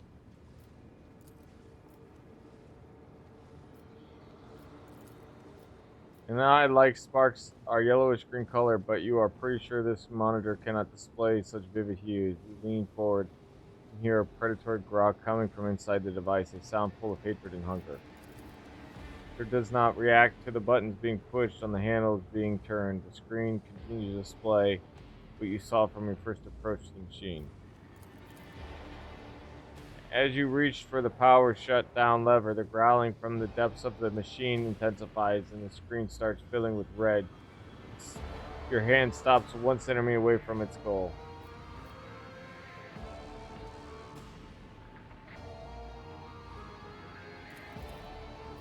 You make a show of removing your hand from the lever and kick the power transfer relay located on the lower half of the congregated casing. The screen immediately shuts down and the startling inside of the machine pertures out on its own. Checking data crypt port reveals the claws have unclenched and you easily extract the data crypt from.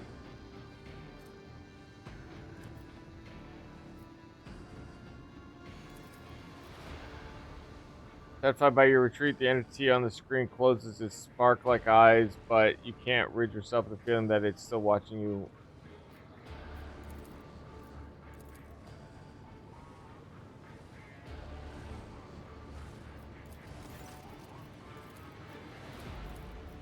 Oh, okay, you can't decide to smash it anymore.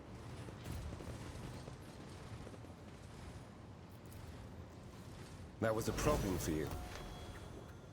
Oh man, leveling, no. What is it, rogue trader? Stand still. Injuries will not slow me. I tire of idleness. Let's move. They say a little bit of humility never hurt anyone. Never hurt anyone. Better themselves by wholeheartedly humiliating them at every step.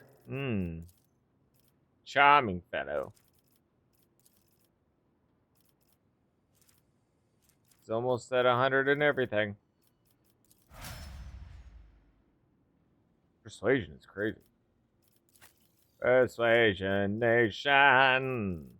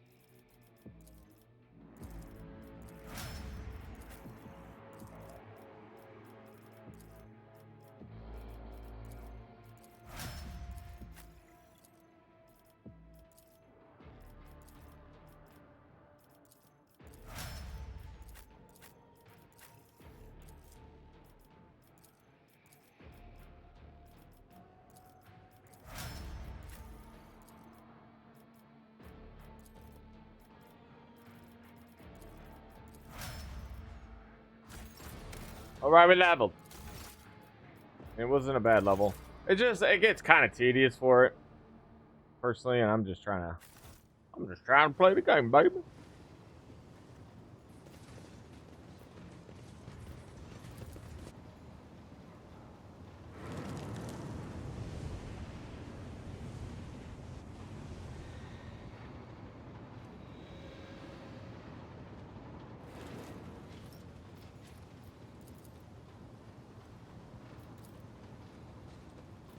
It's about time.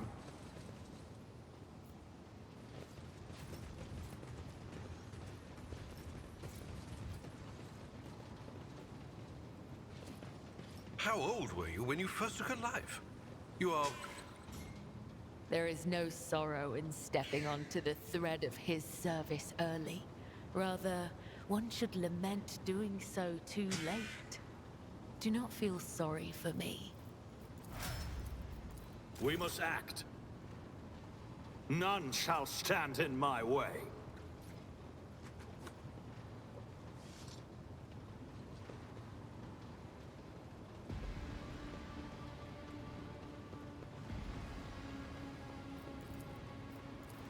Done.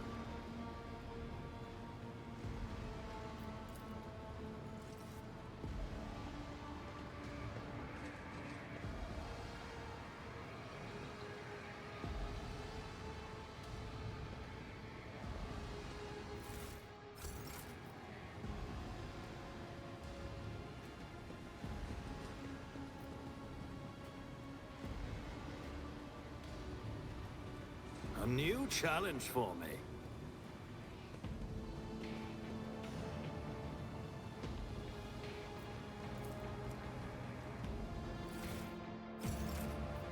I rise to the occasion.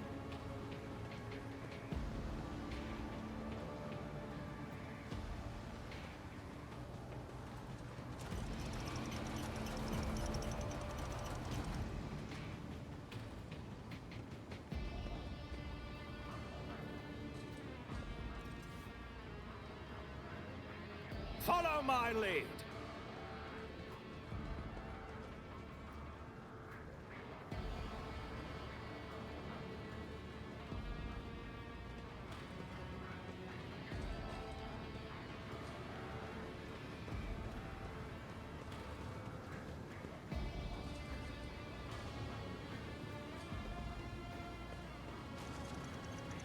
I won't heed your cries of mercy. To the devout shall the sacrifice be gifted.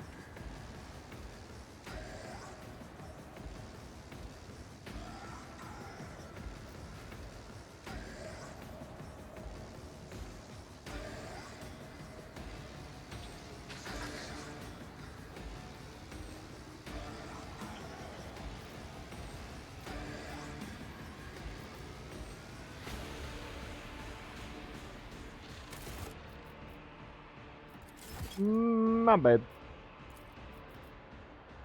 Load that up again. This is why we save often. Grab something more in my drink. I need to grab some water. I got to pee. It was all if I'm just gonna run into a situation where I'm gonna have to fight those guys like that anyway, it's like, what's the point of traversing the little ooze stuff?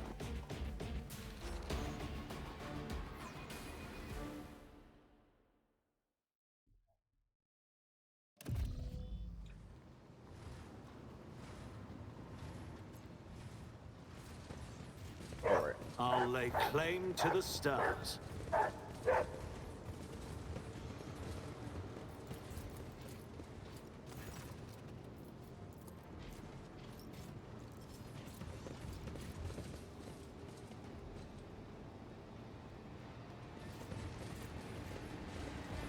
Don't think I didn't see you in the bar on the lower decks, Master Killjoy.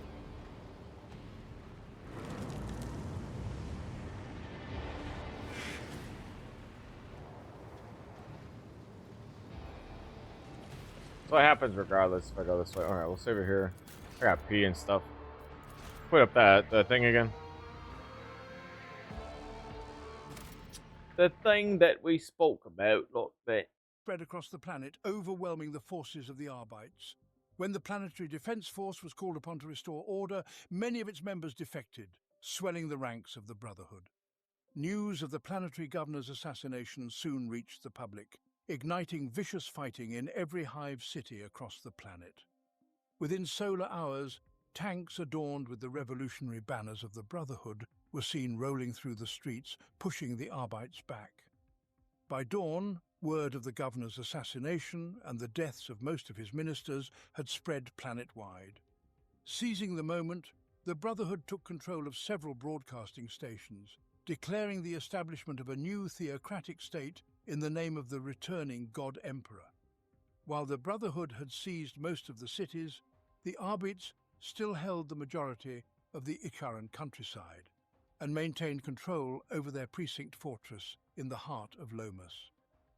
However, the loss of the cities deprived the Arbites of vital resources. 27 solar days after the rebellion began, Inquisitor Agmar of the Ordo Xenos arrived, coinciding with the Brotherhood's successful assault on the Arbites' fortress in Lomas. Most of the judges managed to escape, regrouping to seize control of the city's 4 main power stations. Recognizing that this was not merely a spontaneous religious uprising, but a well-coordinated rebellion, Inquisitor Agmar called upon the Ultramarines chapter of the Adeptus Astartes to aid the Imperium in reclaiming the planet. As they awaited the Ultramarines' arrival, the remaining Imperial forces bombarded the rebel-held cities and repelled brutal assaults from Brotherhood militia battalions. Despite repeated attempts, the Imperial forces failed to reach the power stations of Lomas. 6 days after Agmar's arrival, the Arbites resorted to detonating melter bombs, utterly destroying the generators. The conflict then transformed into a protracted, grinding campaign of urban warfare, with casualties escalating daily. Every doorway concealed potential booby traps, and Brotherhood snipers lurked throughout the renegade-held cities. Entire Astra Militarum patrols loyal to the Imperium vanished without a trace in the chaos. The rebellion promised to be a long and bloody struggle, as the Brotherhood controlled the armories of the Imperial Guard regiments stationed on the planet and enjoyed widespread support among the Icharan populace. Inquisitor Agmar led small, targeted incursions into Lomas, with forces of Imperial Guardsmen and arbitrators seeking to uncover the true nature of the Brotherhood. His investigation took a dark turn when, during a chance raid, he slew a neophyte hybrid and discovered the horrifying truth.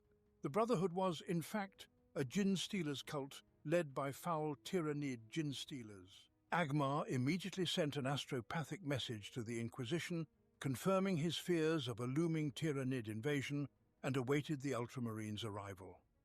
39 solar days after the rebellion began, the Ultramarines' battle barge Octavius entered orbit above Icar 4, deploying its drop pods.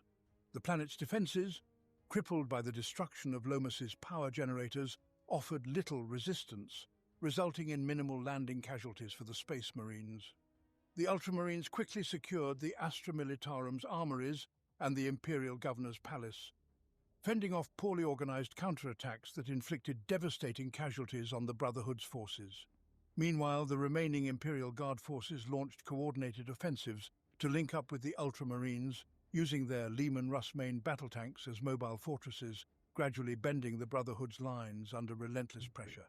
In a decisive move, more than 20 veteran Marines from the Ultramarines' elite First Company teleported into the Great Brotherhood Cathedral in Lomas, annihilating the defenders after Agmar relayed a message to the Octavius via spy satellite. As more Brotherhood guards poured in from side doors, a storm of las beams and auto shells erupted, cutting down many of the attackers. However, several of the Terminators were dragged down in the fierce combat. The Terminator's heavy flamer proved invaluable, its roaring flames incinerating the unprotected cultists. Yet, amidst the carnage, some of the Brotherhood neophytes exhibited inhuman speed and deadly claws, revealing their Xenos heritage as they struck out with terrifying ferocity. The Terminators spread out, their senses heightened as they scoured the Brotherhood Cathedral for the secret passages they suspected lay hidden beneath its sanctified floors. It wasn't long before they uncovered a concealed entrance beneath the altar. With swift efficiency, the altar was removed, revealing a stairway descending into the crypt below. As the Ultramarines cautiously advanced into the shadowed depths, the ominous clattering of claws echoed off the stone walls. Suddenly, creatures leapt into the light of the Ultramarines' helmets, Djinn Stealers, their presence confirming Inquisitor Agmar's worst fears. The Brotherhood was indeed a Djinn Stealer cult, and these Xenos abominations were at the heart of its insidious uprising. The battle that followed was fierce and relentless. Djinn Stealers attacked in waves, their bodies piling high as the Ultramarines cut them down. Yet despite their superior firepower and discipline, several Terminators fell, their armor breached by the Djinn Stealers' razor-sharp claws. When the last of the Xenos lay dead, the surviving Astartes pressed on deeper into the crypt, encountering no further resistance. At the lowest depths, the Terminators entered a vast cavern where the bloated, monstrous figure of the Gin Stealer's patriarch sat enthroned. This grotesque progenitor of the brood was the linchpin of the entire cult.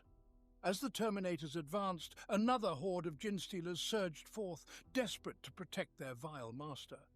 The air filled with the roar of stormbolters as the Ultramarines unleashed a withering hail of fire, decimating the Xenos. Amidst the chaos, the company librarian fought his way to the dais where the Patriarch loomed. The foul creature unleashed a psychic assault, but the librarian's psychic hood flared, breaking the spell. With a burst of power, the librarian teleported onto the dais, closing the distance between himself and the Patriarch in an instant. The creature struck, sending blood and sparks flying, but the librarian's force axe parried the blow. The Astartes called out to his battle brothers for aid, and bolter fire raked the dais. Though some shells struck the librarian's armor, the Patriarch was also wounded. Seizing the moment, the librarian channeled his psychic might into a devastating strike with his force axe, cleaving through the Patriarch's tough hide. With the death of the Patriarch, the Gin Stealer cult was decapitated, its brood mind severed. The Brotherhood's revolution lost its momentum, and the cultists' coordination crumbled. The remaining Terminators quickly exterminated the last of the Gin Stealers, and the battles above began to subside as the disorganized rebels were systematically crushed by Imperial forces. Small pockets of Acolyte and Neophyte hybrids attempted to hold out in fortified positions, but they were soon obliterated by the tanks and heavy vehicles of the Astra Militarum. With the Gin Stealer cult eradicated, Ikar IV returned to Imperial control. Inquisitor Agmar, alongside the Ultramarines, led a thorough purge of the planet, ensuring that all remnants of the cult were ruthlessly exterminated. Yet, unanswered questions lingered. The human leader of the Brotherhood had vanished, his body never found. More ominously, the planet's astropaths reported a subtle yet disturbing shift in the warp. The oldest of them sensed something vast and malevolent, a monstrous entity that had turned its attention toward Ikar IV, Hive Fleet Kraken. The horrors that accompanied Kraken's advance were soon to be realized. Among the countless tragedies of this time were the following. In the Miral system, Astra Militarum regiments and the Space Marines of the Scythes of the Emperor chapter fought desperately against the Tyranids of Hive Fleet Kraken, which had overrun the verdant jungles of Miral Prime. The Imperial forces withdrew to a towering mesa known as the Giant's Coffin, where they mounted a grim defense against the relentless Xenos swarms that infested the jungle below. The flora itself had mutated under the influence of the Tyranids, and only constant defoliation with flamers prevented the spore-infected creepers from engulfing the mesa. A rogue trader brought grim news from the feral world of Lanarno, a planet that had fallen under the sway of the celebrants of nihilism, a heretical doomsday cult. When elements of Hive Fleet Kraken arrived, nearly 75% of the population willingly marched to be consumed by the Tyranid bioships, believing them to be their new gods. The same rogue trader also told of the giant asteroid monastery of Salem, where ecclesiarchy monks, facing the arrival of the Great Devourer, chose to poison themselves and their carefully terraformed ecosystem rather than allow their world to be consumed. In another tragic tale, a dedicated Imperial merchant captain managed to evacuate millions of citizens from the mining worlds of the Devlin system before they fell. The extensive Novastorm space stations held the Hive fleet at bay, just long enough for a fleet of giant ore freighters to escape into the warp. A company of space marines from the Lamentus chapter heroically held off Tyranid warriors until the last starship was loaded, sacrificing their lives so that others might survive. But even those who fled found little respite. One of the ore freighters fleeing Devlin arrived at Adra's Hope, eerily silent. Investigators discovered a blood-drenched scene within, where thousands of refugees had been slaughtered by a Tyranid organism that had breached the ship's quarantine. Just 3 solar weeks later, Adra's Hope itself was a blood-soaked ruin consumed by the Great Devourer. Hive Fleet Kraken's assault spread across thousands of light years, its reach so vast that some worlds were bypassed entirely, isolated by the shadow in the warp or attacked without warning. The Imperium, struggling to mount a cohesive defense, was forced to concentrate its forces on the most strategically vital Forge worlds and Hive worlds, abandoning many others to their grim fates. Yet there were moments of hope. Several Space Marine chapters committed themselves to saving worlds that the wider Imperial forces had deemed lost. Chapters like the Lamenters and the Scythes of the Emperor paid dearly for their valor, reduced to mere remnants of their former strength. The Knights of Eternity chapter, meanwhile, is presumed to have been entirely obliterated. Others took the fight to the Tyranids, as only Space Marines could, striking at isolated tendrils of Kraken, boarding hive ships and destroying them from within. Despite these valiant efforts, the Tyranids were too numerous, driving ever deeper into the galaxy, inching closer to the heart of the Imperium of Man. Stupid. Fortunately for humanity, shit. Hive Fleet Kraken did not remain fragmented. Sorry.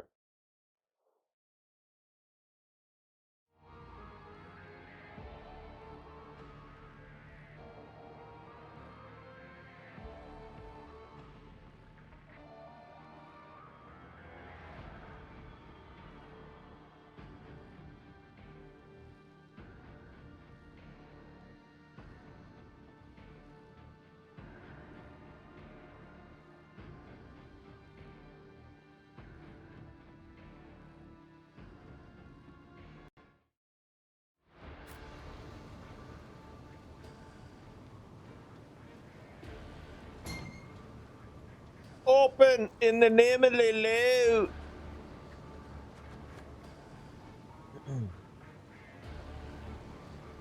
All right, hoof it. You perish for this affront. Stop hitting me. It's about time. Schmuck.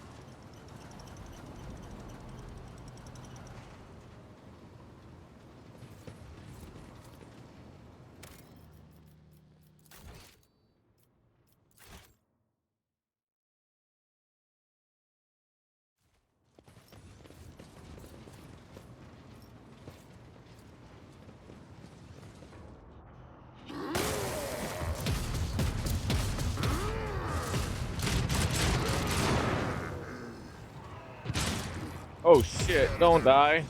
No.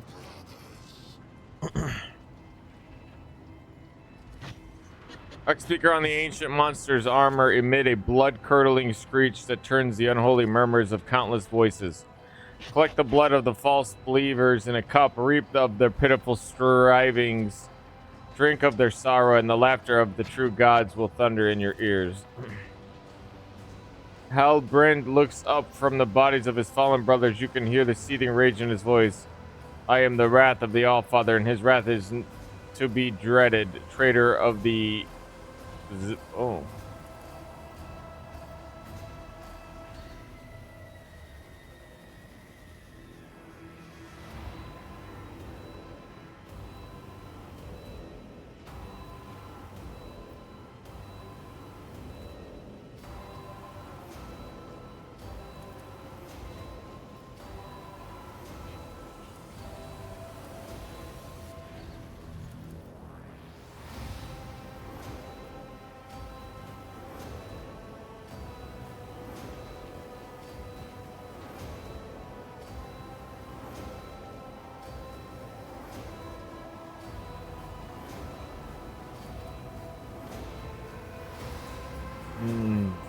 Boom, boom, boom, boom. You gotta inspire them. We gotta work together.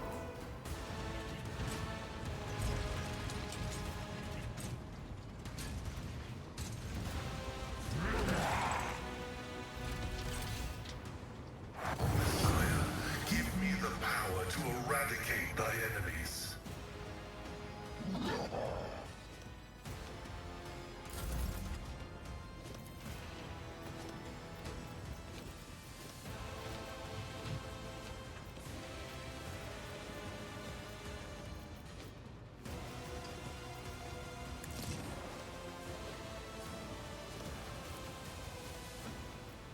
Already done. Not a problem for me.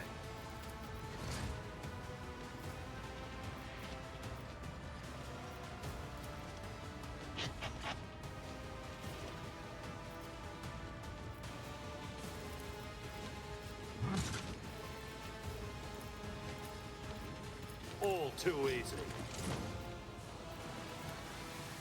Nothing I can't do. Suits my purposes. Not a problem for me. No. No, we're fucked up. Absolutely not.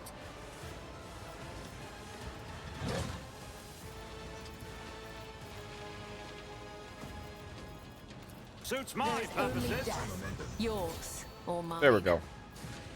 I'll bring glory to my bloodline. Oh dear, I think I fucked up the. Fuck.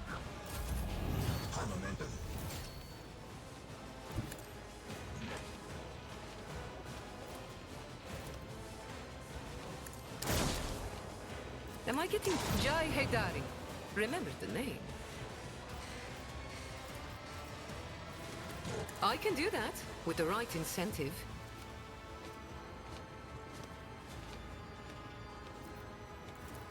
This goes against the Well, tenets. I don't know. I fucked up something, but basically, she don't she didn't have her move speeds, and I fucked up.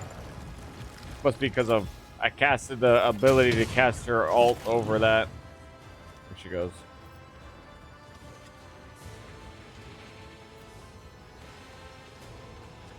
Death comes in silence. I cannot serve you in this way. My soul goes to the true gods. The shadows will see it done, as honor ordains.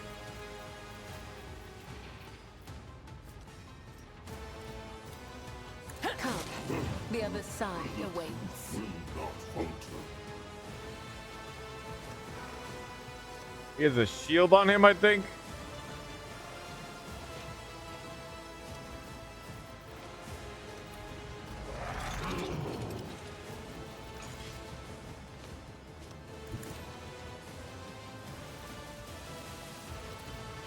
Trust me, my blade whispers your name as the... The wounded monster lets out a scream that resonates with the might of ruinous powers and retreats. Its armor is riddled with holes, and its vox speaker are clogged with tangled prayers of despair and joy. I fear not the blasphemy of the deluded, for it is promised to me within my eye of flame, heart of the doubting. What is granted to me, I root out. Oh, okay. Make sure I was muted. I do that sometimes. I root out the false faith, for I stand on the true path, and I will not be forsaken by the protection of the true gods.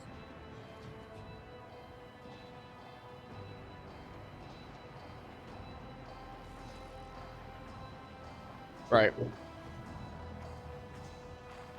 Press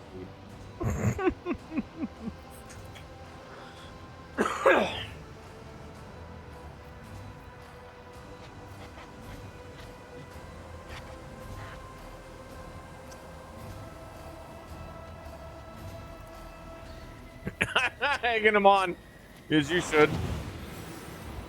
Do you really believe you can match a child of a Surian? I think Cabela will do it anyways. I will leave footprints of scarlet. Trust me.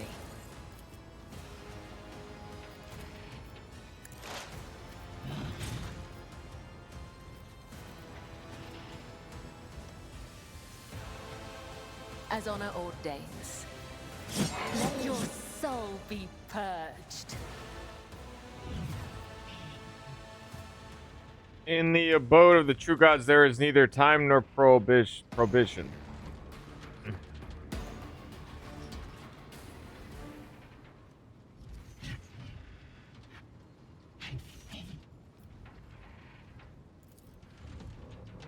They're singing their songs.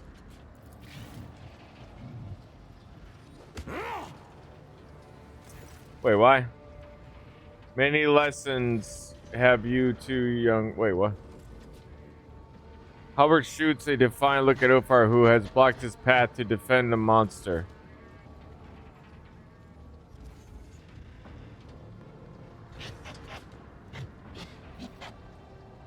Wait, did I miss something?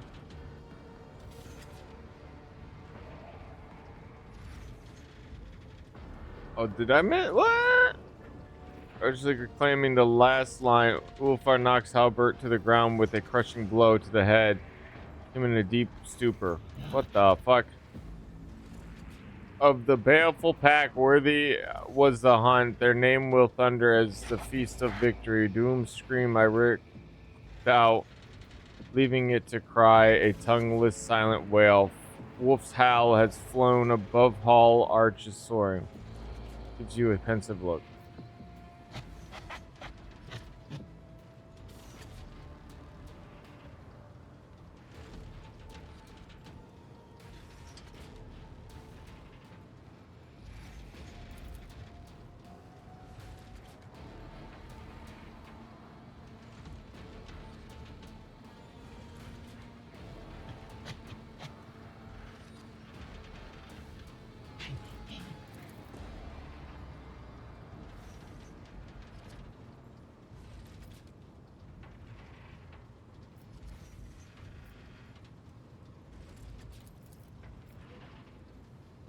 Still alive, but not entirely lucid. Knocked the wind out of him, probably.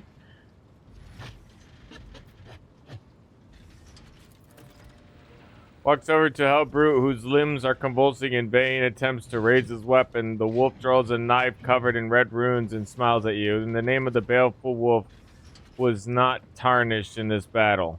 Wearing the same blissful smile, Ulfar casually grabs the visor of the heretic's helm and begins to wield the blade with an efficiency as a butcher.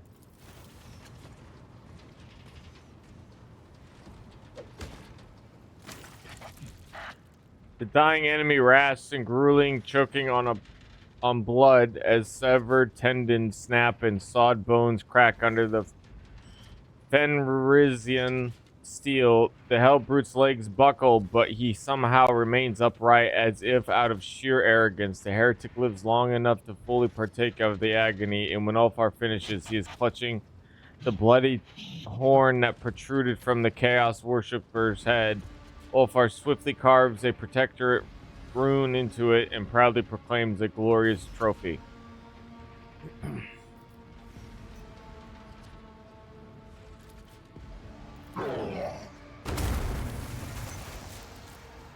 Constant dispute over the vet, which is it's like he blows up while I'm like asking him, so what was that about you two? Just got this epic battle and it's just like, so I'm curious.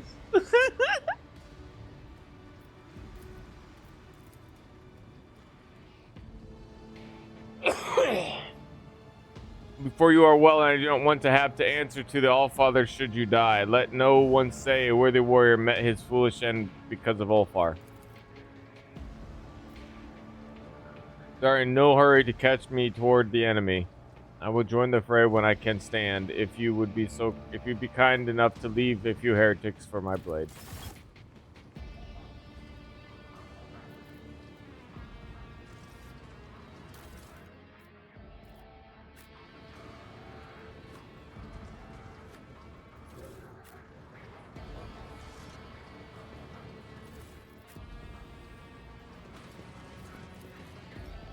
One and it's done.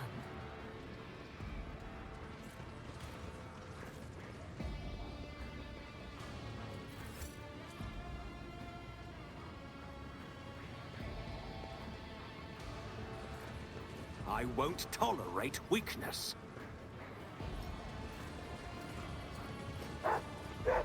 Okay. Right.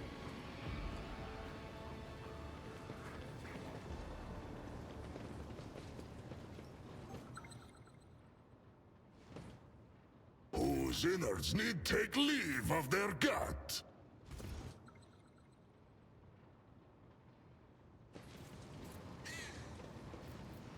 Sins hidden in the heart turn all to decay.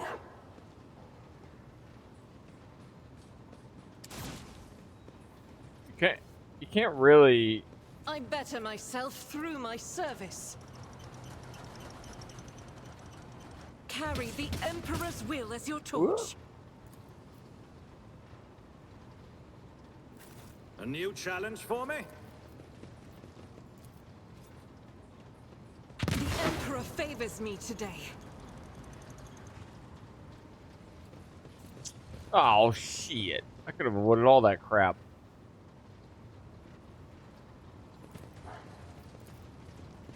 Operation successful.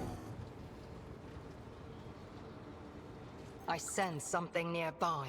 Keep a sharp eye. Watch your steps.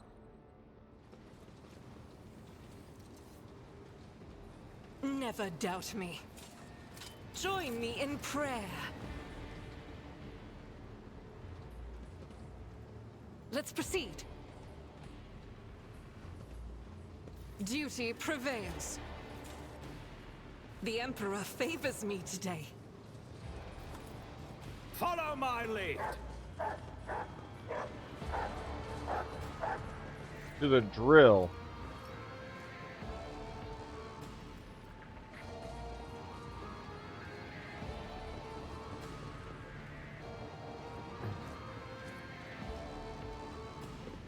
Ooh. Oh.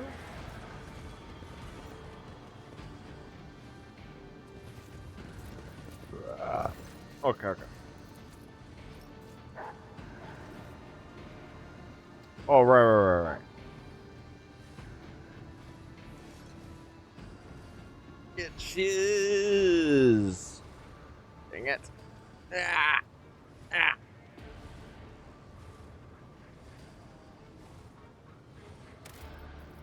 Ooh.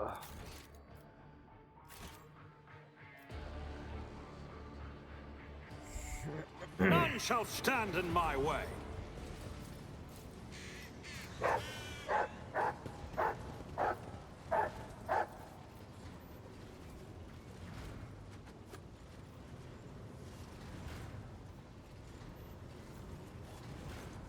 Word bearer assailant.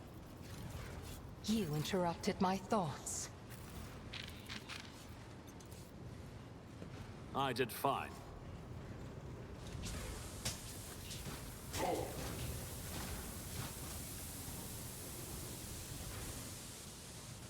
Submit and you'll die quickly. Well, it took a ton of damage, it looks like.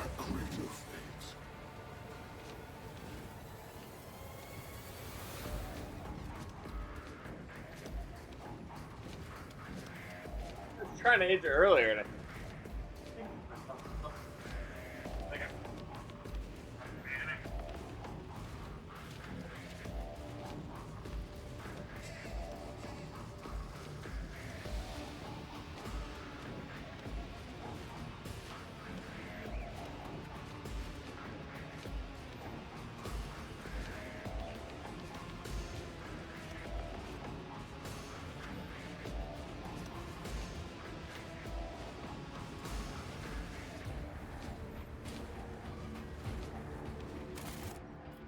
okay, we're gonna save it. I gotta take care of something first. I gotta do some adulting.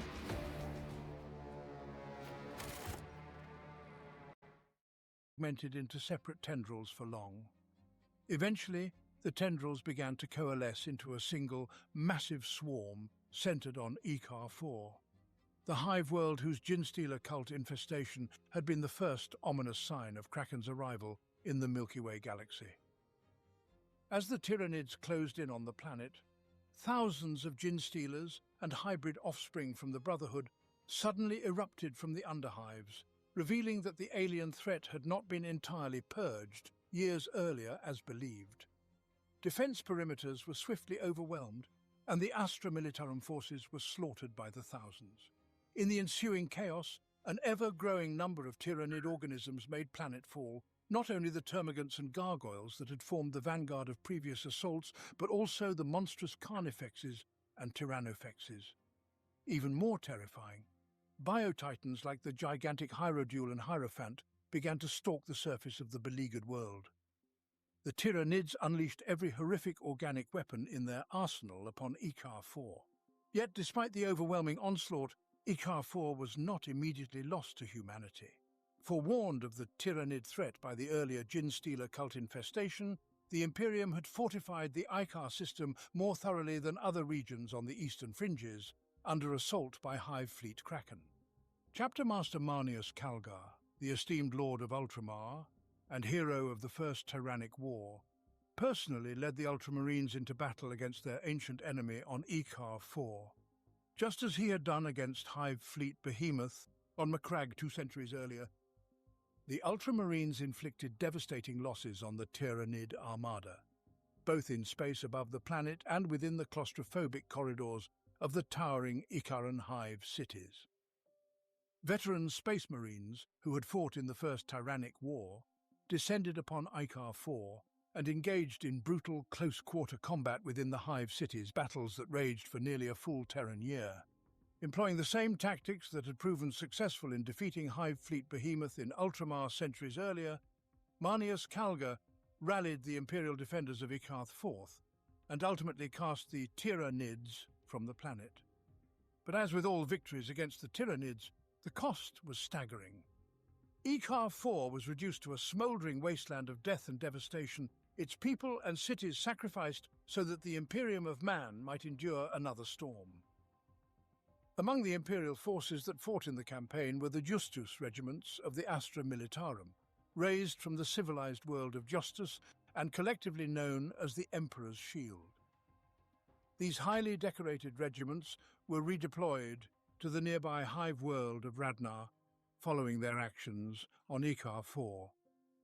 Around Jurmal Hive on Radnar, Tyranid nests had taken root. The Imperial forces encircled the Hive and commenced a 6-solar-week bombardment. The Emperor's Shield Regiment massed its armoured company, including Hellhounds and flamer-equipped Lehman Russ demolishers. In close formation, these tanks obliterated the nests and incinerated any emerging Tyranids, eventually severing their connection to the hive mind.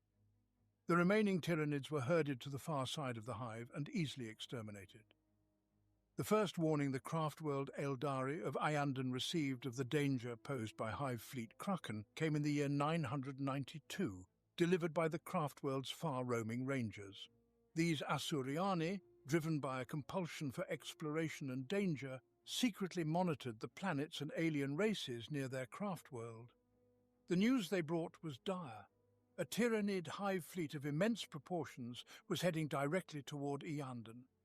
By then, more than a dozen Imperial worlds had already been consumed by the Tyranids, and although the Imperium was mounting fierce counterattacks where possible, it would be months before a major Imperial task force could be fully mobilized to confront the threat. The Asuriani of Iyanden knew that by the time the Imperial frontier was stabilized, their precious craft world would already have been overrun. Farseer Kelmon, both the political leader and spiritual head of Iyanden, convened the Asuriani in the Place of Answering, a great hall capable of holding the entire population of the craft world. In times of dire emergency, the Asuriani would gather there to learn of the peril facing their craft world, and to voice their opinions on the course of action that should be taken. Only after all views had been debated and a consensus reached would the Farseer determine the path forward. The debate among the people of Iyanden on how to respond to Hive Fleet Kraken's approach was both heated and prolonged.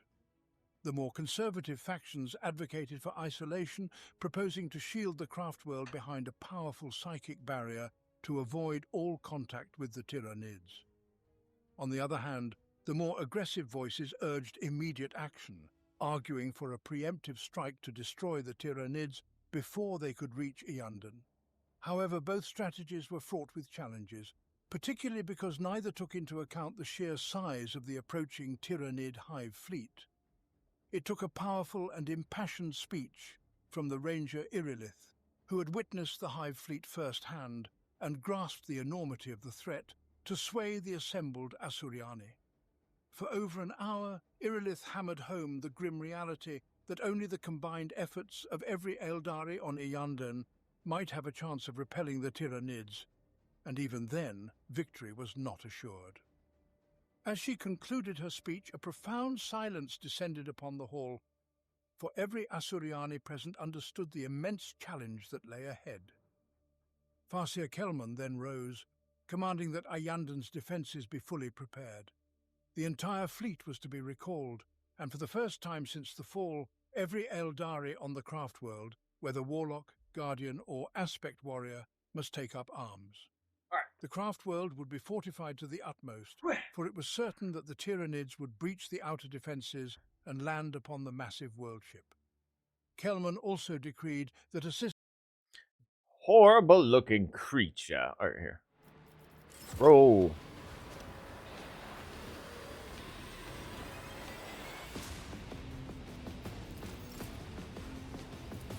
Nothing I can't do. I'll pass. Suits my purposes.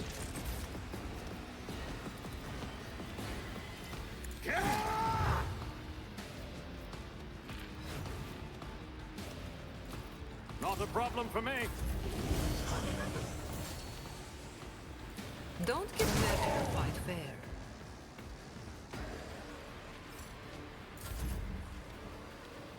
Our foes He almost never gets to party. Yeah, baby.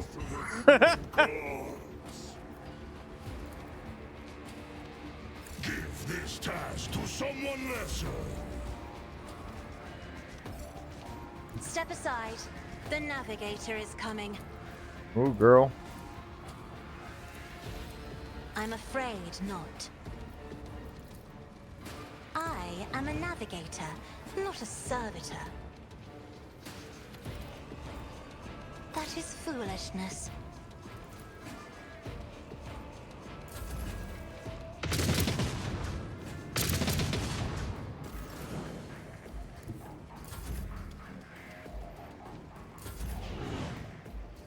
I approach the designated position.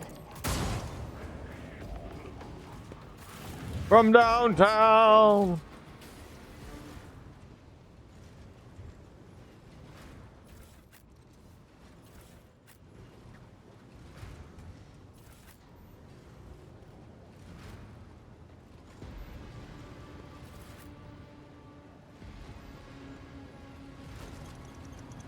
Victory awaits.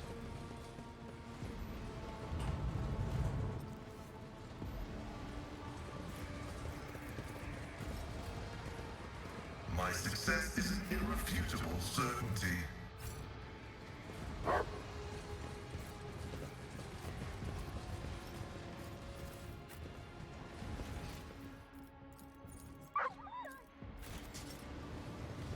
Whoa. Whoa.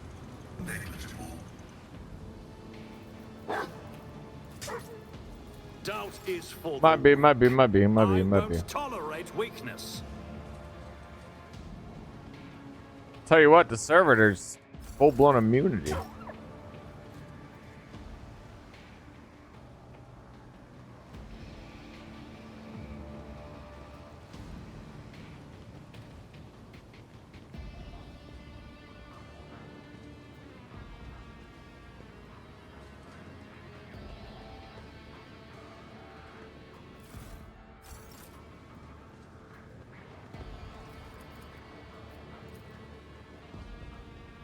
Done.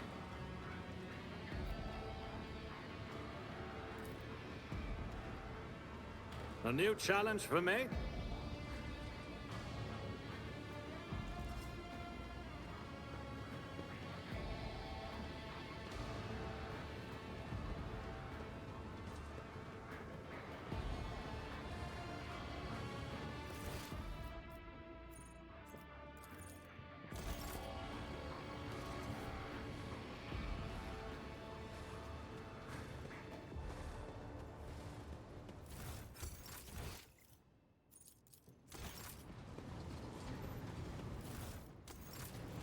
Nice. Nice. Nice. To the drill. Ulan the Cruel is in the drill, it says. To the main tech sanctum. Let's go to them back to the main tech sanctum because it seems there's multiple places you have to go around and purge. I think this is because it's like the finale of chapter 4, you know? I'll lay claim to the stars. Tell you what, I've been kind of nibbling at. I hung out with my mom. She's been doing some stuff, like helping out, you know, her some other folk, and so she'd been having trouble getting sleep, but she really wanted to see me, so against better judgment, she came anyway. So we went out to eat, and she didn't stay long, but it was nice. I have like leftovers from where we went. Baby back ribs. Oh, one of my favorite dishes. Just sitting here like looking at it as I'm walking by to do other things. And I'm like, you know, it's definitely gonna be my dinner. Well, lunch and dinner today, so that's gonna be an exciting meal.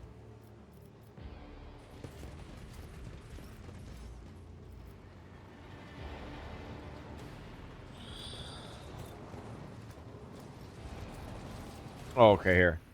So we went to the prayer halls, the main generator sanctum, Okay, so this is the same place. But do you pop out in a different spot if you go over here? Because this one, you spawn here, I think. Oh. Take me down to the paradise city where the grass is green and the girls all pretty. Why don't you take me down? Nap time for that. Ugh.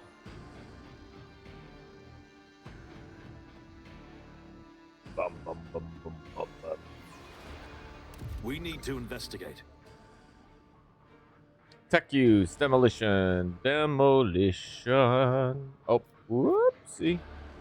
Cancel everyone order if you just have one person do stuff. You do stuff.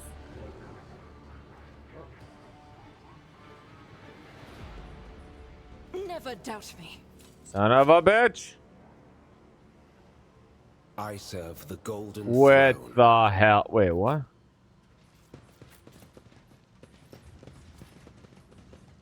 Alright, so someone's gonna take a smack to the face. Pascal, you're up.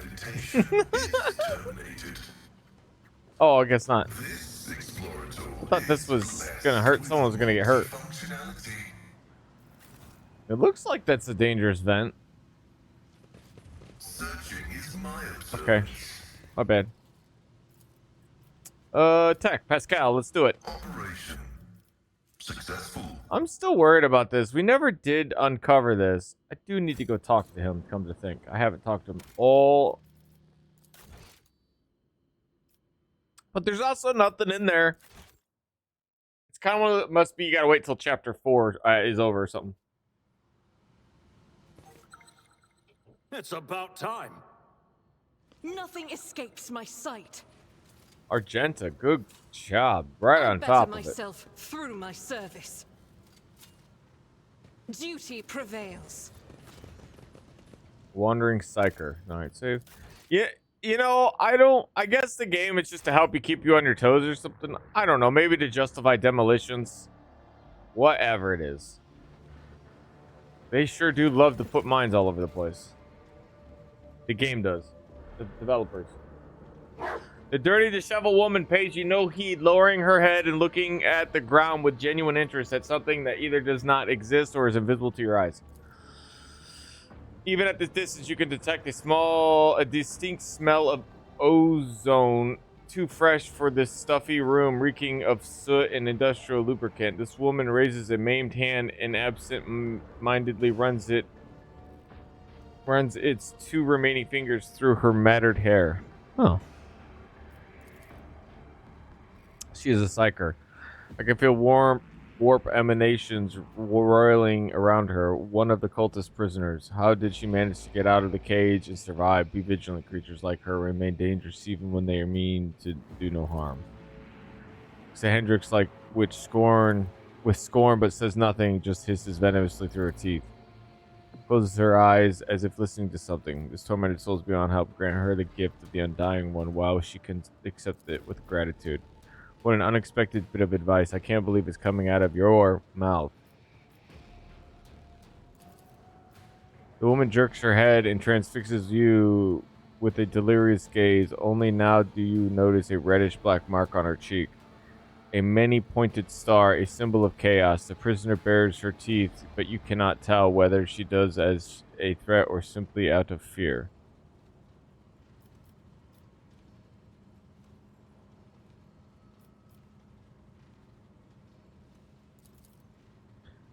The woman hesitates, looking at you warily. At last, she sobs and replies meekly, "Stay away. In the Emperor's name, stay away from me." Her voice is barely audible, but you manage to make out the words, "I don't remember how I ended up here. I don't remember what happened. There was a bright light, like a forum and arc welding, and then the light reached out with its clutches." She moans and holds her head. "The light is taking me over. It's everywhere already. Everywhere." The woman turns her head towards you and she blurts out in an unexpectedly low and gruff voice, "Save me. Give me a peace, Emperor's peace. Please." "No, we will save you. Get you away from here. Just hold on. Kill the woman. Do nothing."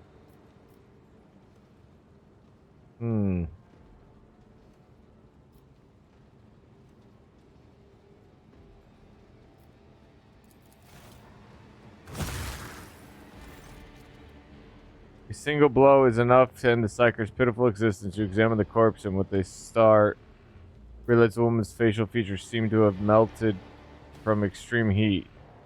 Whoever or whatever had this poor creature in its thrall has now vanished without a trace.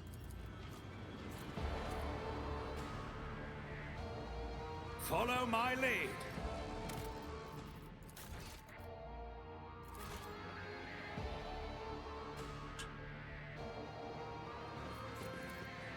Was that supposed to be a challenge?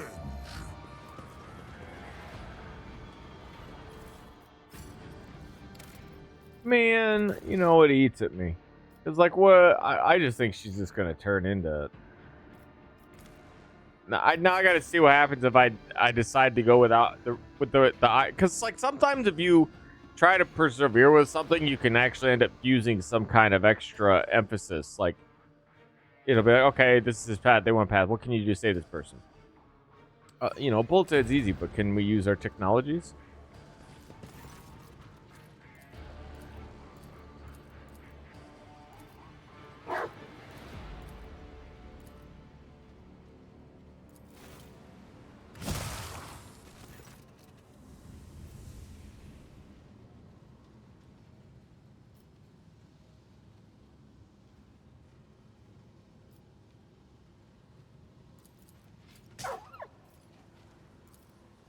That wasn't so difficult.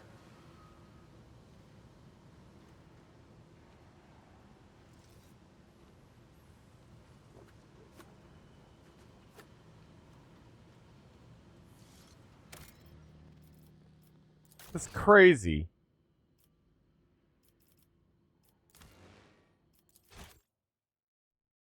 You always wonder what the choice is. She dies either way, obviously, and that's what I wanted. Could you save the character? He or she, my bad. And the answer is obviously no. Beat up, bop, ba-dop. Beat up, bop, ba-dop, Centuries of service and practice. Whoa, that is a lot of gas. The Emperor favors me today. Got gas in the ass, Sagittarius air. Straight lethal female area mare.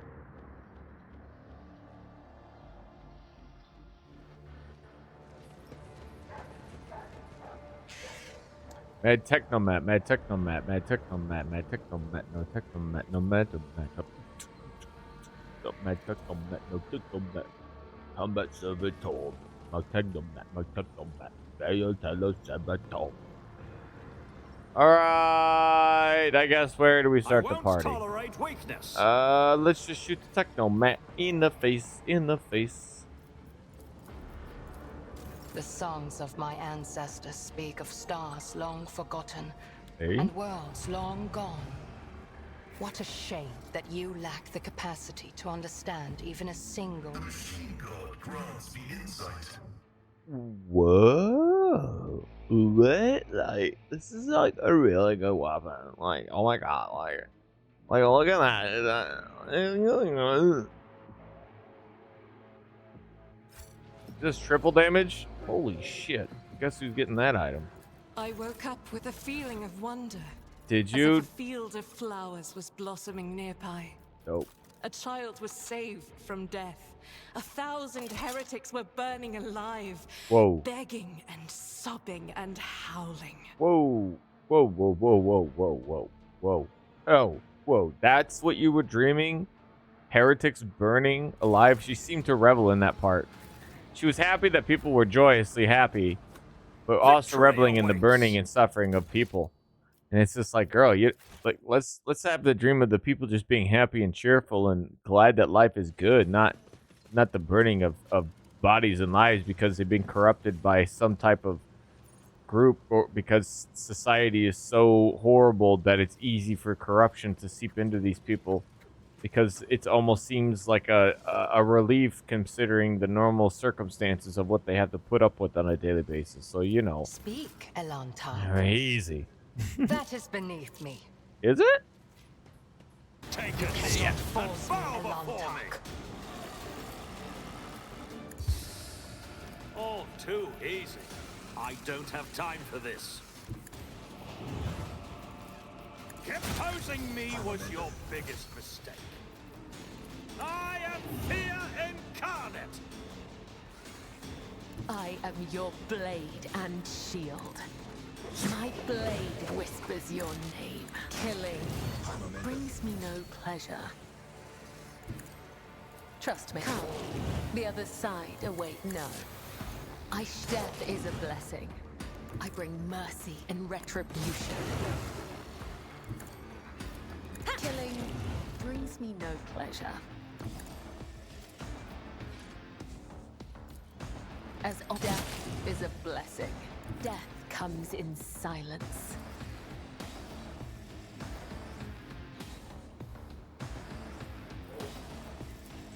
The shadows will see it come. The other side awaits. As honor ordains, trust me, my blade whispers your name.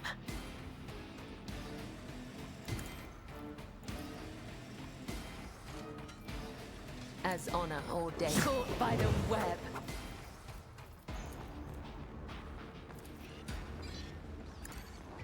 Let your soul be purged.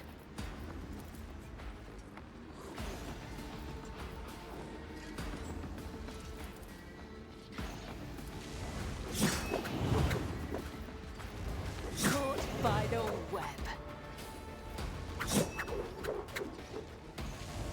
Killing brings me no pleasure.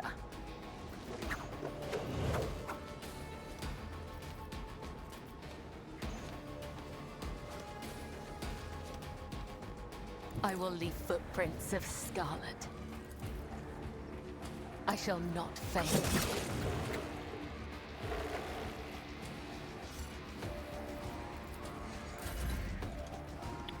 Nope.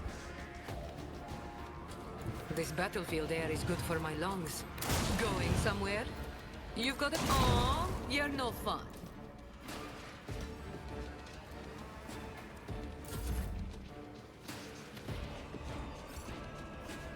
I move as if unseen.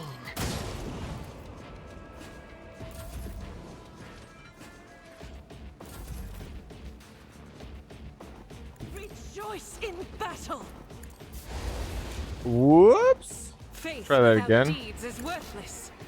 As the each strike is a prayer. She had her flamethrower on her.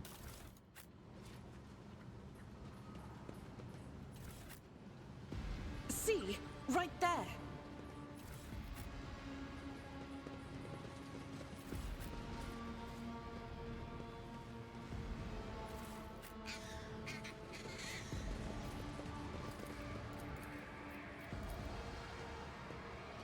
My success is an irrefutable certainty.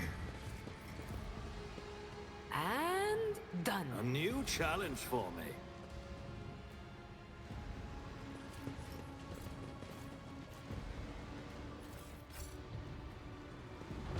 Loot it all while you can. Don't worry, it's not something that you fearest. The premonition runs true. Get it, girl.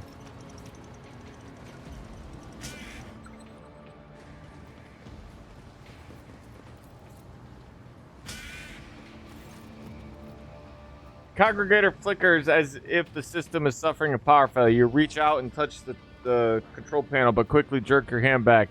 It's coated in some sticky substance.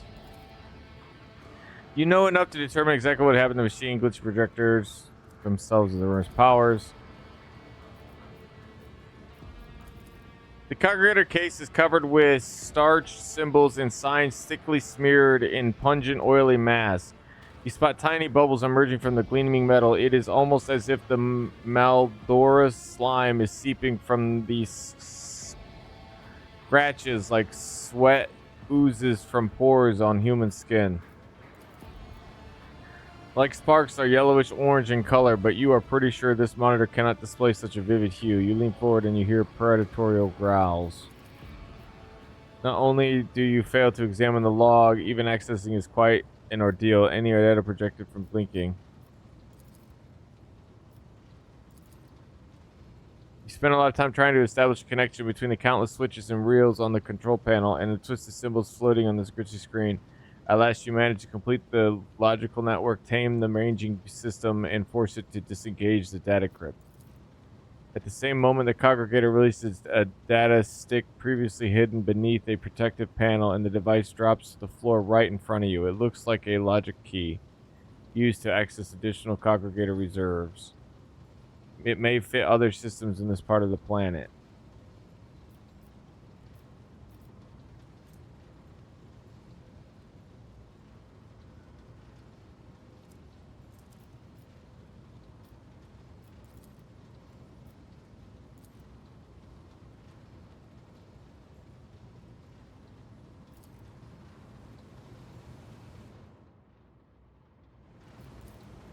Over. Do you see that? That wasn't so difficult. Operation successful. Okay, to the main tech sanctum. Right, to the main tech sanctum. Okay, I just wanted to be sure.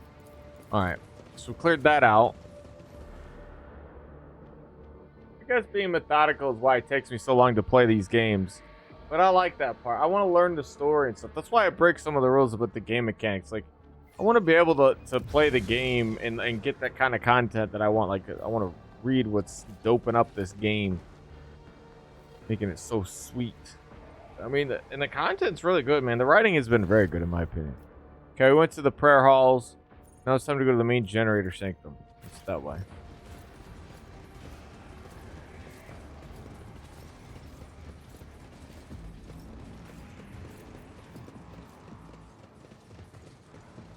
Follow my lead.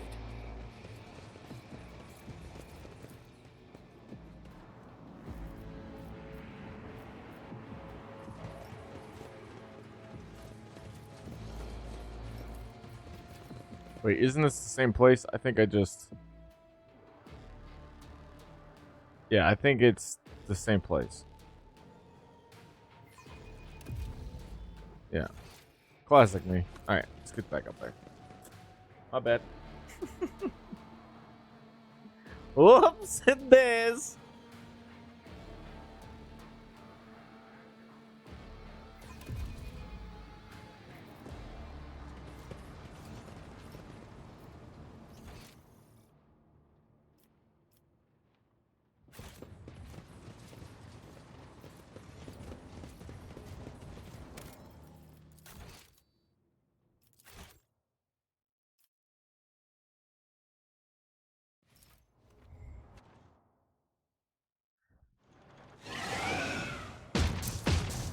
Oh shit.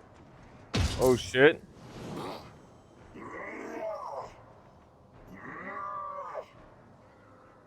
Ugh. Oh my god, dude. All of them are basically dead.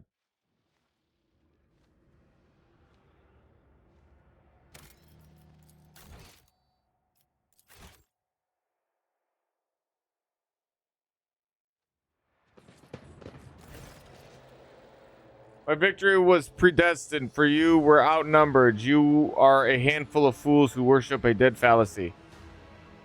I have the Great Four on my side. May they reveal the blood that spills from the veins of heathens.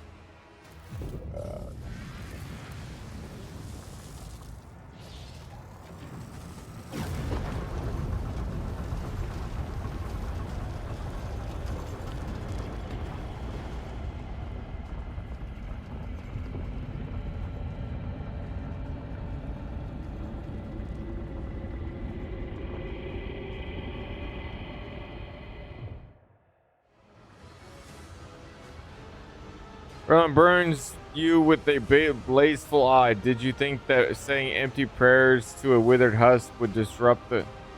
With a holy litany in his divine age, you disrupted Erlon and his cruel vile ritual and weakened him. That's right, I did. Could disrupt the course of my magic for the sacrilege. Oh shit, we're going down right now. Oh shit, this is cool. You are late. Your allies have fallen. Perhaps it's time to admit your defeat. If you do, I promise. No, I won't promise you anything. Whatever you choose, you will die a slow, excruciating death. The wounds left by Erlon's blows are dire, but the Emperor's angels are known for their hardiness. You arrive just in time to stop the profane sorcerer from finishing them off.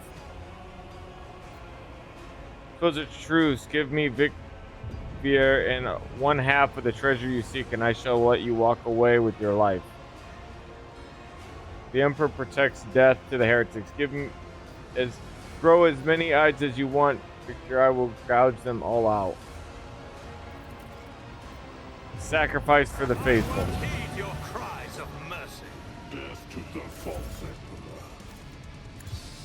Suits my purposes. Nothing I can't do.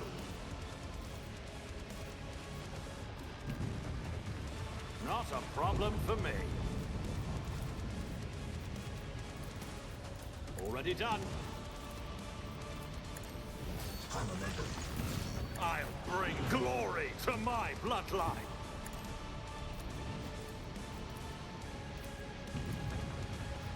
Trust me.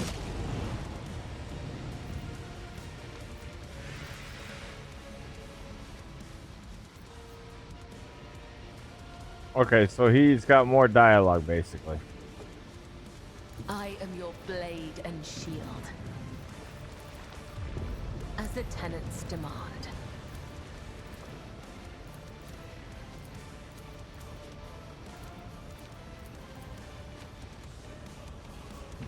Trust me.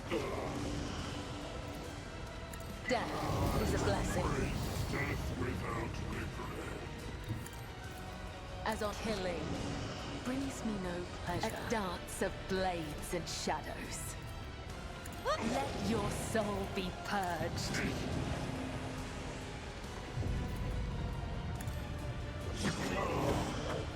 No. I was born for a greater fate. I shall not fail. Bro, she is a badass.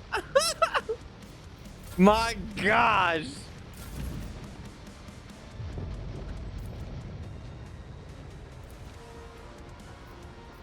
I can join something. Whoops.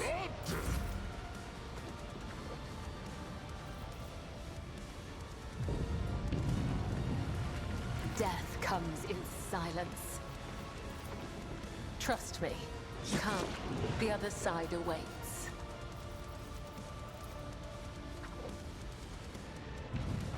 The shadows will see death is a blessing.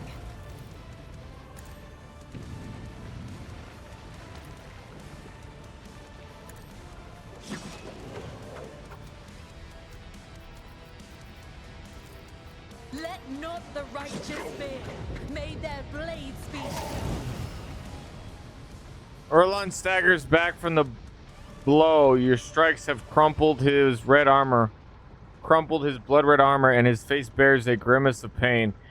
He turns his mad eyes to Vicvier, who is thrashing in his own blood. Brother Twilight, the hour that was promised to you has come. The edge of daybreak grants you the honor of serving at his weapon. Be awed by your high destiny.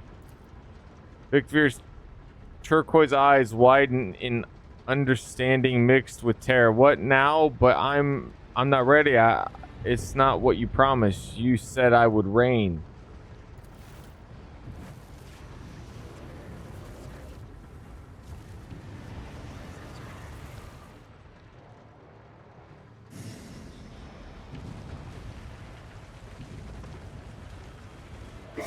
sacrificed them in front of some altar. Erlund draws a blade, sharp, shimmering with unnatural light. Ways change, brother Twilight, and nothing lasts in our Lord's hand. But you will reign indeed as a vessel for your master. The blade cuts Victvir's coat and chest open, sinking deep into his flesh and finding a way into his heart. The glyphs carved into his skin by his ruthless mentor begin to glow so bright you can see them clearly through his clothes.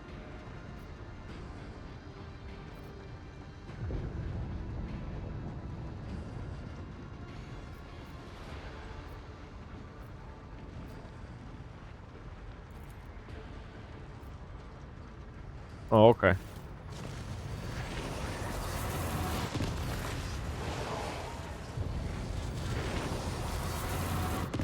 Oh, she. Cutie vulture, though, I guess. Bedazzled. The pernicious warp energy seep into his body, causing it to glow and flicker. With a mad cry of pain and exultation, Conrad Victvir ceases to exist, and a mighty winged figure rises from his bloody remains. Edge of daybreak, I witness you. Erlon musters enough strength for a faint, vengeful smile. Enter the forlorn halls of reality and claim them. I gave all that I had in your name. Hail the truth. His game body goes limp, his face forever retaining a wicked expression of triumph. My soul goes to the true gods. My imprisonment ends. I am made manifest. Rejoice, mortal witnesses, for I have come to lord over you. The daemon lets out a hoarse, cawing laugh. A daemon of Zeech, I think. I told you that you would welcome my return to reality. Why do I get the feeling that I have not seen, but come across this warp spawn before? The old officer frowns, as if trying to pry stubborn memory out of the depths of remembrance. Idra screws her eyes shut, and when she opens them again, blood is running down her cheeks. I see light. Hendrik's face twists for a moment. He clutches at his chest as if he is having a heart attack, but a moment later he straightens and glares at the daemon with a grim determination.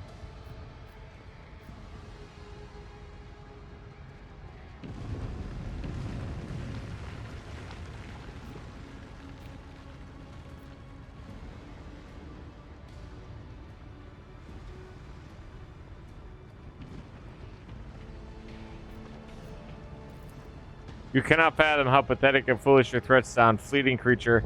I am an eternal mystery. While you are in an ever-sent spark, fade away. Oh, we're starting here, huh?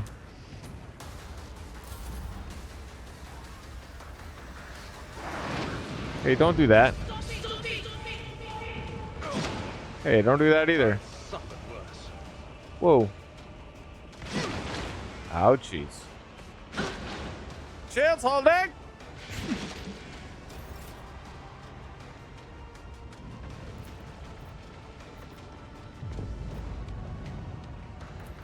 I'll do it. Nothing can escape the Emperor's judgment.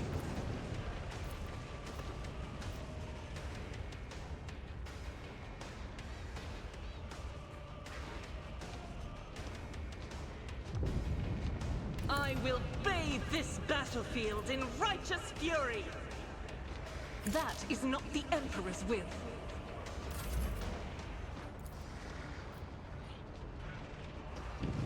If it serves to hear you moving, no more.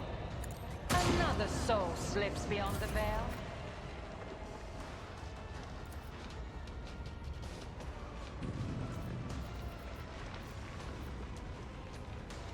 Can't see shit.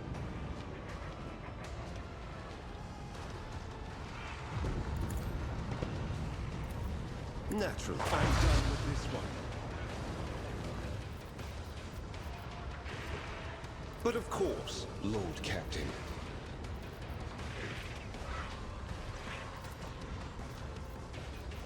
I won't object to it.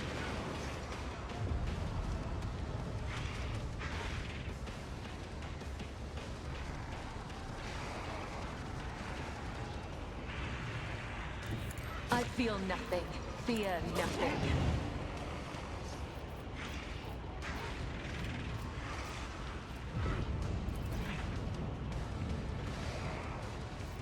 And let your soul be purged. Trust me.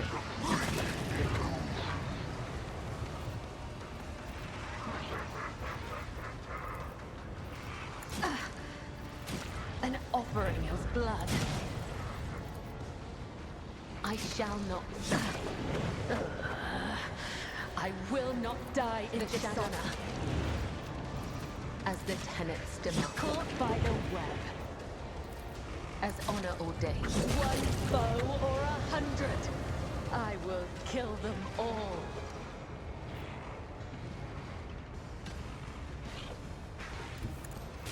I feel nothing.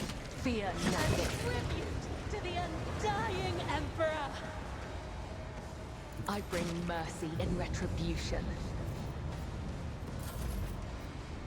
Cool.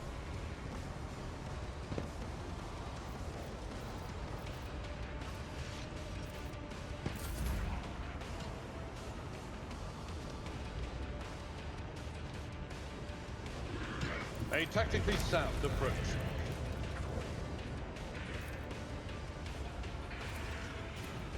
It will.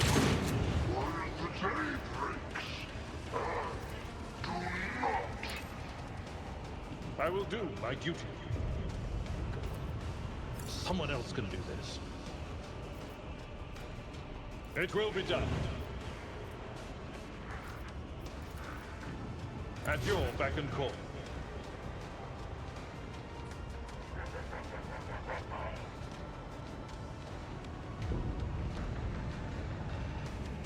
The fame-hungry come.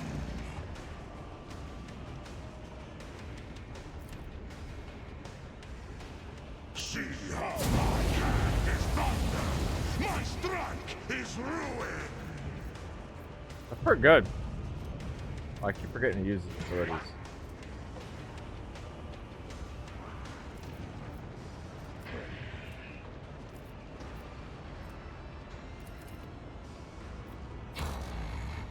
I don't like that. The guilty will fall. I'll take it up. Glato, we're undertaking this task. I think it's because he's got that shield. Where is he?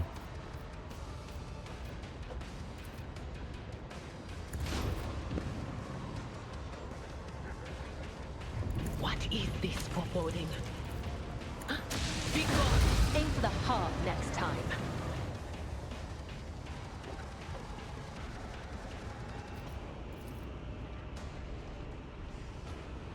Damn!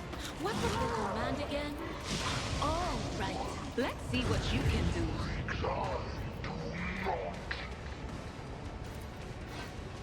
But of course.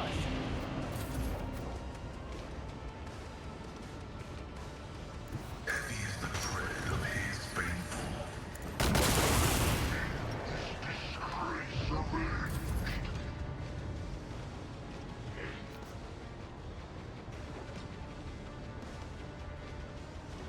Emperor, give me strength. While the day breaks, I do not. If only that were possible. Isn't this a job for the serfs?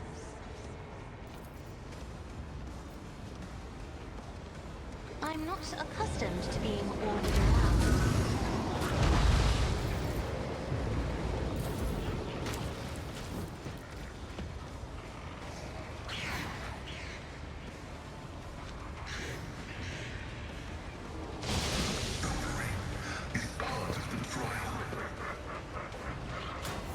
Experience. He's laughing. There's more.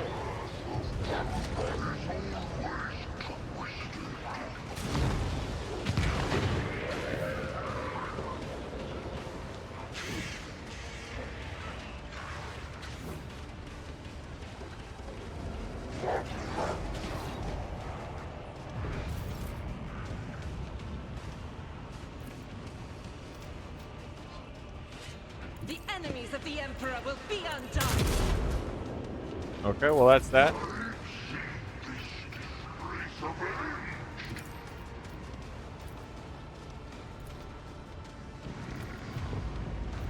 Trust me. The other side awaits. I am your blade and shield.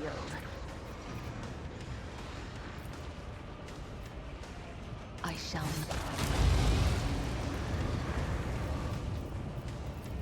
Trust me. Killing you brings me no pleasure. As honor ordains, come. The other side awaits. Death is a blessing. The shadows will see it. Killing brings me no pleasure. Trust me. My blade whispers your name.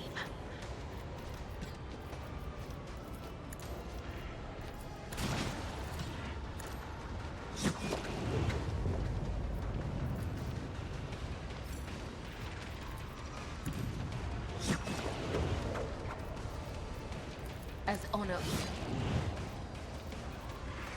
Trust me.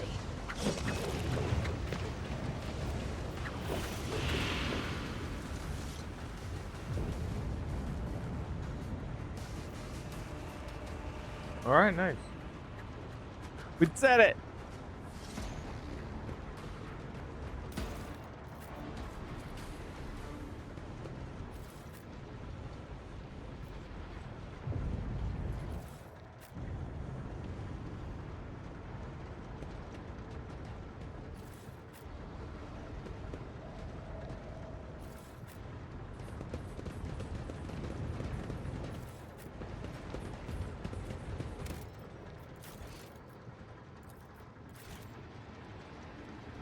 Oh, we leveled? I see.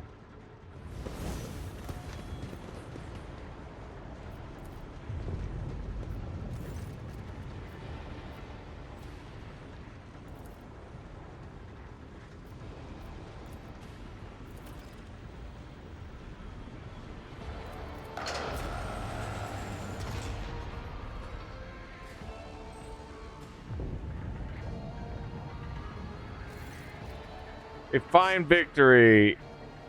They will tell sagas about the day that contemptible Erlon fell. The Cog Priest should offer you a fine cup of Mjord for saving their prayer world.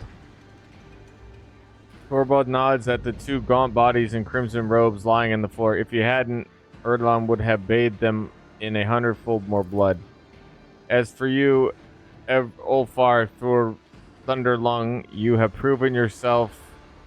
The Stormbiters will tell all about your feat and your roaring song. Thorvald, you and your brothers fought well, and you did the wolves proud. It will be my joy to share a cup with you at the victory feast, Ironhide. Several of my brothers will carry on fighting their battles in the Allfather's hosts. The rest have survived. We shed much of our blood, but a wolf hide is tough and his spirit is stubborn. When you take us down, you had better finish us off. The Stormbiters live on this day and the next. It doesn't become a noble warrior to bark at his battle comrade after a good fight. Ulfar Thunderlung has proven that the spirit of the Balefoot Howe is alive and strong. Let the ravens fly where he has walked, and let them tear at the bloody harvest left in his wake. May Black Mane guide you through the black of night, Ironhide. Know that if your pack calls, the baleful howl will always answer. They're like drunk on blood, basically. That's what it sounds like. They're all like happy. No, bro, I love you, brother. I love you, man. I love you, man.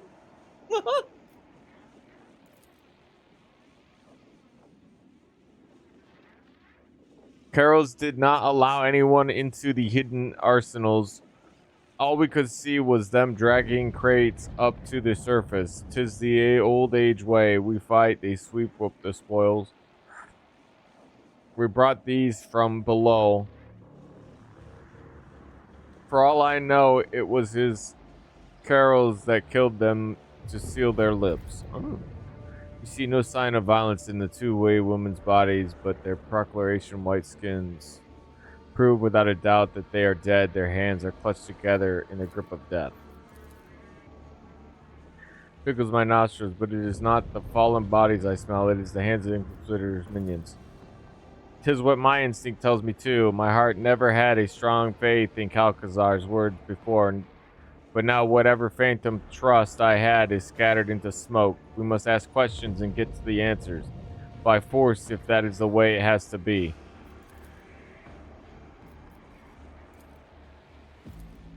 Something strange has occurred to the two women's augmentics. It is as if they have begun to grow inside their flesh, spreading webs of metal around them. After taking a closer look, you realize that every augment seems to have begun mutating, developing new forms of functions not envisioned by their creator. It seems probable that this is what caused their demise. Suddenly, you hear a click inside one of the tech priest's bodies, and his eyes open wide. A spasm shakes her gaunt limbs, making Thorbolt clutch his weapon. Her lips whisked into a crack line, forcing the yoke.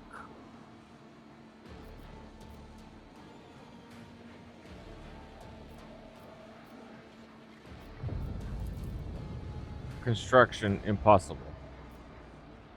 It's barely audible, but the weak voice that is coming from her pale lips still sounds more alive than the mechanical hiss of a vox. The shelter has fallen. The maimed hunter comes. Cessation of vital functions inevitable. Her eyes momentarily roll back, but then a metallic chirr inside her chest brings her back to consciousness. Reading the unit's nospheric signature, no evidence of corruption registered in the algorithms, detecting substantial logical disruptions within the augments. Threat level low. It is not a single wound upon her white skin, but there is no doubt that she will soon perish. Her augmentics are failing as if they have been sabotaged by some entropic influence. For a moment you consider it a sign of tech blight, but then you refute that thought. What you are witnessing is not decay, but transformation of matter from which the tech priest's true flesh is made.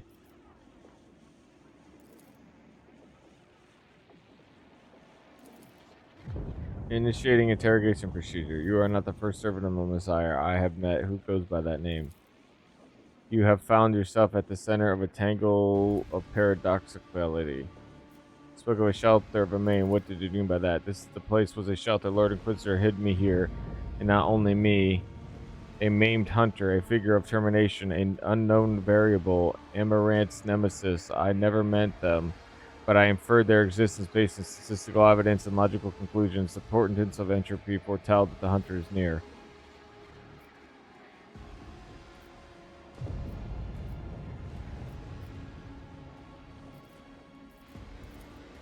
She was me. A phenomenon of flesh divided me into two identical bodies of birth. At birth, the Omnissiah's wisdom let me overcome this physical flaw by braiding a separated mind. I was the first unofficiate in the fleets. Now this half of me is dead. The rest of my mind is fading. The semantic principle is insurmountable.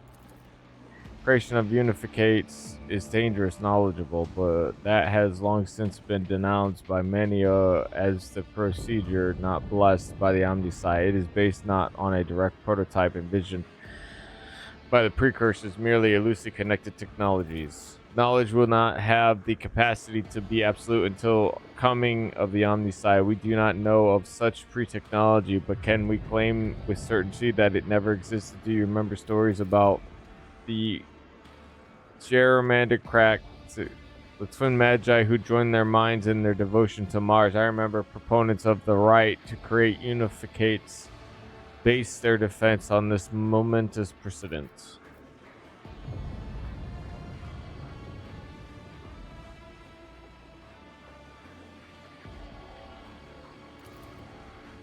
Identifiers are identical. State the reason for your duplication. A portent left by the Messiah. A cog pattern in which the righteous may see the Deus Mechanus. I seek Archimagos Amaranth. Where is he? The Messiah of discontinuing was revoked. The maimed hunter. What are the unit's status and parameters? Coming concealed. Proceed with caution, for the hunter too sees the Messiah's sign. Pascal, what have you learned from the conversation? Quickly clears answers. Her cognitive abilities have been damaged, but analytical data suggests a higher validity for other identifiers being an exact match. It is not a consequence of malice sophistication. It is more akin to an act of purposeful direction. Estimated level of threat to Archmagios Amaranth increased. The unit identified as the maimed hunter is now regarded as the more probable source of danger. Are my words obscure? That is regrettable. Processing becomes difficult when you only have one half of your mind. Certain notions, data, and logical instruments are left behind.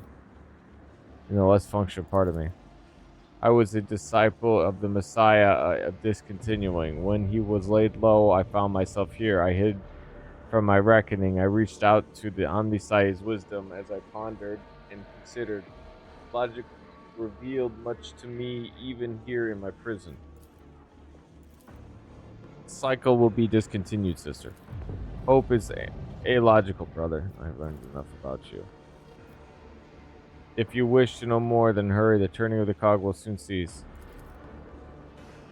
The chapel was attacked. The preservation protocol commanded me to hide within the inner end. Perfecta blocked outside access to it. Prolonged presence to close proximity to the object was prohibited by the algorithm. But the preservation protocol had a higher priority. The object affected me. I resisted. Resisted led to structural change.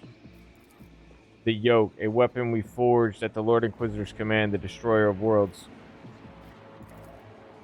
An enigma. The project was kept secret from everyone, including the Smiths. We forged fragments of it. It was a tool for controlling energies of staggering power. And it was not the Omnisci's blessed gifts that served as its foundation. It was forbidden knowledge, that we comprehended. The work of our mentor, Archmagios Amaranth, it was his wisdom that made our toils possible. The grand planetary scale, this is the first I'm hearing of it. Perhaps there was a hidden purpose to my assignment besides combating the cult and accompanying you. But why? About this weapon. Did Calcazar learn of it? Against whom did he intend to use it? Against anyone. Its power is absolute. The first experiments with this tech relic were calamitious. The tech blight. Is merely its echo. Its potential is much greater. It never should have fallen into the hands of the lady, but Lord Inquisitor stole it. Its secrets were procured beyond the dimensional gate beneath the dark stars and passed over to Amaranth. Calcazar destroyed the Messiah of discontinuing and robbed him. Claimed the secret for himself. He knows. He was there. She speaks no lies. The first task the Inquisitor gave us in the Expanse was to destroy a cult of tech heretics. The deed was done. This Amaranth, was he a good priest? Did Calcazar drag us into something foul? I was there too. I fought these judged by Calcazar. This unit is waiting for an explanation. Why did Calcazar need you to do it? At first, he tried to do everything swiftly and quietly, but his agents and the cog priests loyal to him failed to capture the leader of the tech heretics. That's when he realized he needed indestructible warriors. He needed us. The Cog Kairls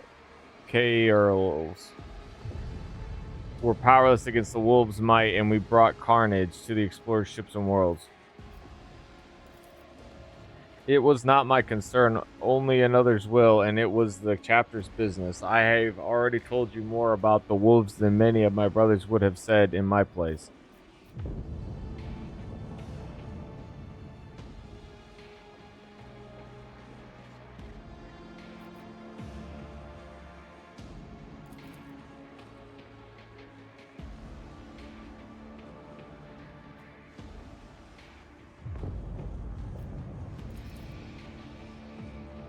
Unit Alfar claims that he was a tool in another's hands.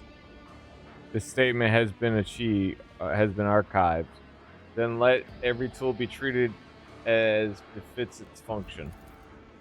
You are a worthy ally. I never meant you or your brethren harm, Cog Priest. As befits its function.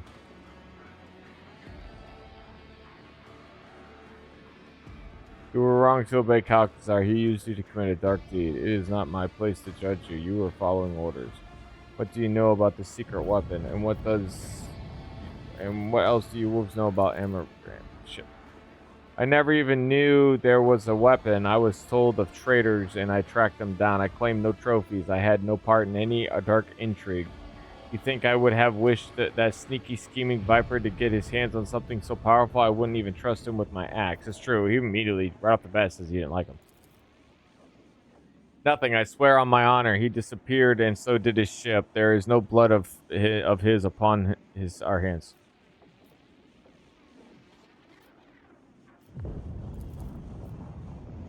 And yet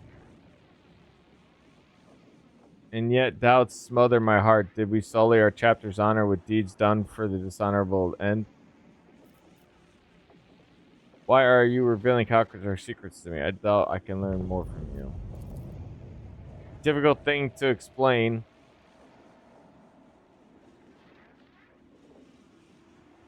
To a layman, metamorphosis phenomenon occur to the object's vicinity. Sacred technology and even ordinary plasteel start to behave willfully, shifting, reconstructing, and altering their fundamental attributes. Imagine yourself gazing upon a surface of water that was disrupted by a stone an era ago, but the ripples never stopped coming. That is what it felt like. The object propagated echoes of change. Her true flesh has betrayed her and become a heavy...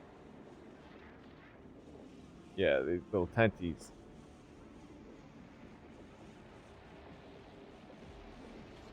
Metal within her body, something that is not of the Omniscience design, something devoid of function. Pascal speaks as the last words with audible disgust and sorrow.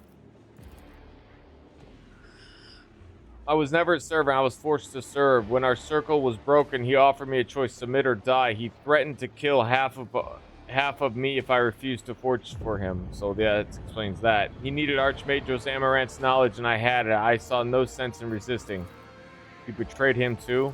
Yes, her agreement comes easily with a weak smile. Ethics are an insubstantial construct of emotion. I acted logically. I continued to comprehend rather than terminate my vital functions. Attempts to slow down the degradation process are irrational, for they only prolong my suffering. I will cease to be. Brother, take my thoughts. I kept them. Keep them for him now. Knowledge will not fall into oblivion. The quest for knowledge is the Omniscience mission to us. Gorball, did you understand what is happening? Send a Vox cast the ship. Stop the loading. I will inspect the trophies personally. I am returning to football. I have questions for the Lord Inquisitor. Honor the fallen tech priest. May something foul. The Inquisitor seeks to use us to obtain a mighty weapon. In that he kept this design even from us. The Allfather's warrior sows suspicion in my heart. Does he keep his lips sealed because he knows that we won't support his game? Does the worm of treason lurk within his mind? All your response is wheezing static. Ashira, the convincing spittle, she silenced our Vox voices. By the time we get back to the surface, Inquisitor's mutts will be gone with their prize.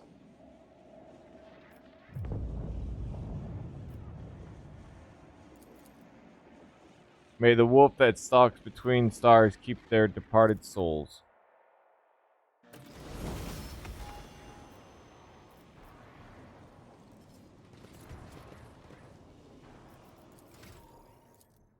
Calcazar, you nefarious bastard. He's a bastard of nefarious intent.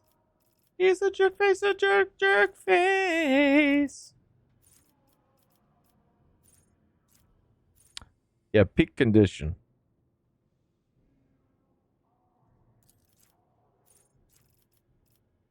You don't got a lot of strength, but I'll boost up his points. My points get boosted. Get boosted on my bones. My bones will get boosted. Get boosted on my bones. My bones. I think it might be time to smoke this smoke.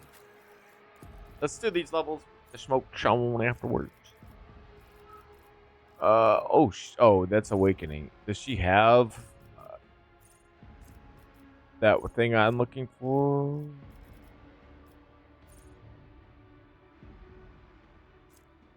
Tough as steel.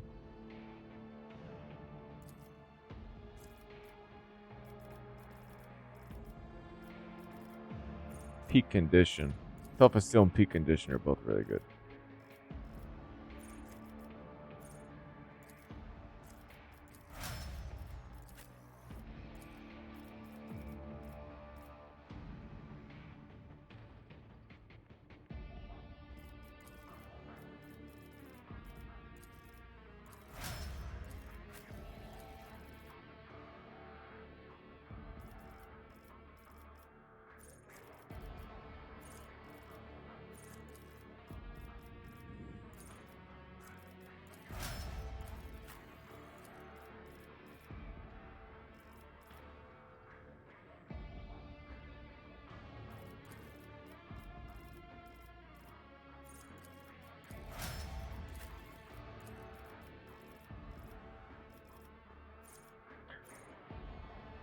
Oh, flesh wounds too. I need to think about that too.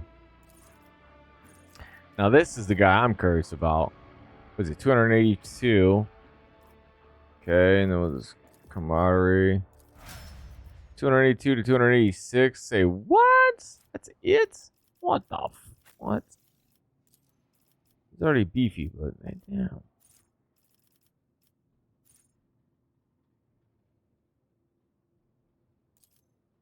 Oh, gains. Wait, character gains a bonus to their strength equal to 20% maximum. Oh. Oh, okay, I misread that. My bad. Damn, that's crazy though. I guess we all, because did he take it? I don't know. Oh, I did, right? Like, look, the strength way boosted. Whoa. Ugh. Yeah, look at that. Beefy cakes. Oh, yeah, look, 177. He's so strong. The dog has a lot of strength, too. 80. That's crazy. Peak physical condition. We're in the peak of our lives. Where is it? Oh, I already gave it to her. So then we get tough as steel.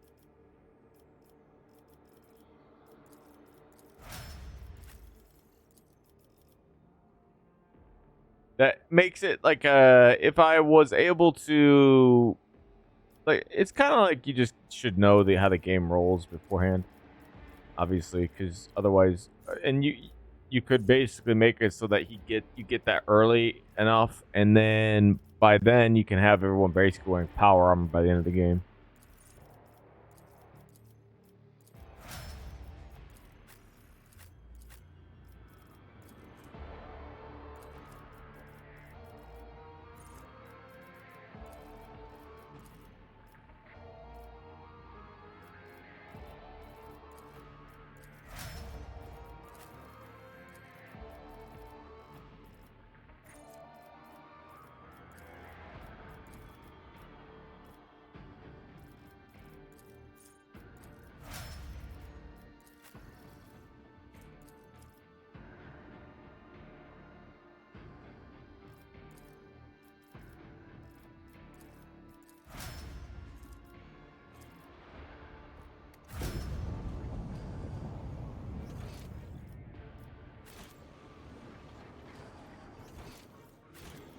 All right, we took care of the whole place. I think we're chilling. Good time. So it's a good way to end. Like, we're not ending. I'm still gonna complain, but like, a good time to take a break. Time kind of flew by there at the end there. I was like, well, fun. Yeah, either that or I'm not really sure of my time framing. It's been like 2 hours, I think. 6 hours. We've been playing for 6 hours. Not bad.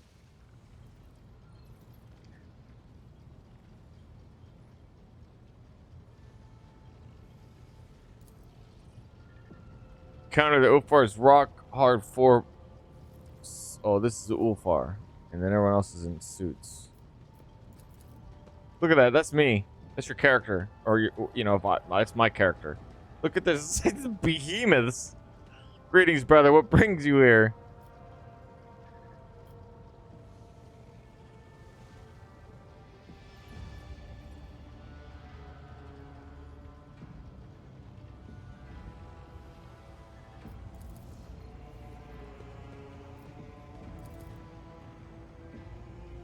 Thorvald's face breaks into a wide grin. He's affected severity vanishing from his face. He rumbles solemnly. Brother Ulfar, you swore that you would stand for honor of your pack. The baleful Howl. Did you descend to Euphrates too with your brothers? Did you fight?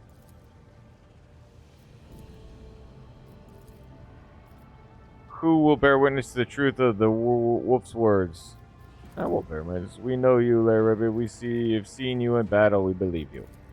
Show us the scars, Brother Ulfar, that we may see the mark of your deeds in the flesh. I did not acquire my scars to show them off, Brother Thorvald. Show the scars, brother. Show the scars. Ulfar's decision to appear at this meeting without his armor suddenly makes sense. You are watching a ritual, and Ulfar's shows of modesty is merely a part of the performance. Bro, these fellas in their ceremonies.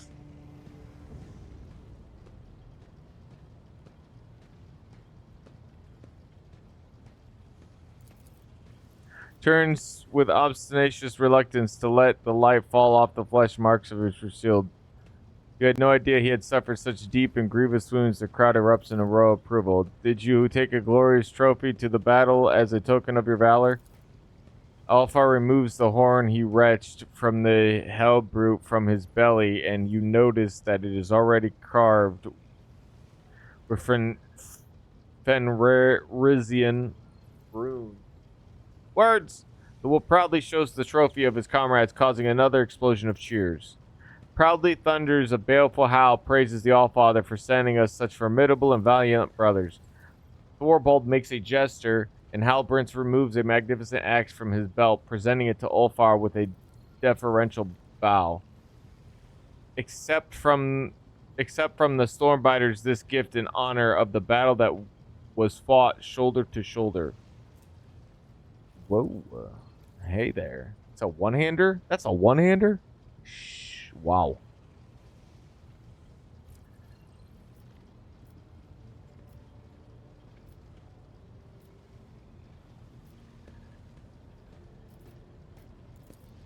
Of course, Rook Trader. Ulfar is our glorious brother, and as one of us would gladly die for him. Do not seek to understand the wolves. I will not stand in Ulfar's way if he chooses to go searching. But brother, you have proven the glory of your pack. It is not time to serve the squared thread. With respect, I once again extend my offer to join the Stormbiters. Forgive me, brother, but I must decline your offer. Though my heart fills with joy at the thought of fighting alongside you, I, Ulfar Thunderlung, swear before the Black Mane in the blood of the Fenris that I will not cease to seek my pack until my eyes behold them alive or dead. I understand, brother. Thorvald sighs with regret. May Blackmane run beside your path. Fortify yourself, stroke your rage. I see that your heart is darker than the waters of the world sea. So I ask you, take care that you do not join those of whom we must not speak. Of whom must you not speak?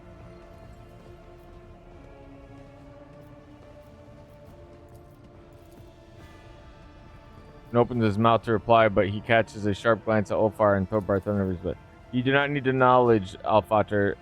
There are paths in the forest that only wolves ought to tread. A rune priest quenched it in the blood of the despicable word bearers who fell on Euphrates too. Blade is enameled with bone meal for the tooth of the Fenrisarian Kraken, and inscribed on it are the names of all the brothers of the baleful Howl Pack. You know that the names inscribed in the Fenrisarian weapon can mean different things, whether glorification of past heroes or commemoration of the fallen. Ulfar runs his fingers over the symbols, lingering first on the one name and then another. You are no expert in Fenrisarian runes, but you can make out these two. Arnulf and Skyadi. Thank you for this gift worthy of the Vegir Ironheart. Ulfar tests the weight of his new weapon. Very nice. With something of a flourish, Ulfar shows you an angular yet graceful script of runes that wind around and around the gleaming horn. When I return to Fenris, I will drink Njord from this while singing the saga of my march into the Cronus Expanse. Turn to our Drakkar. Becomes serious, and he gives you a significant look. I can hardly let the glorious wolves of Francis leave without treating them to the fine feast. So far, I would hate to violate any frame restrictions. You see to the arrangements. The wolves burst into a shout of approval. They're like, well, I guess maybe we should return. And someone with a gravely voice starts singing a merry song, no doubt one about massacres and glorious deaths on the battlefield. I mean, they're angels of the Imperium. Let them feast their heart's content on my ship. They are always welcome.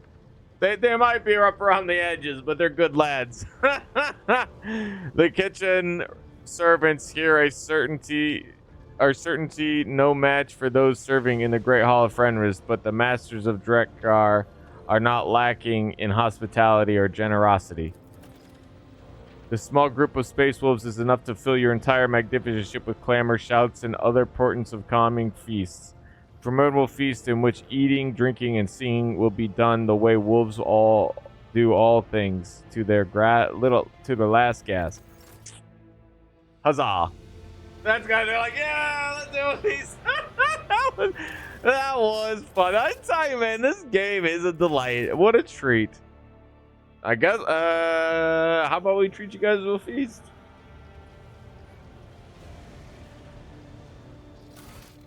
Okay, driven.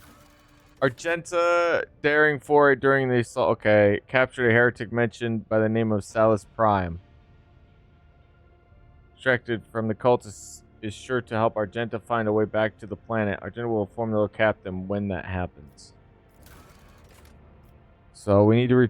The Lord Inquisitor should be at the. Okay, so we gotta go check that out. We gotta talk. We'll see what happens. I gotta use the facilities. I'll be right back. And then I want to smoke, so here I'm going to switch it over to this. Assistance must be sought from other Asuryani craft worlds, and the avatar of Kayla Mencha Kane, the embodiment of their war god, must be awakened to join the battle. Most dreadfully, the ancient spirit stones of the craft world's ancestors were to be retrieved from their resting places and implanted into cybernetic exoskeletons to fight as ghost warriors. For the Eldari, this was a profound risk. The spirit stones contained the spirits of deceased Asuryani, preserved within the craft world to protect them from being devoured by the chaos god Slaanesh in the warp.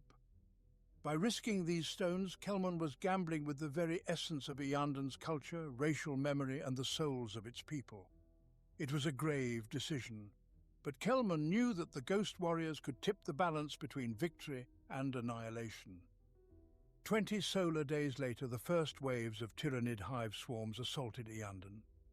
By then, the craft world had been cut off from the galaxy for over a week by the hive mind shadow in the warp, which made it nearly impossible for other Asuryani craft worlds to send aid through the webway or to communicate psychically.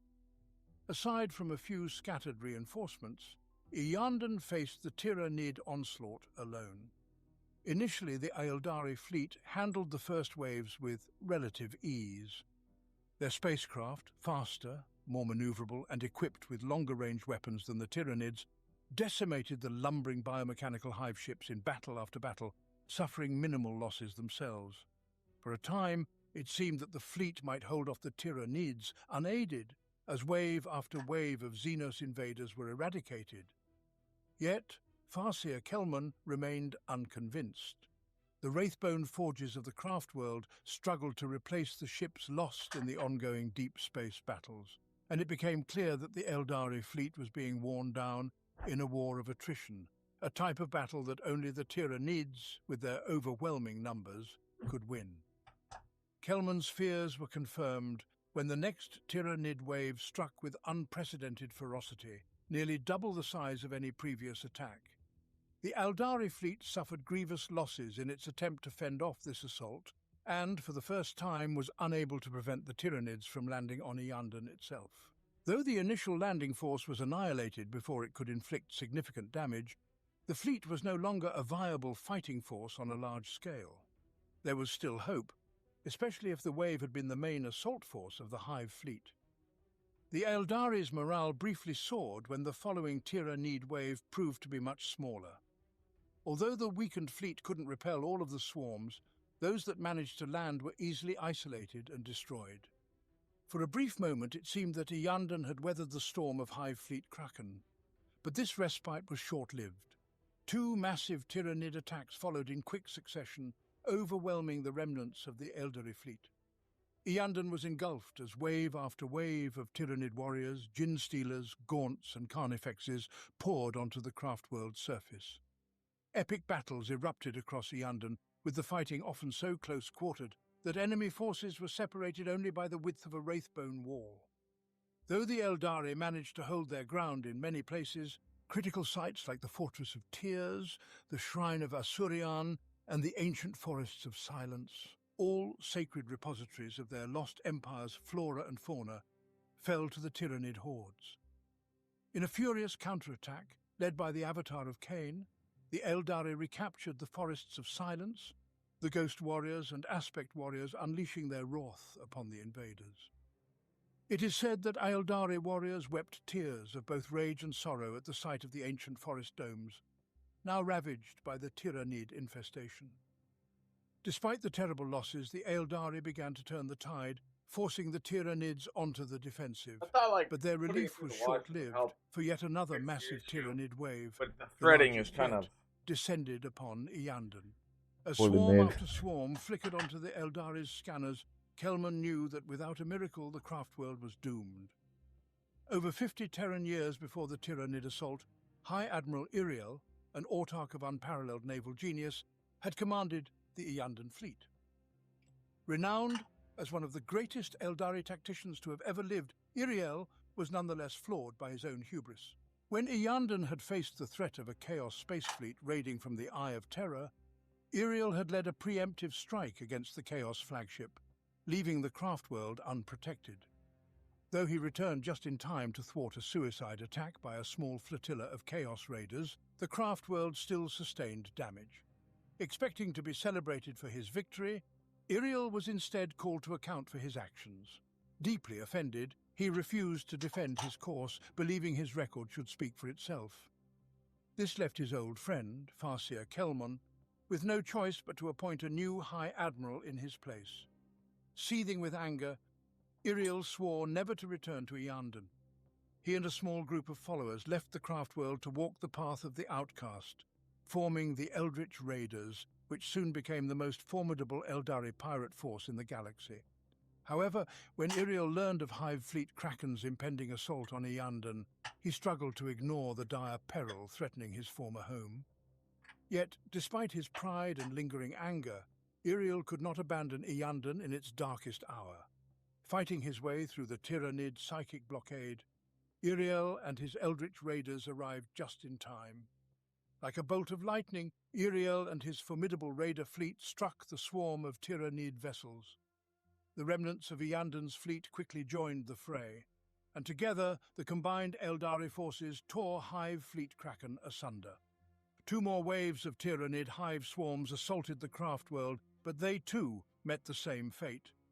Not a single Tyrannid bioship reached Iyanden, though the cost to Iriel's Eldritch Raiders was steep. Bloodied but resolute, the Raiders prepared to sacrifice their lives in the face of another wave of Tyrannids. On the bridges of the Craftworld and the orbiting Eldari starships, vigilant eyes watched the scanners, waiting for the next assault. Minutes turned into hours, and gradually the Eldari realized, with growing amazement, that no more Tyrannid swarms were coming. The assault was over. Hive Fleet Kraken had been shattered, its coherence destroyed. However, on Iyanden Craftworld, the war was far from finished.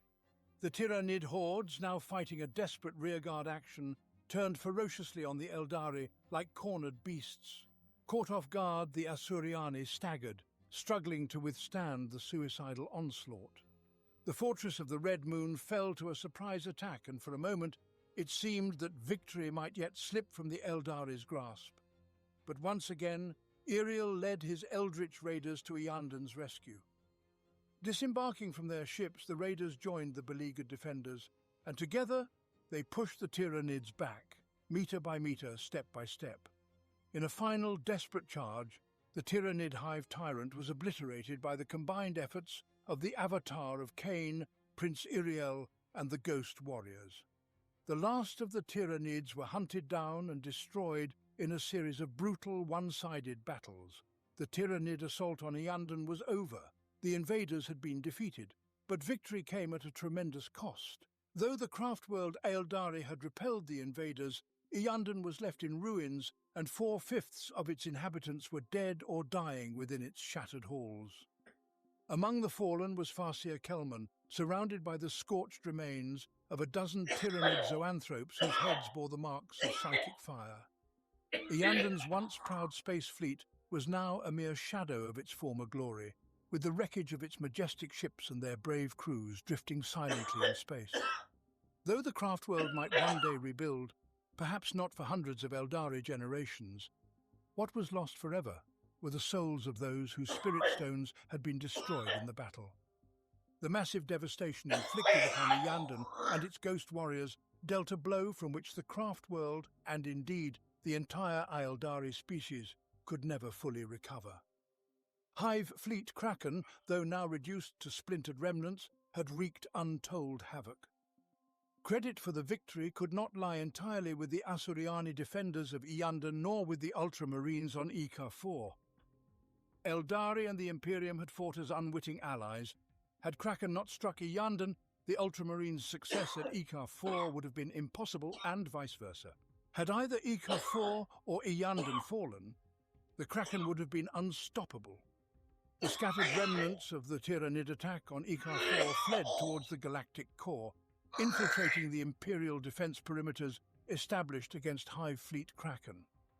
These splinter fleets became an even greater threat to the Imperium, preying upon unsuspecting and poorly defended worlds far from the main tyrannic war zones in the eastern fringes of the galaxy. Running battles with these Kraken splinter fleets continued for many years after the Hive Fleet's passage, draining Imperial defenses in preparation for later Tyranid incursions. The true extent of the devastation wrought by Kraken will likely never be fully known to the adepts of the Administratum. Some of these splinter fleets, though composed of as few as a dozen hive ships, were more than capable of overrunning human worlds and harvesting their biomass, growing ever more dangerous. Some splinter fleets grew so large that they were classified by the Imperium as new, distinct hive fleets in their own right. Hive Fleet Megalodon, for instance, emerged from one of Kraken's splinters and continues to ravage the Imperium to this day. The Tyranids have undoubtedly learned much about the Imperium's inner defenses from the actions of these splinter fleets. Every battle the Tyranids fight, regardless of the outcome, adds to the hive mind's understanding of its prey's behavior and tactics. Perhaps this was the true purpose of Hive Fleet Kraken, to test the Imperium's defenses in preparation for a far larger Tyranid invasion of the Milky Way galaxy. If such strategic brilliance is indeed characteristic of the hive mind, then humanity and all intelligent races of the galaxy have much to fear in the days to come. The Imperium had barely caught its breath following the end of the Second Tyrannic War, when it learned that Hive Fleets Behemoth and Kraken were merely reconnaissance forces for the true threat to humanity's existence. The arrival of Hive Fleet Leviathan in the year 997 of the 41st millennium. Classic. All right, that was dope. That's why I like to listen to those, man. They're so fun to listen to.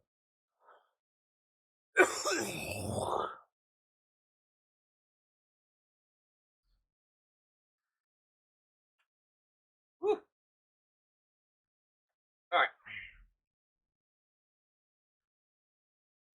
All right. Here we go.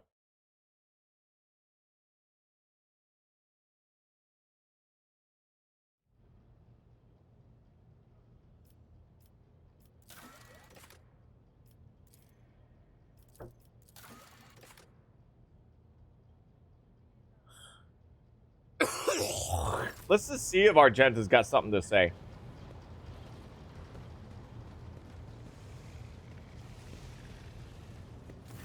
Greetings. Of Of course. Do you remember the first days of the attack? When we captured one of the heretic commanders? He burned so brightly you could have seen him from anywhere on the battlefield, I'm sure. But what is most important is what he told us before his execution. The heretic was one of Conrad Voigtfir's closest henchmen, and he revealed, screaming through the pain, what I had wanted to know for so long. The markers of the route to Salus Prime. The world my heart calls to. The heretics of the Final Dawn tried all they could to stop us, but they failed. Alright, she found the location.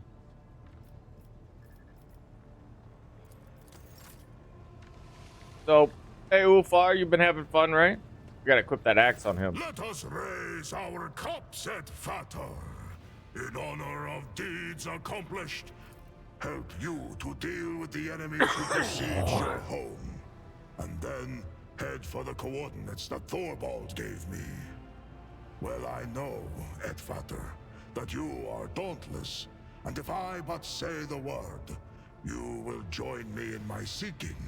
He's right, I would. The place I will voyage to is a perilous one. Few can survive in it, and though duty leads me there, I do not want my debt to be paid with your blood. It is wise to hide one's past from a stranger, but shameful to hide it from a friend. Ask away. I was a seafarer. Every spring we would go out onto the world sea and slay many armed krakens and ravenous sea drakes. And then the season of fire would come, and we would dock on Asaheim to battle for our clan's right to inhabit that land. I was young, but already fierce, and facing down foes twice my size.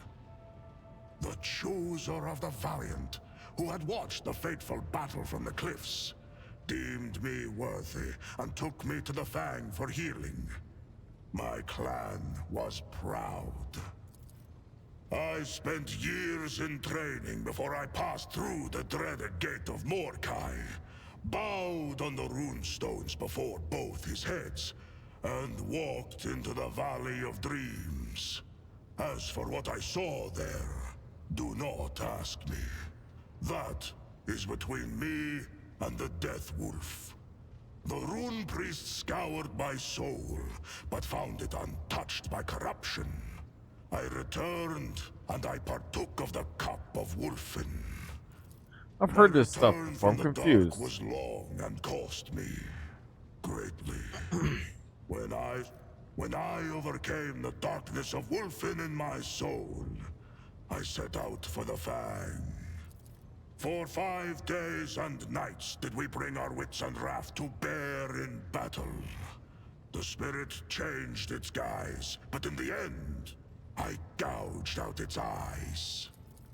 Everything on each time the ages, an order, many times we call even among the brothers, they when I and what happened? And of my glorious victory before more than word. That is my moniker, yes. My voice knows no like all this stuff is or feasting. I can recite this must be what's new right here. And terrify foes with my battle cry for hours. Oh, this fight. The bonds between us were many. Arnulf was my sworn brother. It was he whom I faced down in the battle where the chooser of the Valiant noticed me. Arnulf too was deemed worthy. We went from bitter foes to setting aside the enmity between our clans and becoming close friends. He gave me this blade to show that putting aside your differences for a bigger cause, basically. Quick to laugh was Arnulf, and fearsome in a fight. Almost as fearsome as me. Skjadi Twice Thinker. Well, He was sent to us by the Allfather to see that we did not meet our deaths as young pups. He had enough thoughts in that head of his to make do for me and Arnulf both. It was Skadi who taught me to compose verses. Skadi. The spirits prized his wisdom, and the runes hearkened to his voice. When the Xenos took me prisoner, Arnulf caught up with them and slew a score of them with his fine axe. And Skadi called down a storm so mighty that the abomination's jet bikes were whipped into the wind's furious currents like leaves. But even that was not enough to take them all. We were captured. Tervantius took Skadi first and turned his body into something unthinkable. Then he took Arnulf, and during the many hours of torture, my brother's only response to the freak was disdainful laughter. And then he fell silent. Yeah, Travantis is this place called the Dark City's basically like mad scientist, experimenter. He like did genetic experiments and he just experimented on people to see what would happen.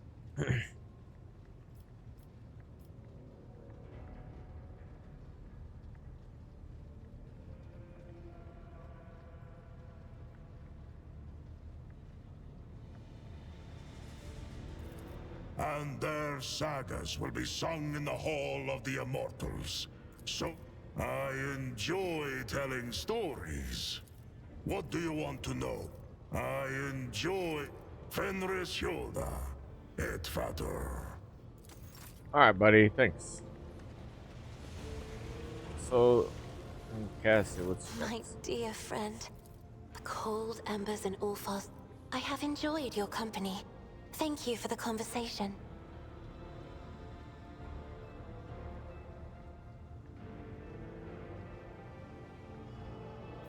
feels tainted? I think it's because he's like, now he knows more than ever. Rogue trader. Understandable. That trial was unprecedented, as was its ending. Gregorus Strax used to be an outstanding servant of the Lex Imperialis, and I still cannot understand why he failed to recognize Voltur as an enemy. I think that, in the end, Gregorus's actions were only human. Trapped in the Coronis Expanse, he was faced with the task of guarding the entirety of the sector's tithe. He needed the wisdom of someone who could lighten his load. I am thankful to you for sparing Gregorus's life. He would have preferred execution. Like all arbitrators, he feels duty-bound to accept his punishment. I intend to visit my former commander on occasion. I don't want to leave him alone with his guilt. That's a very honorable thing he is also doing. I think he's also wants to talk to him because he too feels guilty, probably. Brother in arms kind of thing. The Marshal's removal is sure to become a test of the Arbiti spirit, but I believe in the Arbitrator's perseverance. We were taught to do our duty no matter the circumstances, and even while we are leaderless, the Lex Imperialis will guide us through. The Adeptus Arbites in the Coronis Expanse are in need of reorganization. Recent events have shown that we cannot continue to serve the Lex Imperialis the way we did before. I will use the experience I have gained while traveling with you to ensure that less blood is spilled. Nice. Both that of the judges Yep. and of the convicted. Nice. Quite the task, considering the arbitrators do not know the meaning of redemption or mercy. Well, teach him. Nice. I've decided not to subject him to yet another procedure. The protocol that was making him conduct surveillance has been stopped after all. We might have need of this function someday, but for now, it has been disabled, into the void with it. So do I. Do you wish to talk about something else? Excuse me. You know where to find me. So, it's been a while. I guess I just didn't talk to him after the occasion, but I come back to Draconis under the accusation that I am being accused of treason. Right? The Administratum's, the lead person in the Administratum is basically the one who's doing this, and that with the assistance of the Marshal of the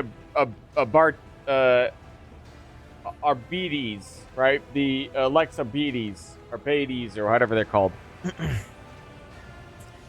And so you have to go through this long, arduous trial, and you end up causing a lot of harm. Like, well, things Lord happen. Captain. Lord Captain. And at the end, you persevere after, like, you basically try to convince your innocence, but they don't believe it, right? And so you convince some of the people to join your side, and other people are on their enemy side, and you basically shut down the coup or whatever, because it's your place, right? And they're trying to remove you as a rogue trader. So you stop that out, and that's where that conversation is from.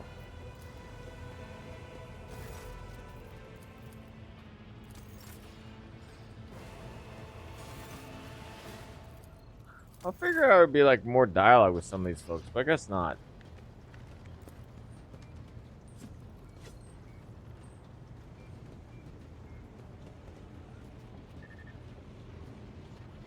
Cabela, Idara, what do they got to say?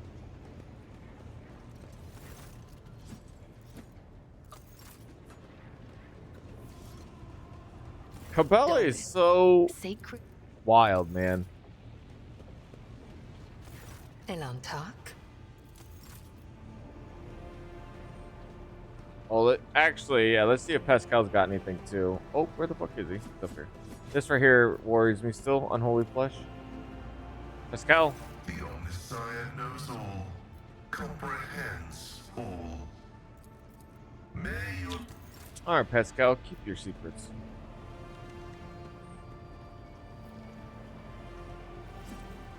I have noticed that as you have played the game, maybe this is just me, but I feel like you have a lot more officers on the floor than you did. And that might be due to the fact that people aren't dying a bunch. The promenade has the eradicated rest area. The velvet cushions really? Bench looks soft and comfortable. Hell yeah. Take a rest. I mean, preferably if you're like a rogue trader and you have this, it should be like I guess you could say the people in the lower areas also see it as an honor to serve as the flagship, being on the flagship for the rogue trader. But like, not only that, but it should be like life luxury to be living. Like there's jobs for everybody, right? In the sense that work needs to be done, but like they should be able to go home to like some lavish living, you know? Just saying. It should be. I don't know how to explain it. I'm a egalitarian. Like I want the best for everyone, and I know that sounds crazy, but I think it's selfish to think otherwise.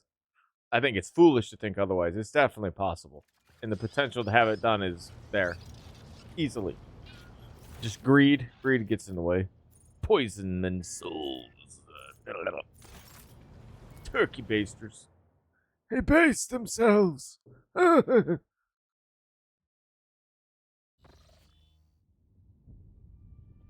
Does not try to hide her excitement. Rogue Trader, at last we can speak. Victory of the Euphrates II was inevitable, invaluable in and of itself. But what great fruit it bore! I now know the way to Salus Prime, the planet where a great relic of the Imperium lies hidden. Prepared for this journey? Excellent. We'll set a course for Salus Prime as soon as we can. Our gratitude is yours, Rogue Trader. Yes, you're welcome. You're welcome. Alright. Salus Prime. Calcazar. We need to demand answers from Calcazar, the jerk face. The jerky jerk face. Why, Calcazar, do you need these resources?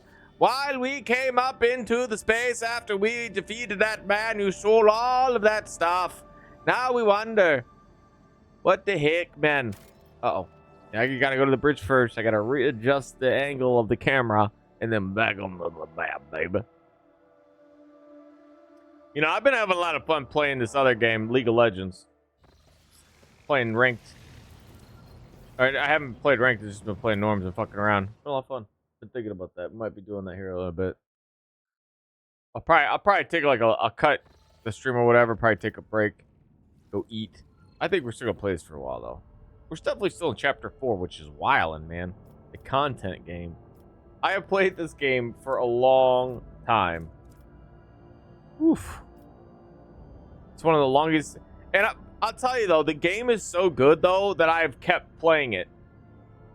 It's well over like 120 hours. It says it's about how much you'll get out of the game, but like I've been reading like basically every single bit that I can read. You know, I've gotten a lot more used to reading too, and I kind of forgot how fun it is to just read. It's a lot more enjoyable, and I've also gotten used to reading out loud, which I was having trouble with in the beginnings, but after 120 hours, I've gotten used to it. Keep the lips moist. No!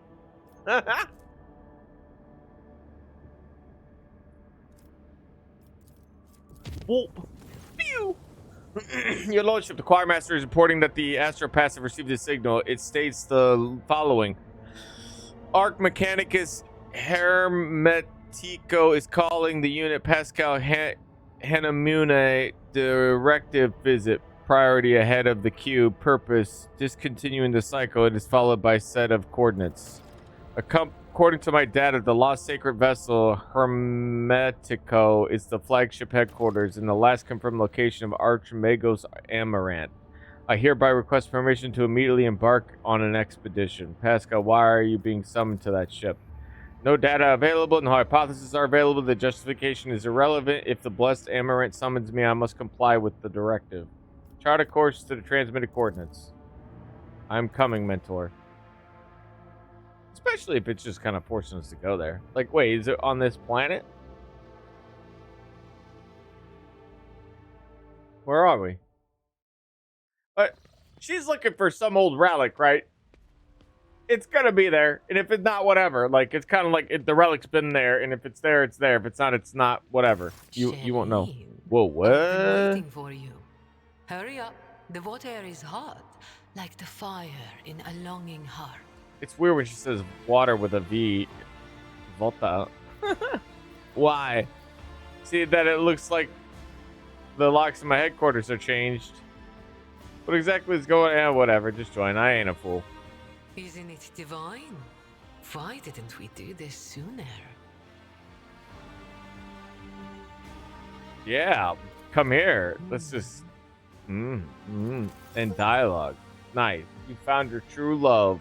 Sexiness. It was good to just, you know... Uh-oh. Right. Oh, right. Ulfar and Solomon are still have. Let's see what happens. Let's see what Ulfar says. You have fine chambers, Outfather. Now, what kind of saga do you wish to hear? Want to hear a hail of valor, something amusing, a tale of heroic. I have seen my brothers accomplish many fine deeds, but I will not tell stories of them today. Instead, I will honor the valor of the mortal guardsman named Soria. When all of her comrades had fled or fallen, she alone stood and fought with us against the unholy scourge.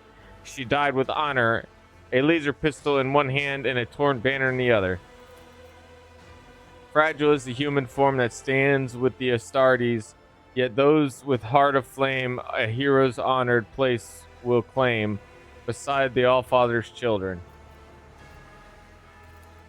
Once when I was young, a foul sorcerer bewitched me in battle. It made me see my own brothers as a warp spawn, and I attacked them. Good was my fortune that our leader made short work of the scum before I could harm any of my brothers. And great was my horror when I realized what I nearly done. Foam the mouth of the spellbound runt, biting the flesh of prey misperceived. The sorcerer's grief will forever remember the pup scarred by brotherly blood, all but spilt. Something amusing. Once my brothers and I clashed with a throng of orcs. On the 5th day of the fray, Brother Hard skewered one of the meaty bastards with his chainsword, and his sword got stuck. The fight still raged on around him, so Hard just kept swinging his sword and the impaled corpse along with it. It was how he got his moniker, Hard Bard Fang. Barb. Like his chainsaw got stuck on the orc, and so he just started fighting with the orc on his sword. That is pretty funny. Flies the green carrion above the battlefield bloody. 'Tis the banner of Herod. His glory displayed, it sends his foe fleeing, afraid of becoming Barb Fang's new standard. Standard like a flag, like a banner. This new bar shit is good. Thanks, dude.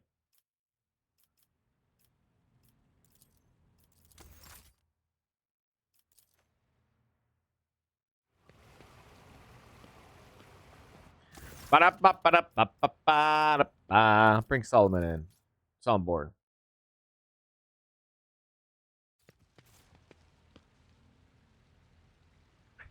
He rushed in with his gun blazed up. So unwind is not a code word, and you are not in any danger. So you truly want to know how our patrons spend their time off duty? Well, why not? I suggest a little shooting contest. We'll use empty bottles as targets. In my chambers? I think not, sir. Kept running in there with a shotgun, gun, and shield up. Dreadfully, dog. Guards, bring me a weapon and set out targets. This is foolish. Leave me all aboard. Yeah, fine. Fuck it. The enforcers hasten to carry out your order, and within seconds are setting out the bottles that will serve as your targets and deferentially placing the firearm into your waiting hands.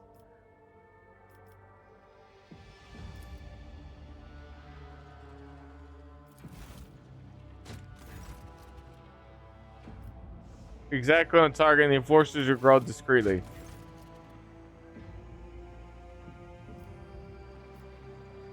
You can shoot with their eyes closed.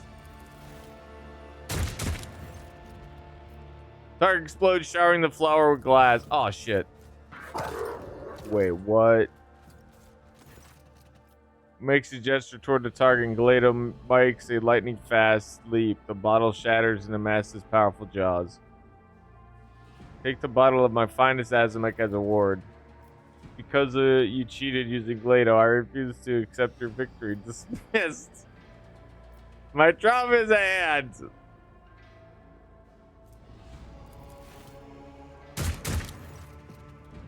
Target shatters your ground, immediately roaring delight. The soundboard bows his head respectfully. A glaring victory, Rogue Trader. It has been my honor to compete with you. He thinks this is fun.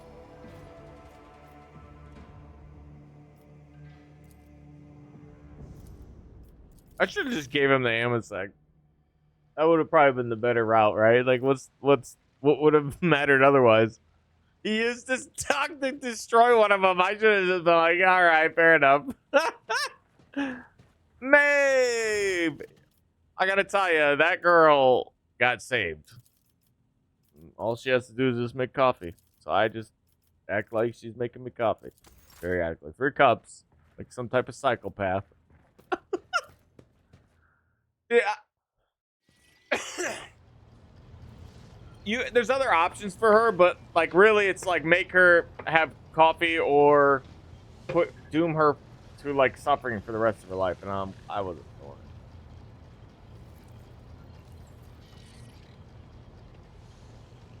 it. It's a reason why a lot of these folks are still alive, because I am very unwilling to kill people as much as possible.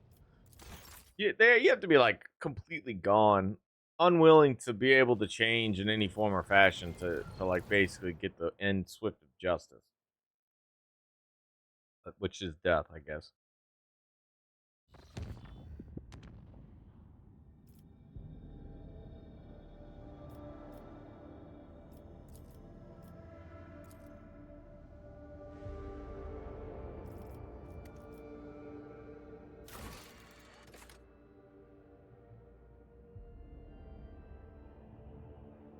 Reappeared to the known system Cronus Expanse. The first step of this location is the system Speculo and send a boarding shuttle.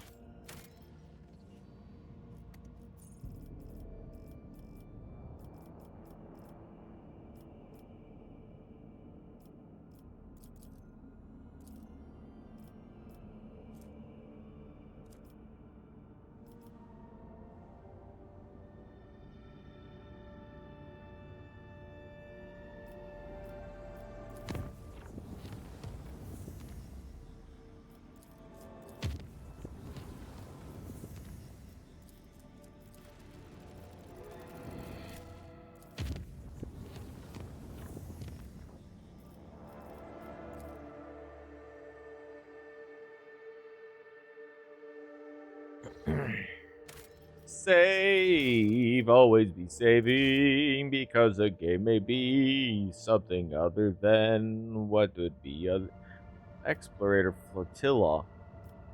Dude, I really don't remember any of this shit. That don't teach me. Augur's Anomaly? I've already explored this. When I have a Xenotech thing here. Oh, hell no.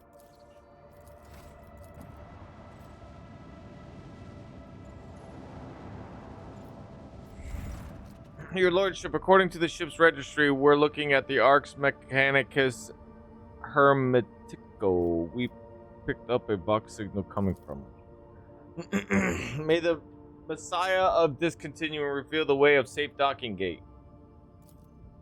Perception test. The raspy voice of the person who recorded the message is vaguely familiar to you, but you cannot put your finger on it. Requesting the right to participate in the first boarding party, evaluating the shuttle docking options.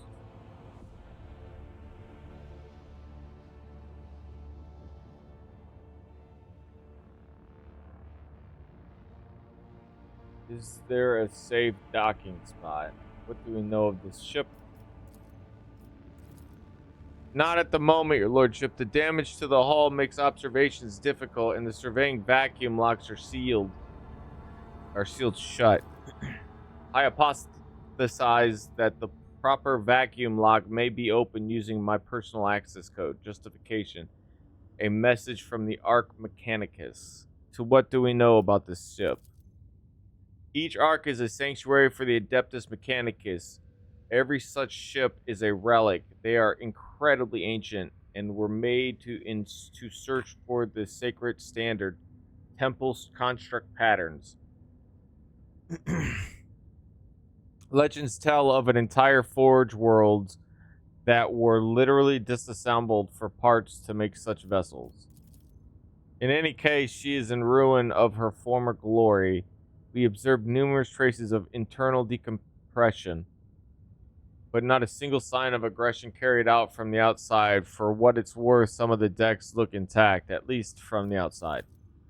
We are also picking up strange radiation emanating from the hull. We believe the ship has been in the processional of the damned for a long time. It will be done, Your Lordship.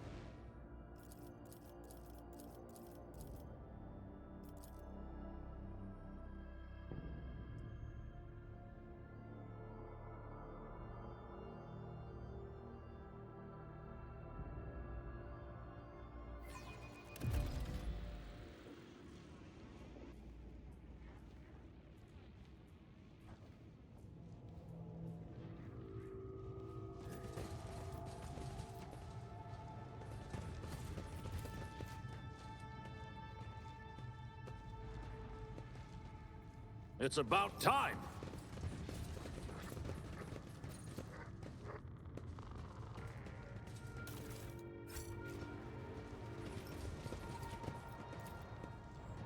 Excuse me. Camp right in the heart of the sacred machine. Armor's augmented.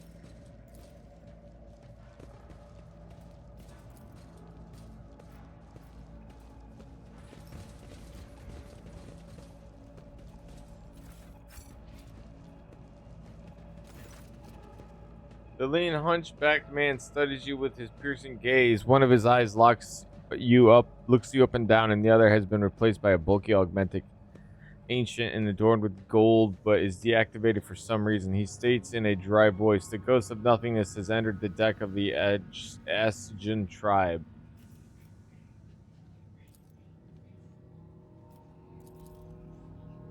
It does not matter, you are ghosts. The middle-aged man carries a potentia coil on his shoulders. After the manner of the tech priest, it is held in place by straps that are not connected to anything.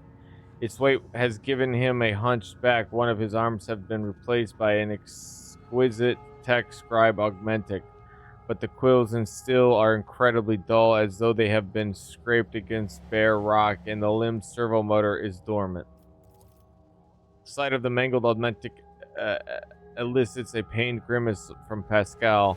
I am registering evidence of precious true flesh being operated in unacceptable conditions. The markings indicate that the sacred metal was fashioned many centuries ago on blessed Mars. Putting it to such crude and careless use is an insult to the Omnissiah. The undertakers of the world had expired in the great discontinuing of the cycle, the mourners holding an external requiem for the universe. Fascinated by the answer, Pascal says quietly, "Let the cycle be discontinued." A wan, condescending smile grimaces the man's lip. "It was discontinued a long time ago. Do you believe the world has perished?" This statement is true. The world ceased to exist very long time ago. It turned into nothingness, to ash. All that's left are these ruins, the last shard of the universe, its cenotaph. The unthinkable was wrought. The cycle was discontinued. The tribesman mind is full of the most unintelligible superstition. Why does this unity seemingly no less than some primitive barbarian? Neither. It just happened, but it was a grievous event, and we grieve.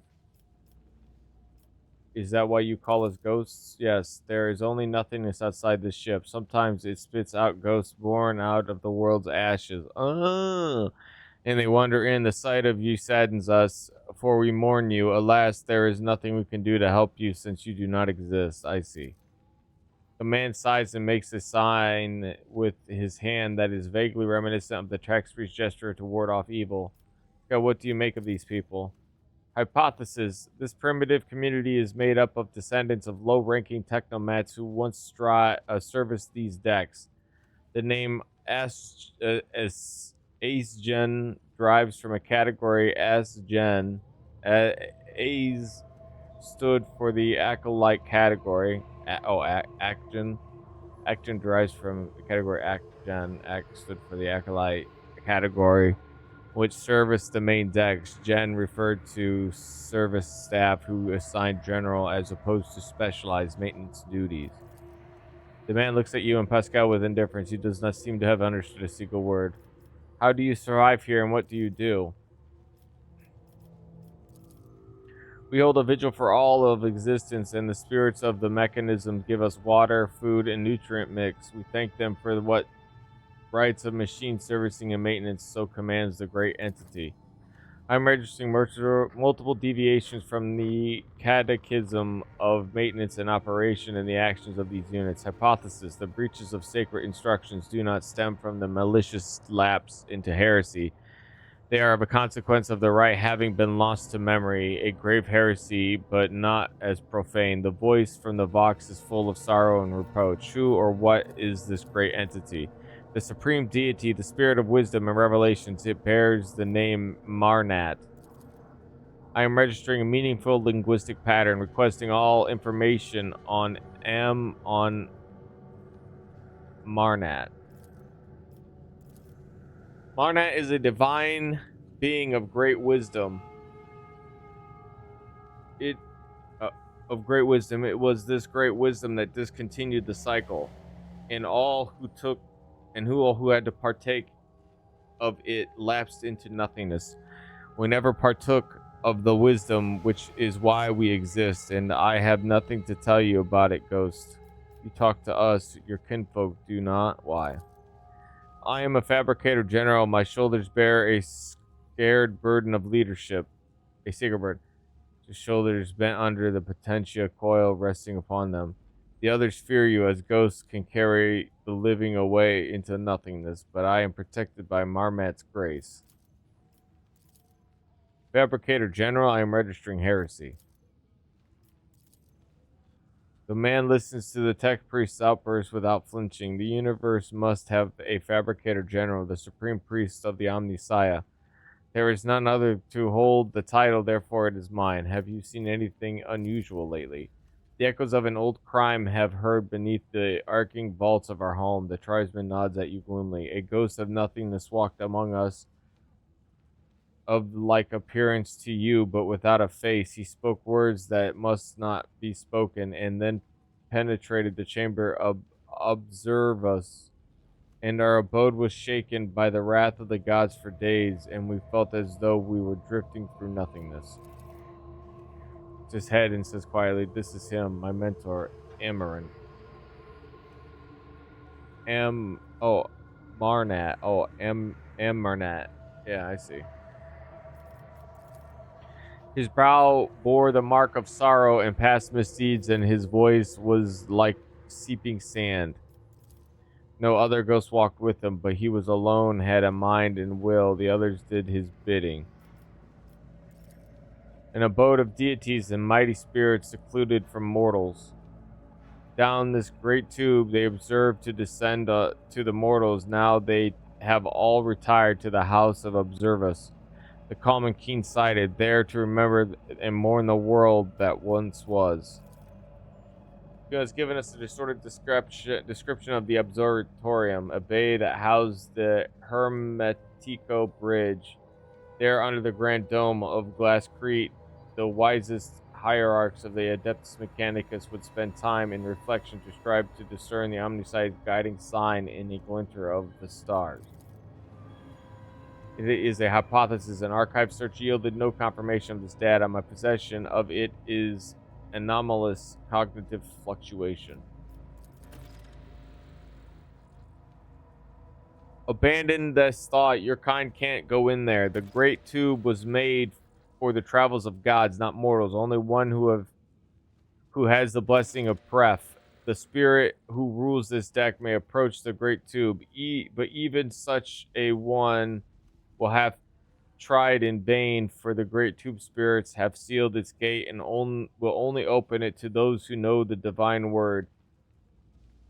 And rust wraiths ensure that humans don't steal the word. They make short work of any thief.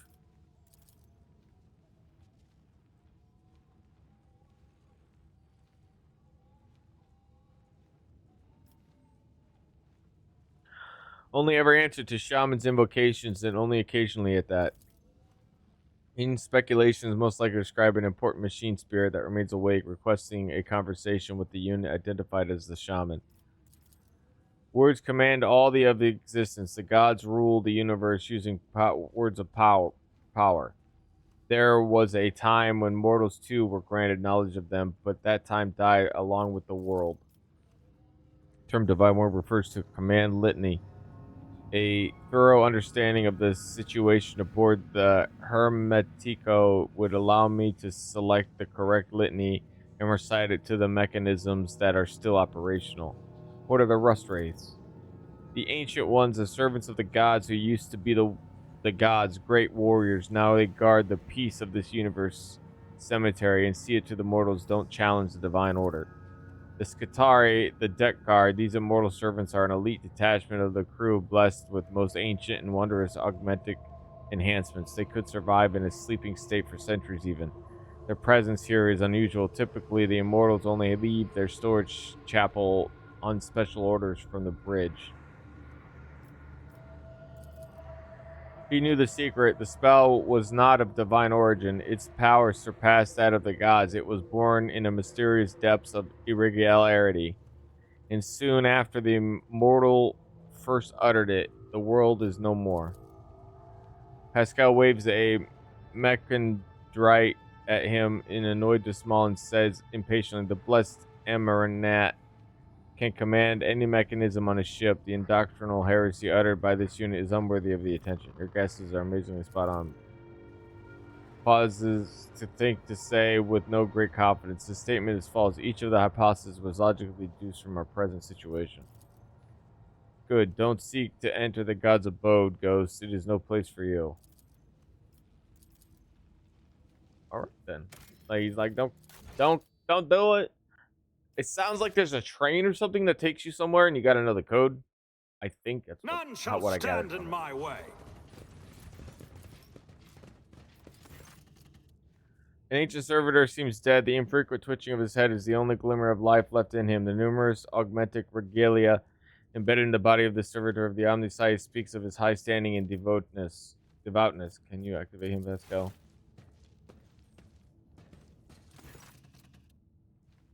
I identified that this unit as Magos Logos Hextodon 11. The unit received 7 commendations for advances in astrography recorded in the fleet archive. The unit he liked watching the stars. He called them beacons left for us by the Omniscience. The servitor gives a jolt, raised his head, and fixes his augmentic eyes on you. The large black circles of his visors are cloudy and covered in scratches. The pained moan comes from the speaker of the servitor's throat. Operational unit identifies itself as no data available. Error, malfunction. The Omniscience knows what. He is suffering. The unit is long past its operational life expectancy, but the particularly ancient and sacred true flesh it has awarded for its outstanding service to the fleet is still prolonging its years. This statement is false. My archive has no record of any encounters with this unit or any archive requests concerning it. I just know, and I grieve. The tribespeople inscribed his body with the blessed manual of maintenance and repair. Hypothesis ignorant as to the true purpose of this litany, they perceived it as a health replenishing magic spell. Tech Brother Hessasan 11, this unit identifies itself as Pascal Hanamunin. Can you hear me? Do you know me? Can you tell me what happened here? The jumbled sounds comes from the servitor speakers as if the very old man who has outlived his faculty of speech is trying to utter one familiar words known strange to him. Suddenly a spark of lights up in his visor and he utters with great strain, executing function, all reserved capacities engaged in executing primary function. Request denied. The rattle of the servitor's voice could be easily mistaken for indignation. Access to a lift system denied.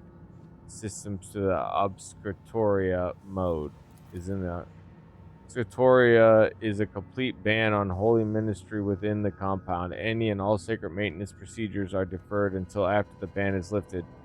An Obscuratoria is declared when the temple has been compromised by suspected corruption before a battle or in the event of a major critical incident.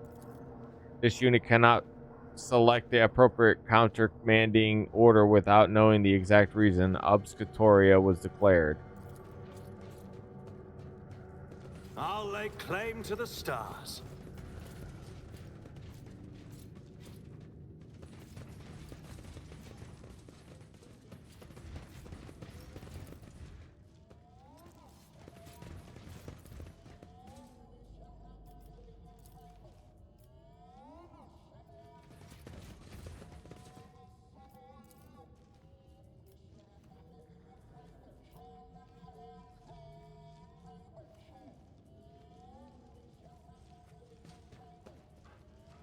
A new challenge for me?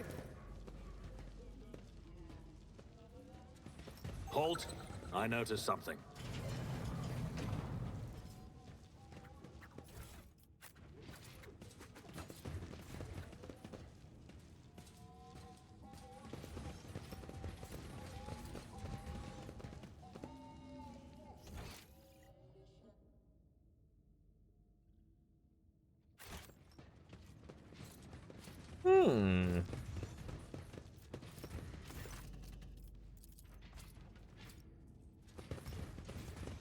Okay, so let's maybe go talk to the chief again.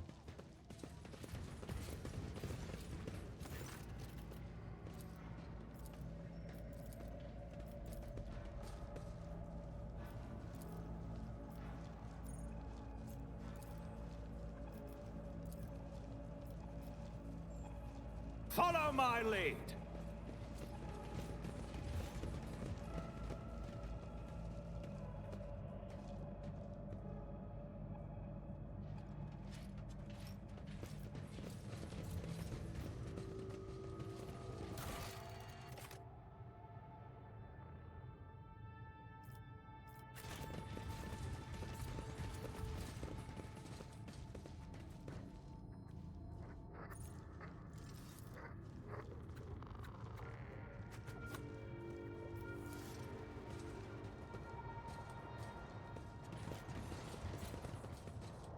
It's about time.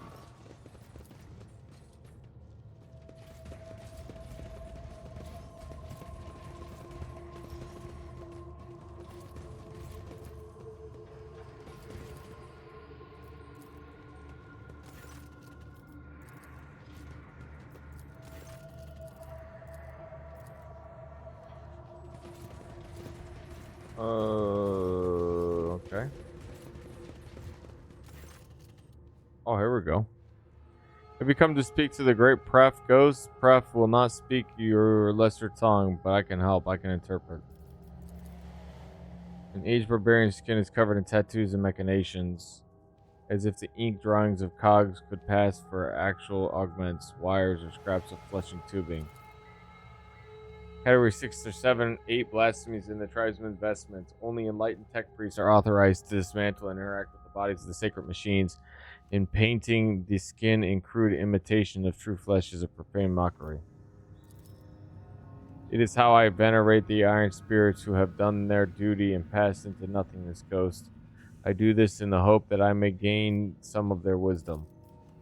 This statement is false. I am not registering any veneration. Our deck's great patron spirit who protects it and watches over everything that happens on it. Perhaps used to be a kind father to us until wicked people tricked him. That was when he disowned the mortals who lived here. He wiped the names of everyone who used to be under his patronage from his memory and no longer recognized their faces. Since then, Pref has been a harsh and cruel-hearted master who is deaf to their prayers. Barbarian is using this debased design to refer to the prefect and the Numator, especially sacred congregators served by all the Dex Junior machine spirits. I'm registering a Category 6 blasphemy. The tribesman claims to communicate with it. Only the enlightened Adeptus Omnisire are permitted to interact directly with the perimeter. Since the part of the legend that speaks of disowning the mortals and forgetting their faces describes the remove access rights from authorized units. For reasons unknown, the prefect animator was ordered to cease accepting commands from outsiders. I'm registering blasted layman. This blessed smoke is meant for sacred machines, not your lungs. This primitive melody is a language, our language, a variety of rhythm-based tech vernacular in which meaning is created by the links of pauses between the signals. Priest of Fenris can speak Benharic using flutes, drums, and bone rattles. Some of the rituals they use to appease machine spirits loathe the sound of the vox.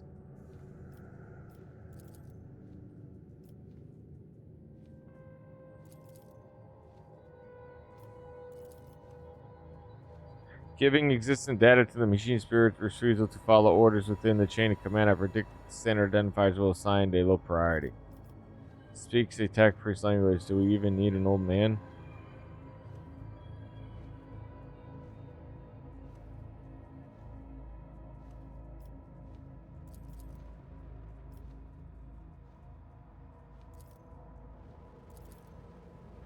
Ripper asks why he should treat your words with respect and not scorn them.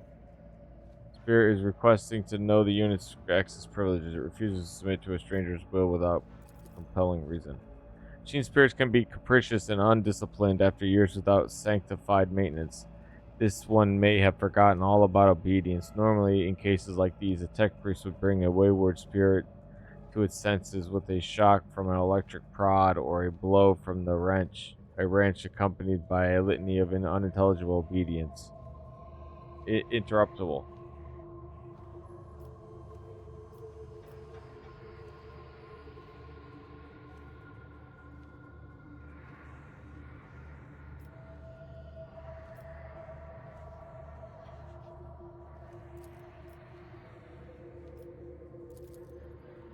Are the Magos Explorator or Decorator and the 4th grade promotions entitled to Category 3 Sacred Augmentation. Well, is likely the only active obtained tech priests of the Adeptus Mechanicus aboard the warship. I appoint myself as Vestal Supreme Hierarch. If requires why you are seeking his friendship.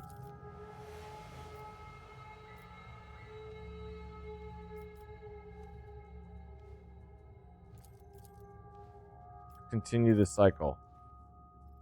Not recognize your name or your face. You will not grant your friendship and bid you leave. Stimulated reaction is anomalous. Such disregard for regalia can only be explained by protocol signifying an extreme degree of danger to the vessel. Fuck. Did I fuck up?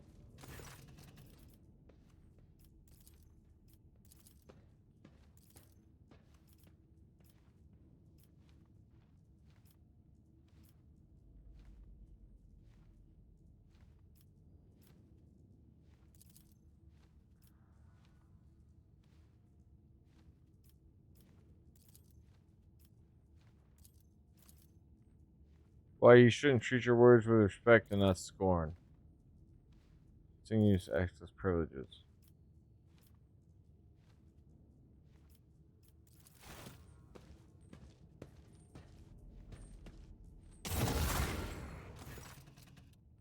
True, Pascal extends a hand towards the machine, which is enveloped in showers of sparks. A crack is my authorization. Acknowledge it, or you'll regret it, wayward spirit.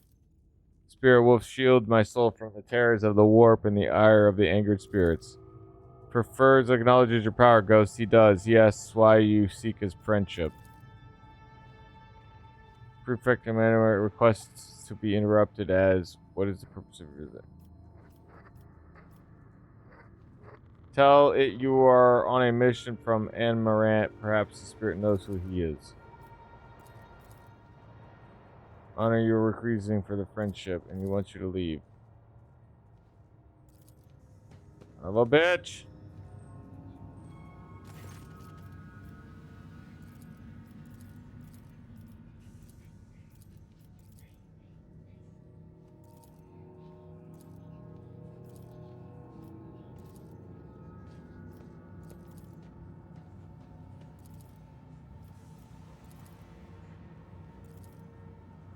Does not recognize your name. I won't tolerate weakness.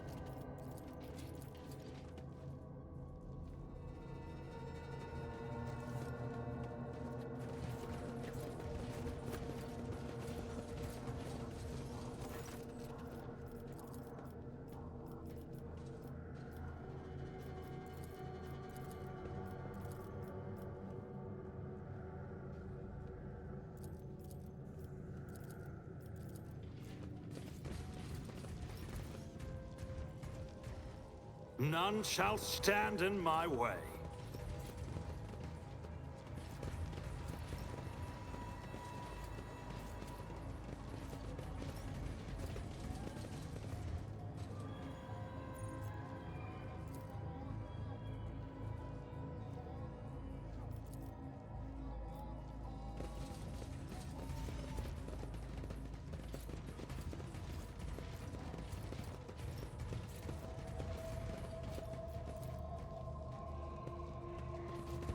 Victory awaits!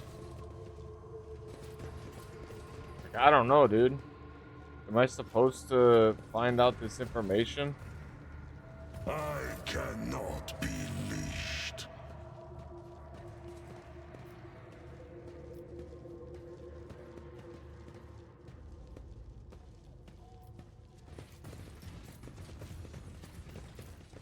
Maybe I gotta talk to Pascal on the ship.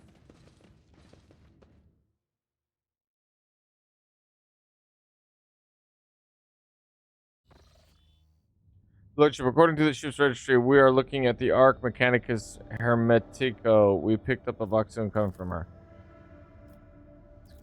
They're requesting the right to participate in the first boarding party.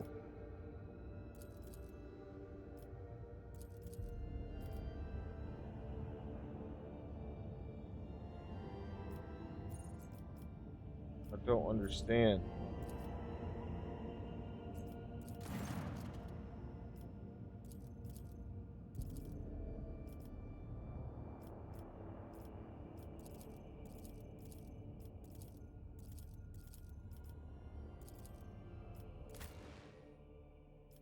Okay. Game's acting like whatever it is, it's supposed to be here. Okay.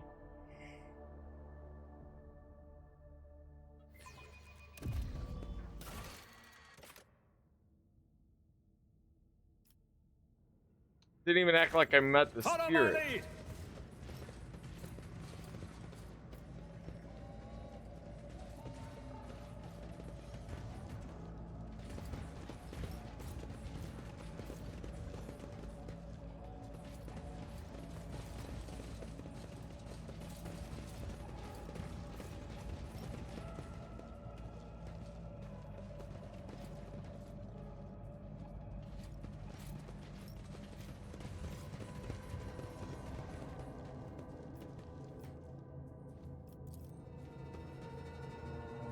I'll lay claim to the stars.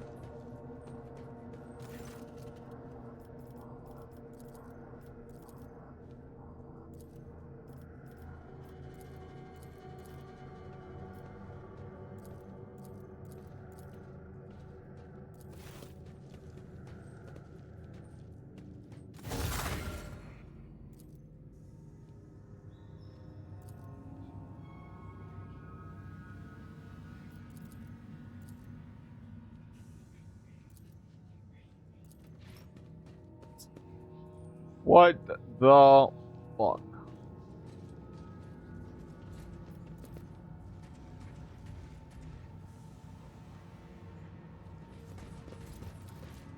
It's about time.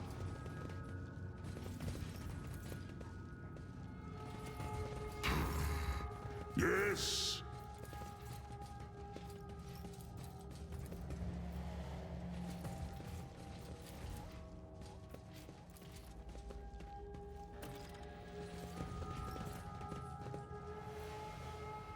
Finally, something.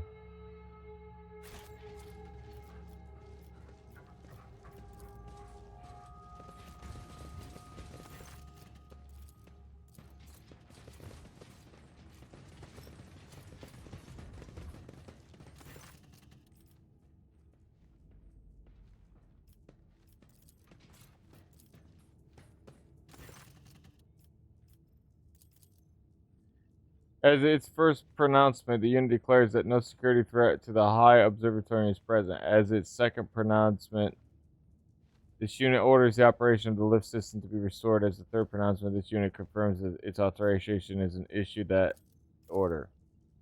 Unit's hierarchical rank not recognized. Authorization to give orders unconfirmed, awaiting confirmation. This unit is not part of the Hermetico chain of command. It must introduce itself to the ship system through confirmation survey. Okay.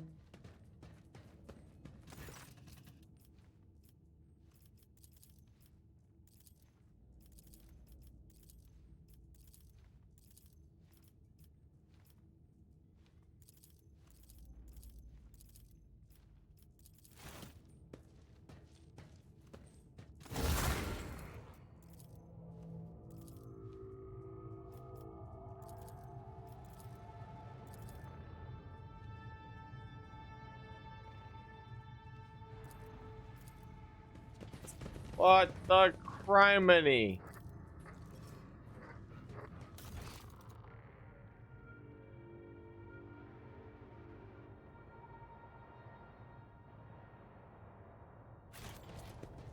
I won't tolerate weakness.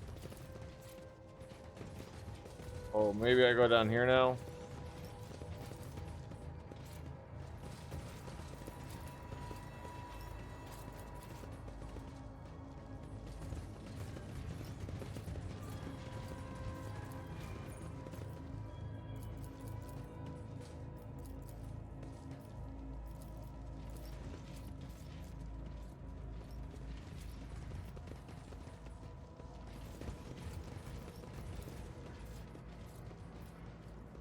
None shall stand in my way.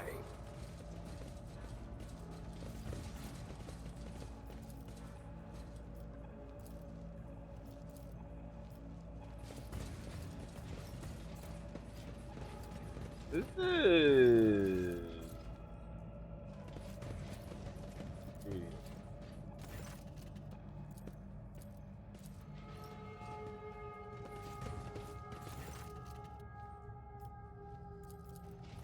Don't understand.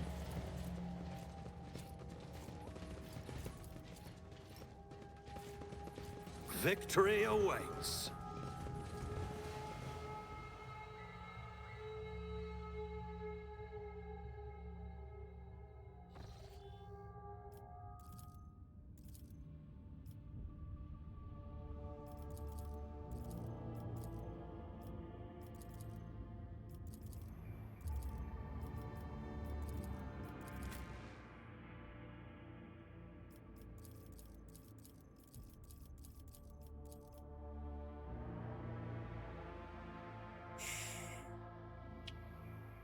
is really fucking with my enjoyment of this game right now. Like, I don't understand why.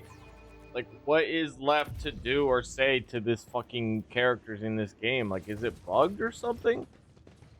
Hey, dude, I hate going online and looking shit up, man. It just, like, throws me out of the game. It's so annoying. My mood is already affected by this bullshit. Like, what the fuck?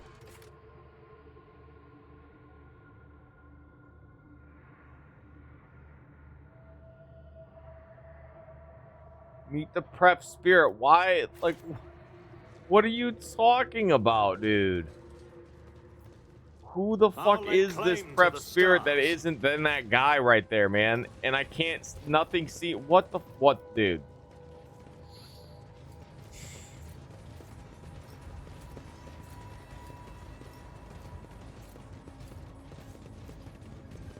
Fuck this, man.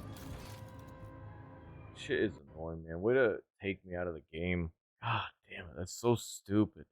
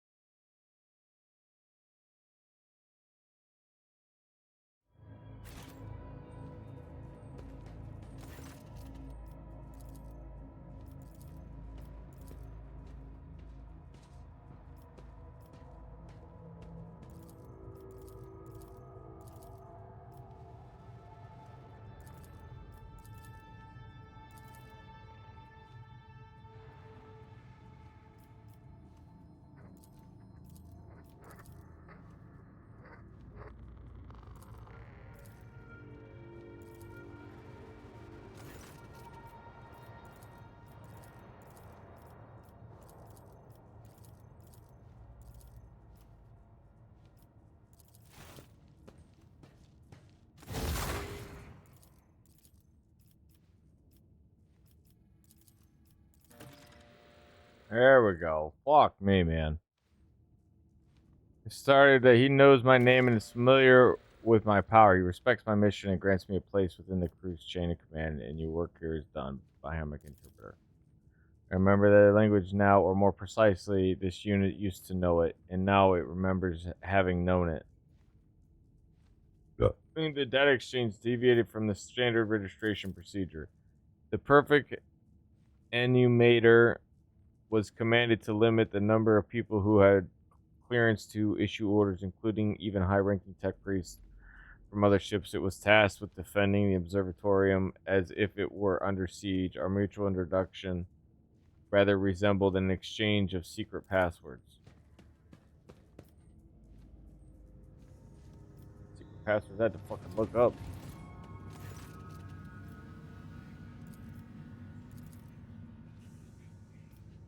Soon as the lift's going up there during his operation, we will be attacked. The deck guard will activate and attack us, requesting confirmation for readiness for combat. A wise precaution. Give me a good.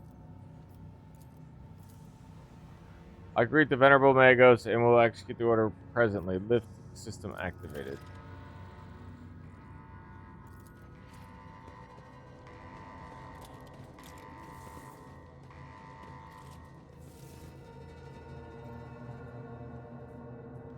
Take a knee and bow before me.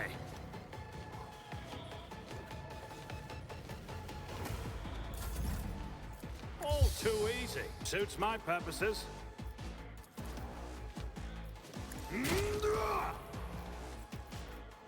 Not a problem for me. My time is now. I would that I could. Damn, girl, where's your move dance of speed? blades and shadows. Okay. Oh, rip. Living on the edge. Never fight fair. Tell me, and it is done. Don't get going somewhere.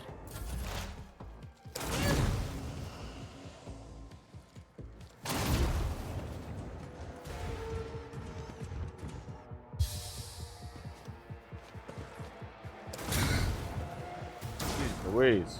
Just a minor setback. Blew himself up. Stop mocking me. Death comes in silence. I shall. Death is a blessing. Killing brings me no pleasure. I bring mercy and retribution. Death is a blessing.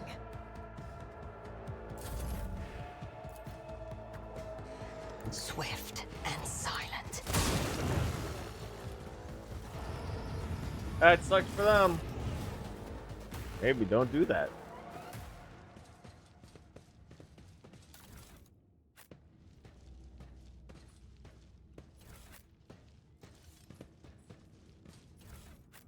The dead know nothing, and neither do the ignorant. That include her?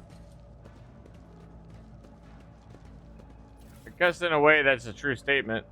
The dead know nothing and neither do the ignorant. Well, I guess that's kind of like the statement of ignorance. Not knowing something.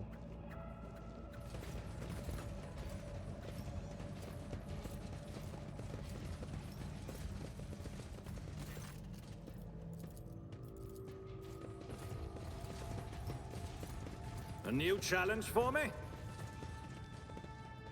Going up, up, up to the elevator. Up you going up, up. Whoa, what's it? Well, it looks very like. Oh, there's people here still. See what happens.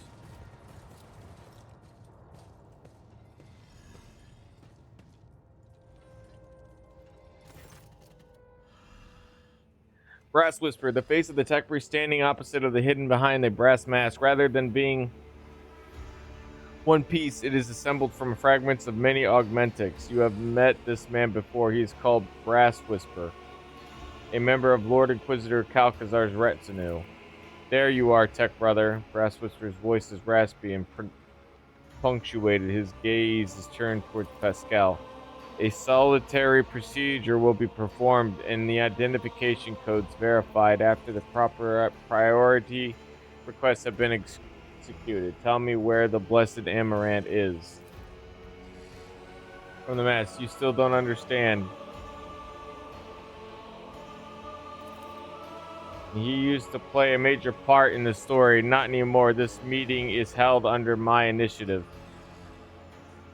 Surveys the Inquisition's soldiers and warriors of the Omnisire standing motionless. That said, I am still under the protection of Lord Inquisitor and the Cognizance Fleet. Keep that in mind. The local spoke of the ghosts without a face. Did that mean you?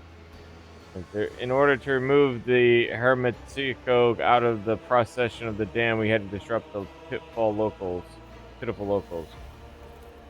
Intended to discontinue Psycho, is that not obvious? Speak or I will rip your memories out along with the Ferrum Sanctum implanted in your brain. Enunciates each word as he activates his drilling mechandarite. What do you know of Amaranth?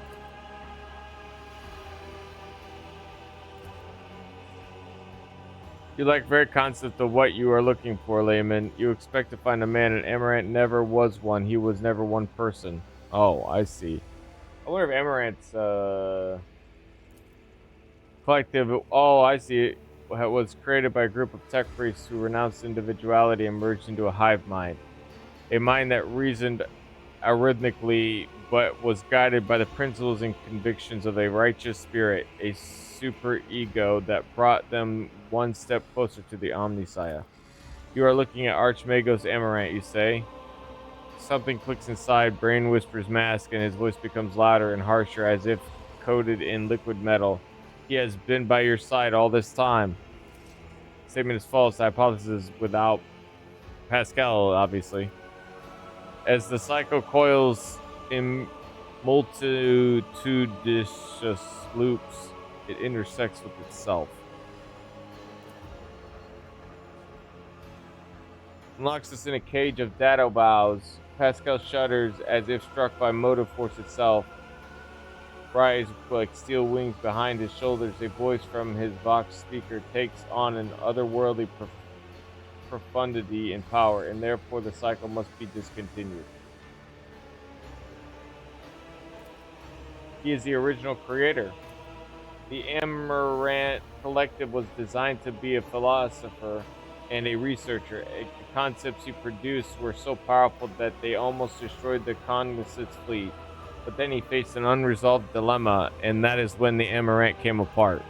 The 6 constituent servants of the Omnissiah hid their own memories from themselves before false personas and were sent off to various parts of the Coronis expanse. They went into hiding. Each had to live in solitude for many decades, accumulating individual observations before eventually bringing the experience back to the reunited Amaranth, who would then tackle the dilemma once more. That would be the restoration. The years have slipped through my fingers like sand. It was such a long time ago.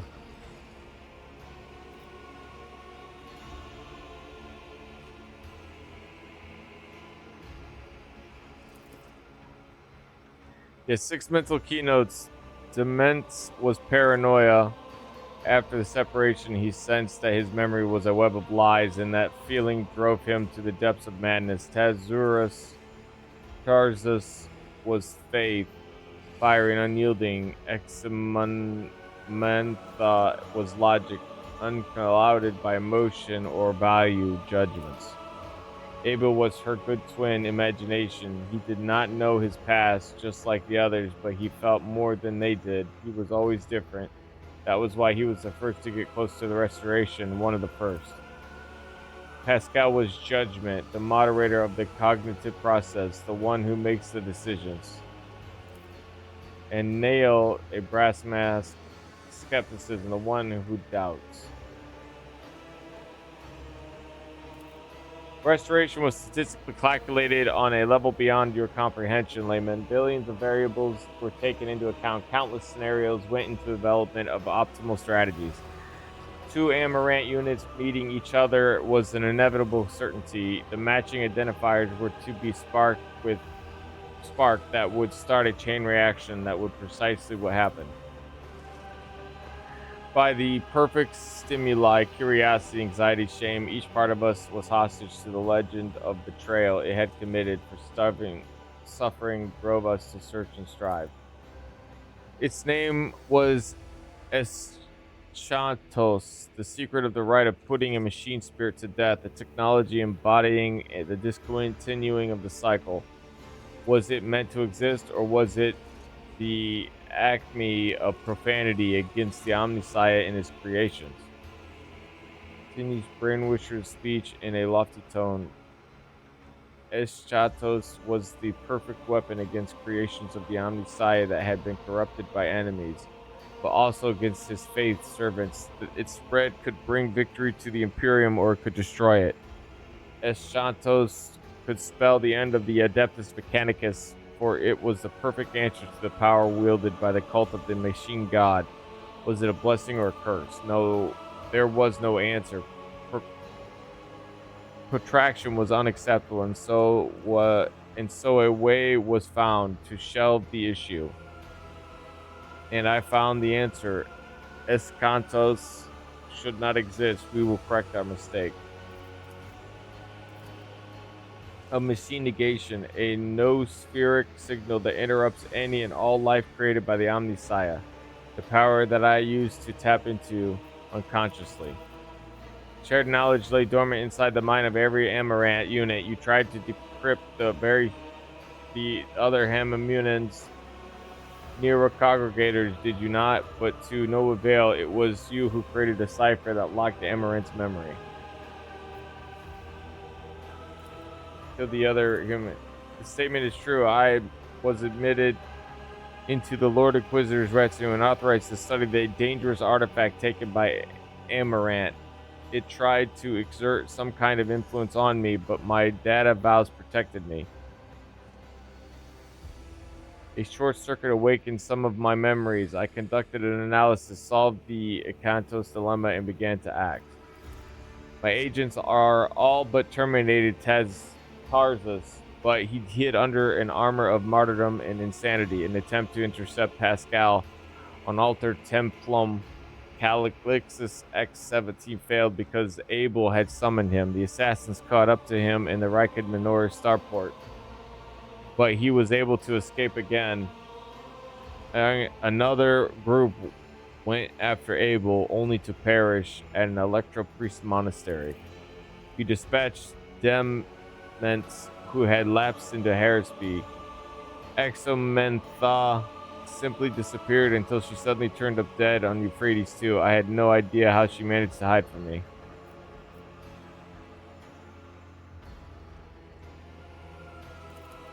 I am registering a lie. The Lord Inquisitor shared my conviction that Amarant legacy had to be destroyed. He was summoned to the Cronus Expanse by loyal members of the Cognizance fleet in order to dispose Amarant. It was his troops that attacked the Hermetico in an attempt to obliterate our schematic creation. So that's how you got on board the ship and into the observatorium, Neil. Treacherous tech comrades gave Calcazar the access codes to the bridge, and he gave them to you. You were deceived, sister. Calcazar appropriated our work. He continued our research, no longer bound by the Omnissiah's canon. And you enabled him by destroying those who could return and reclaim his bloody prize. Lies, something you have not heard before, creeps into Neil's voice, a note of fear. We all choose the path of martyrdom. I merely help them reach the supreme goal to the end of the path. Tech brother, I offer you the chance to yield peacefully to the fate of the will. Please, the Oversire, do not resist your determination, and you will pass into oblivion. No, Tech sister. Refraining from resistance was never our way. I am the explorator, the reconnector, reconnoitor of knowledge. I have brought fire to hundreds of worlds, to 100 worlds. I have gleaned 1,000 secrets in the darkness. I am an agent of unbridled will. I will not yield to oblivion, for oblivion itself fears me.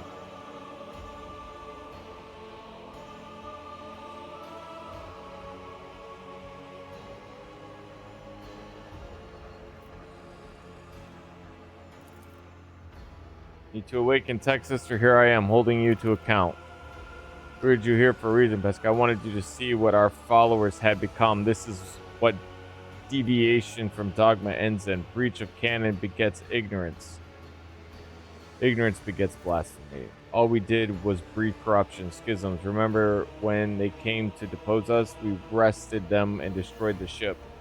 A sacred relic, an arc machinations older than our priesthood itself. Here in this hall, we released Akantos and allowed an unconscionable heresy to happen. Do you remember? Do you remember how you got your left cleft jaw?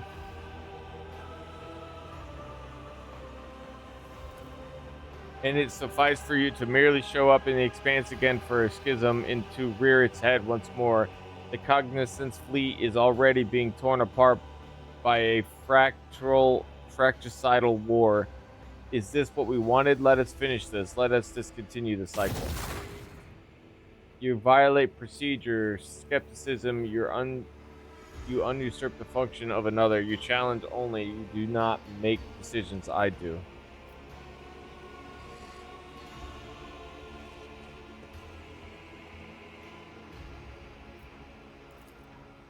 Decision is his to make, and I have made it. Text history, my judgment of you and your actions is one of condemnation. Tampering with procedure is unacceptable. Sabotaging experiment is apostasy. For your betrayal, your vital functions will be terminated in the name of the Messiah of discontinuing.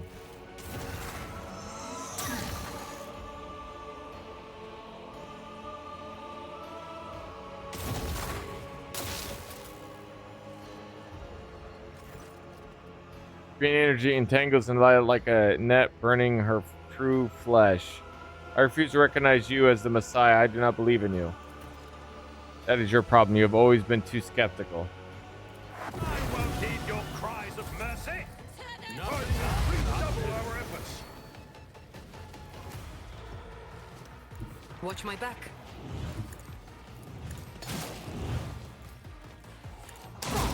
You're no fun. How about no? I'd like to, but I can't. Too bad I never leave debts unpaid. Quick, quick!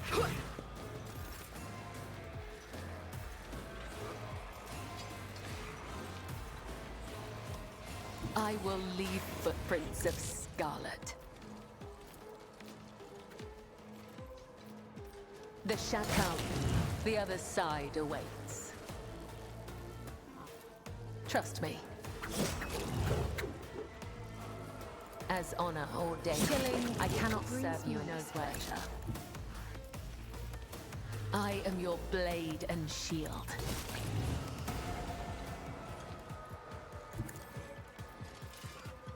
I shall not fail. No. Let the blood of the wicked be shed as thou hast willed. Oh, I thought you would bounce a little bit more there. As the tenants, death is a blessing.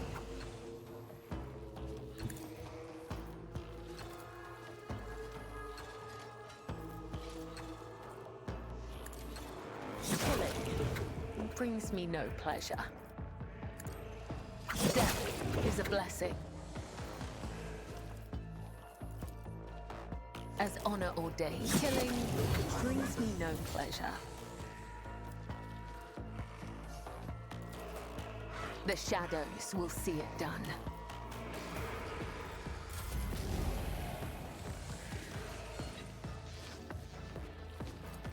Doubt each strike is a prayer. Cover me! The whispers must be appeased.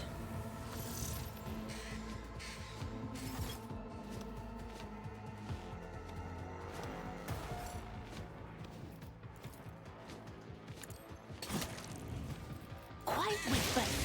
It's my toy, and I'm gonna control it myself. Anything else? Dare you!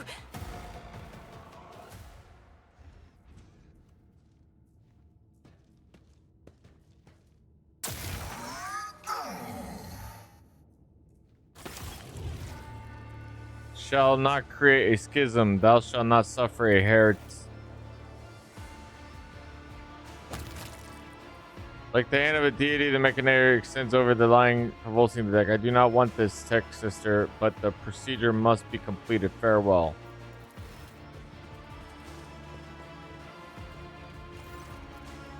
Abel. Doubt has been shunned. The dominant of prejudice has ended. This statement is true. Only imagination and judgment are left. Our directive is to conceptualize the future we desire and bring it into being. The tech priest looks the same as before, yet different. His morbid aura of martyrdom has given way to a calm and powerful halo of purposefulness. His mechandary rites move with a grace of an inscrutable dance. The scars left by loss and doubt have turned into dark threads on a radiant body confident in the next step. And its voice, a voice born in a nuclear font of a star and hardened in a color of interplanetary void.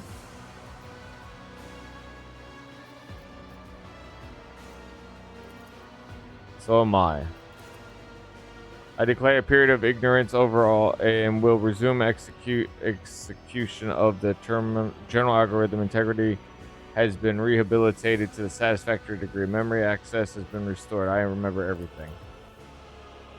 May the shattered memory mirror reflect light wholly anew. This statement is true. I carry within me his memory, his logical foundation. I am us. I am Amaranth. They have always remembered. They have always preserved. Thank you for the path that we have walked, as Priscilla bows his thin shoulders. And I am sorry about what happened to Theodora. We were allies. She entrusted me with studying a trophy she had obtained. We Amaranth discovered the basic ways of communicating with it. We developed a weapon-grade strain of tech light for her. It terrified me, so I developed its antidote, Eschatos, the concept of the ultimate interruption of machine life. That is why every one of our shards was located so close to you and to the Von Valance's domain. We were counting on her finding us and extending us her aid and protection. A higher form of intelligent collective of computational tools freed from the limitations of individualism and the aberrations that stem from having a distinct personality and at the same time a collective bound by a single set of principles that are of equal importance to all, being pure of faith in the Omnissiah and acting for the benefit of humanity. We are different. Each one of us considered the prospects of such an experiment, but I was the first to gain the resolve in the attempt it. Nihal joined the project to effect control over it. She regarded the experiment as dangerously close to a blasphemous act of creation. The Conclave had ordered her to end my research, but she became convinced of the possibility of its success. Reinforced our union with the prudence of Demence, a meticulous and reserved auditor, arbiter, a danger seeker. I strengthened our genius with the fiery faith of the warrior Tarzus, of false ideas, Eximantha, who teetered on the brink of becoming a Malatek, was chosen by us for her loyalty to ruthless logic and her cold scrutiny of indeed discreet dissection of our theories. Our quiet genius, the caged genius of imagination, the abstract artist of code, his talent completed the collective and made it whole. A judgment must be passed. Should the secret of Essos exist or be shunned as a false path, or should I exist? We Amaranth. Was a union of 6 tech priests, but all few of them are dead now. How does Amaranth still exist? The thing Amaranth was at that moment of disconnection, it has now awoken in my mind. We are at the point where we stopped, but the Amaranth Collective was envisioned as a dynamic structure. We need new minds. If I bid you to follow, will you come with me, tech comrade? Pascal waits for the affirmative nod and suggests we will be the core. The collective can be replenished with worthy minds from among those aboard the Hermetico. Sincerity is present in their motives and faith. They are intuitively capable of comprehending the notion of discontinuing the cycle. Our collective memory can compensate for their lack of knowledge and memory of the rites. Restoration is possible. We have seen many things over the decades. We have seen true corruption, the distortion of the Omnissiah design, Kiva Gamma, Euphrates II. The planet of Xenos passed into oblivion. Our own crimes, that darkness grows. This must be a fire to burn away. I am learning toward the idea that Essos is necessary, that Amaranth is necessary, that the cycle must be discontinued. We have made great sacrifices. The statement is enigmatic. I request an expanded interpretation.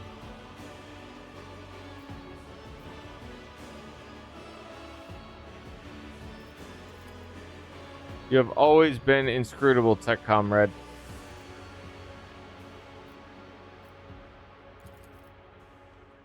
I will destroy the data concerning the technology and the method of reproducing it. I will burn it out of my neural circuits along with everything that led to its creation. Amaranth will be no more. Only a damaged and incomplete shard of him will remain. Pascal Hannah Munin.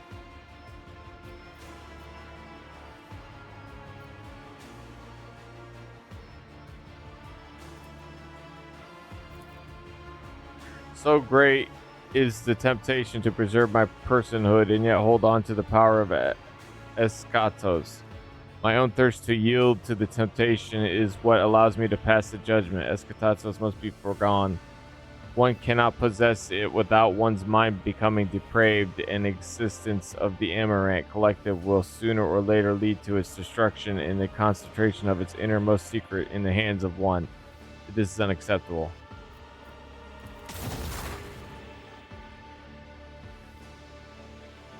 I peered into the vortex of time and saw dark omens. I saw that my tech comrades and I were trapped in the cycle of spiraling towards nothingness. I saw inevitable doom at the end of the trajectory and rebelled against it. In accordance with the machine god's commandment, I have crafted a tool with which to implement my design. In accordance with his commandment, I have developed a plan and analyze it. Now I will act.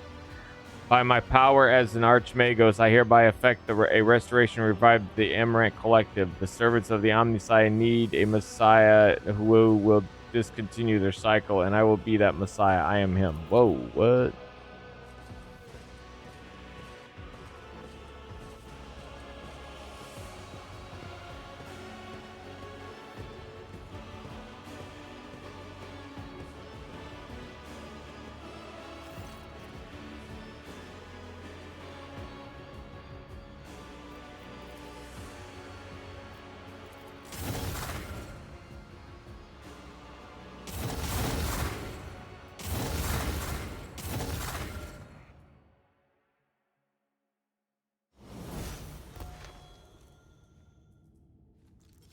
Okay, Abelard.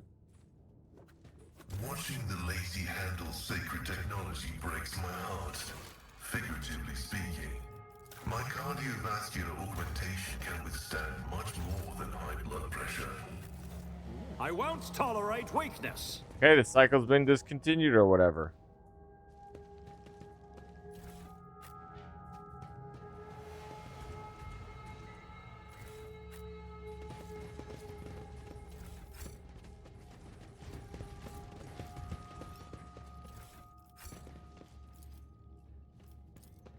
Go, Pascal. Go, go, go. Go, Pascal, go. Oh, Abel's chilling with him. This explorator is blessed with multifunctionality. None shall stand in my way.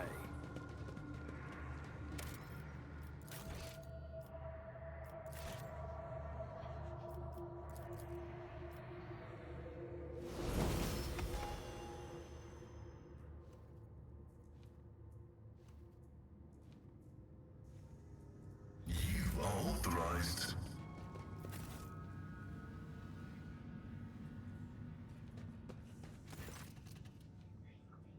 Experiences a moderate degree of curiosity without attempting to approach or interact with them. Occasionally gazes rests on some sacred item covered in tribal imagery or otherwise desecrated, and he raises his eyebrows, evidently pained. My tech comrade insists on taking part in the excursion. This is as much of a priority mission for him as it is for me. We are both expecting to meet our mentor, Amaranth.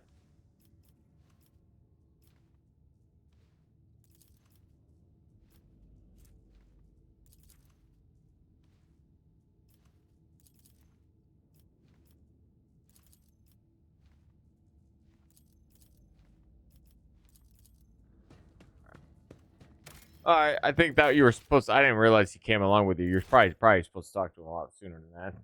Anyways, I'm going to take I guess a break. I'm not exactly sure. It might be a break, or it might just be till tomorrow, I guess, or something like that. Thanks for hanging out for now, at least. I will catch you all later. I'm hungry, so I'm going to go eat. And then if I feel better, then we'll play. If not, I don't know. Bye.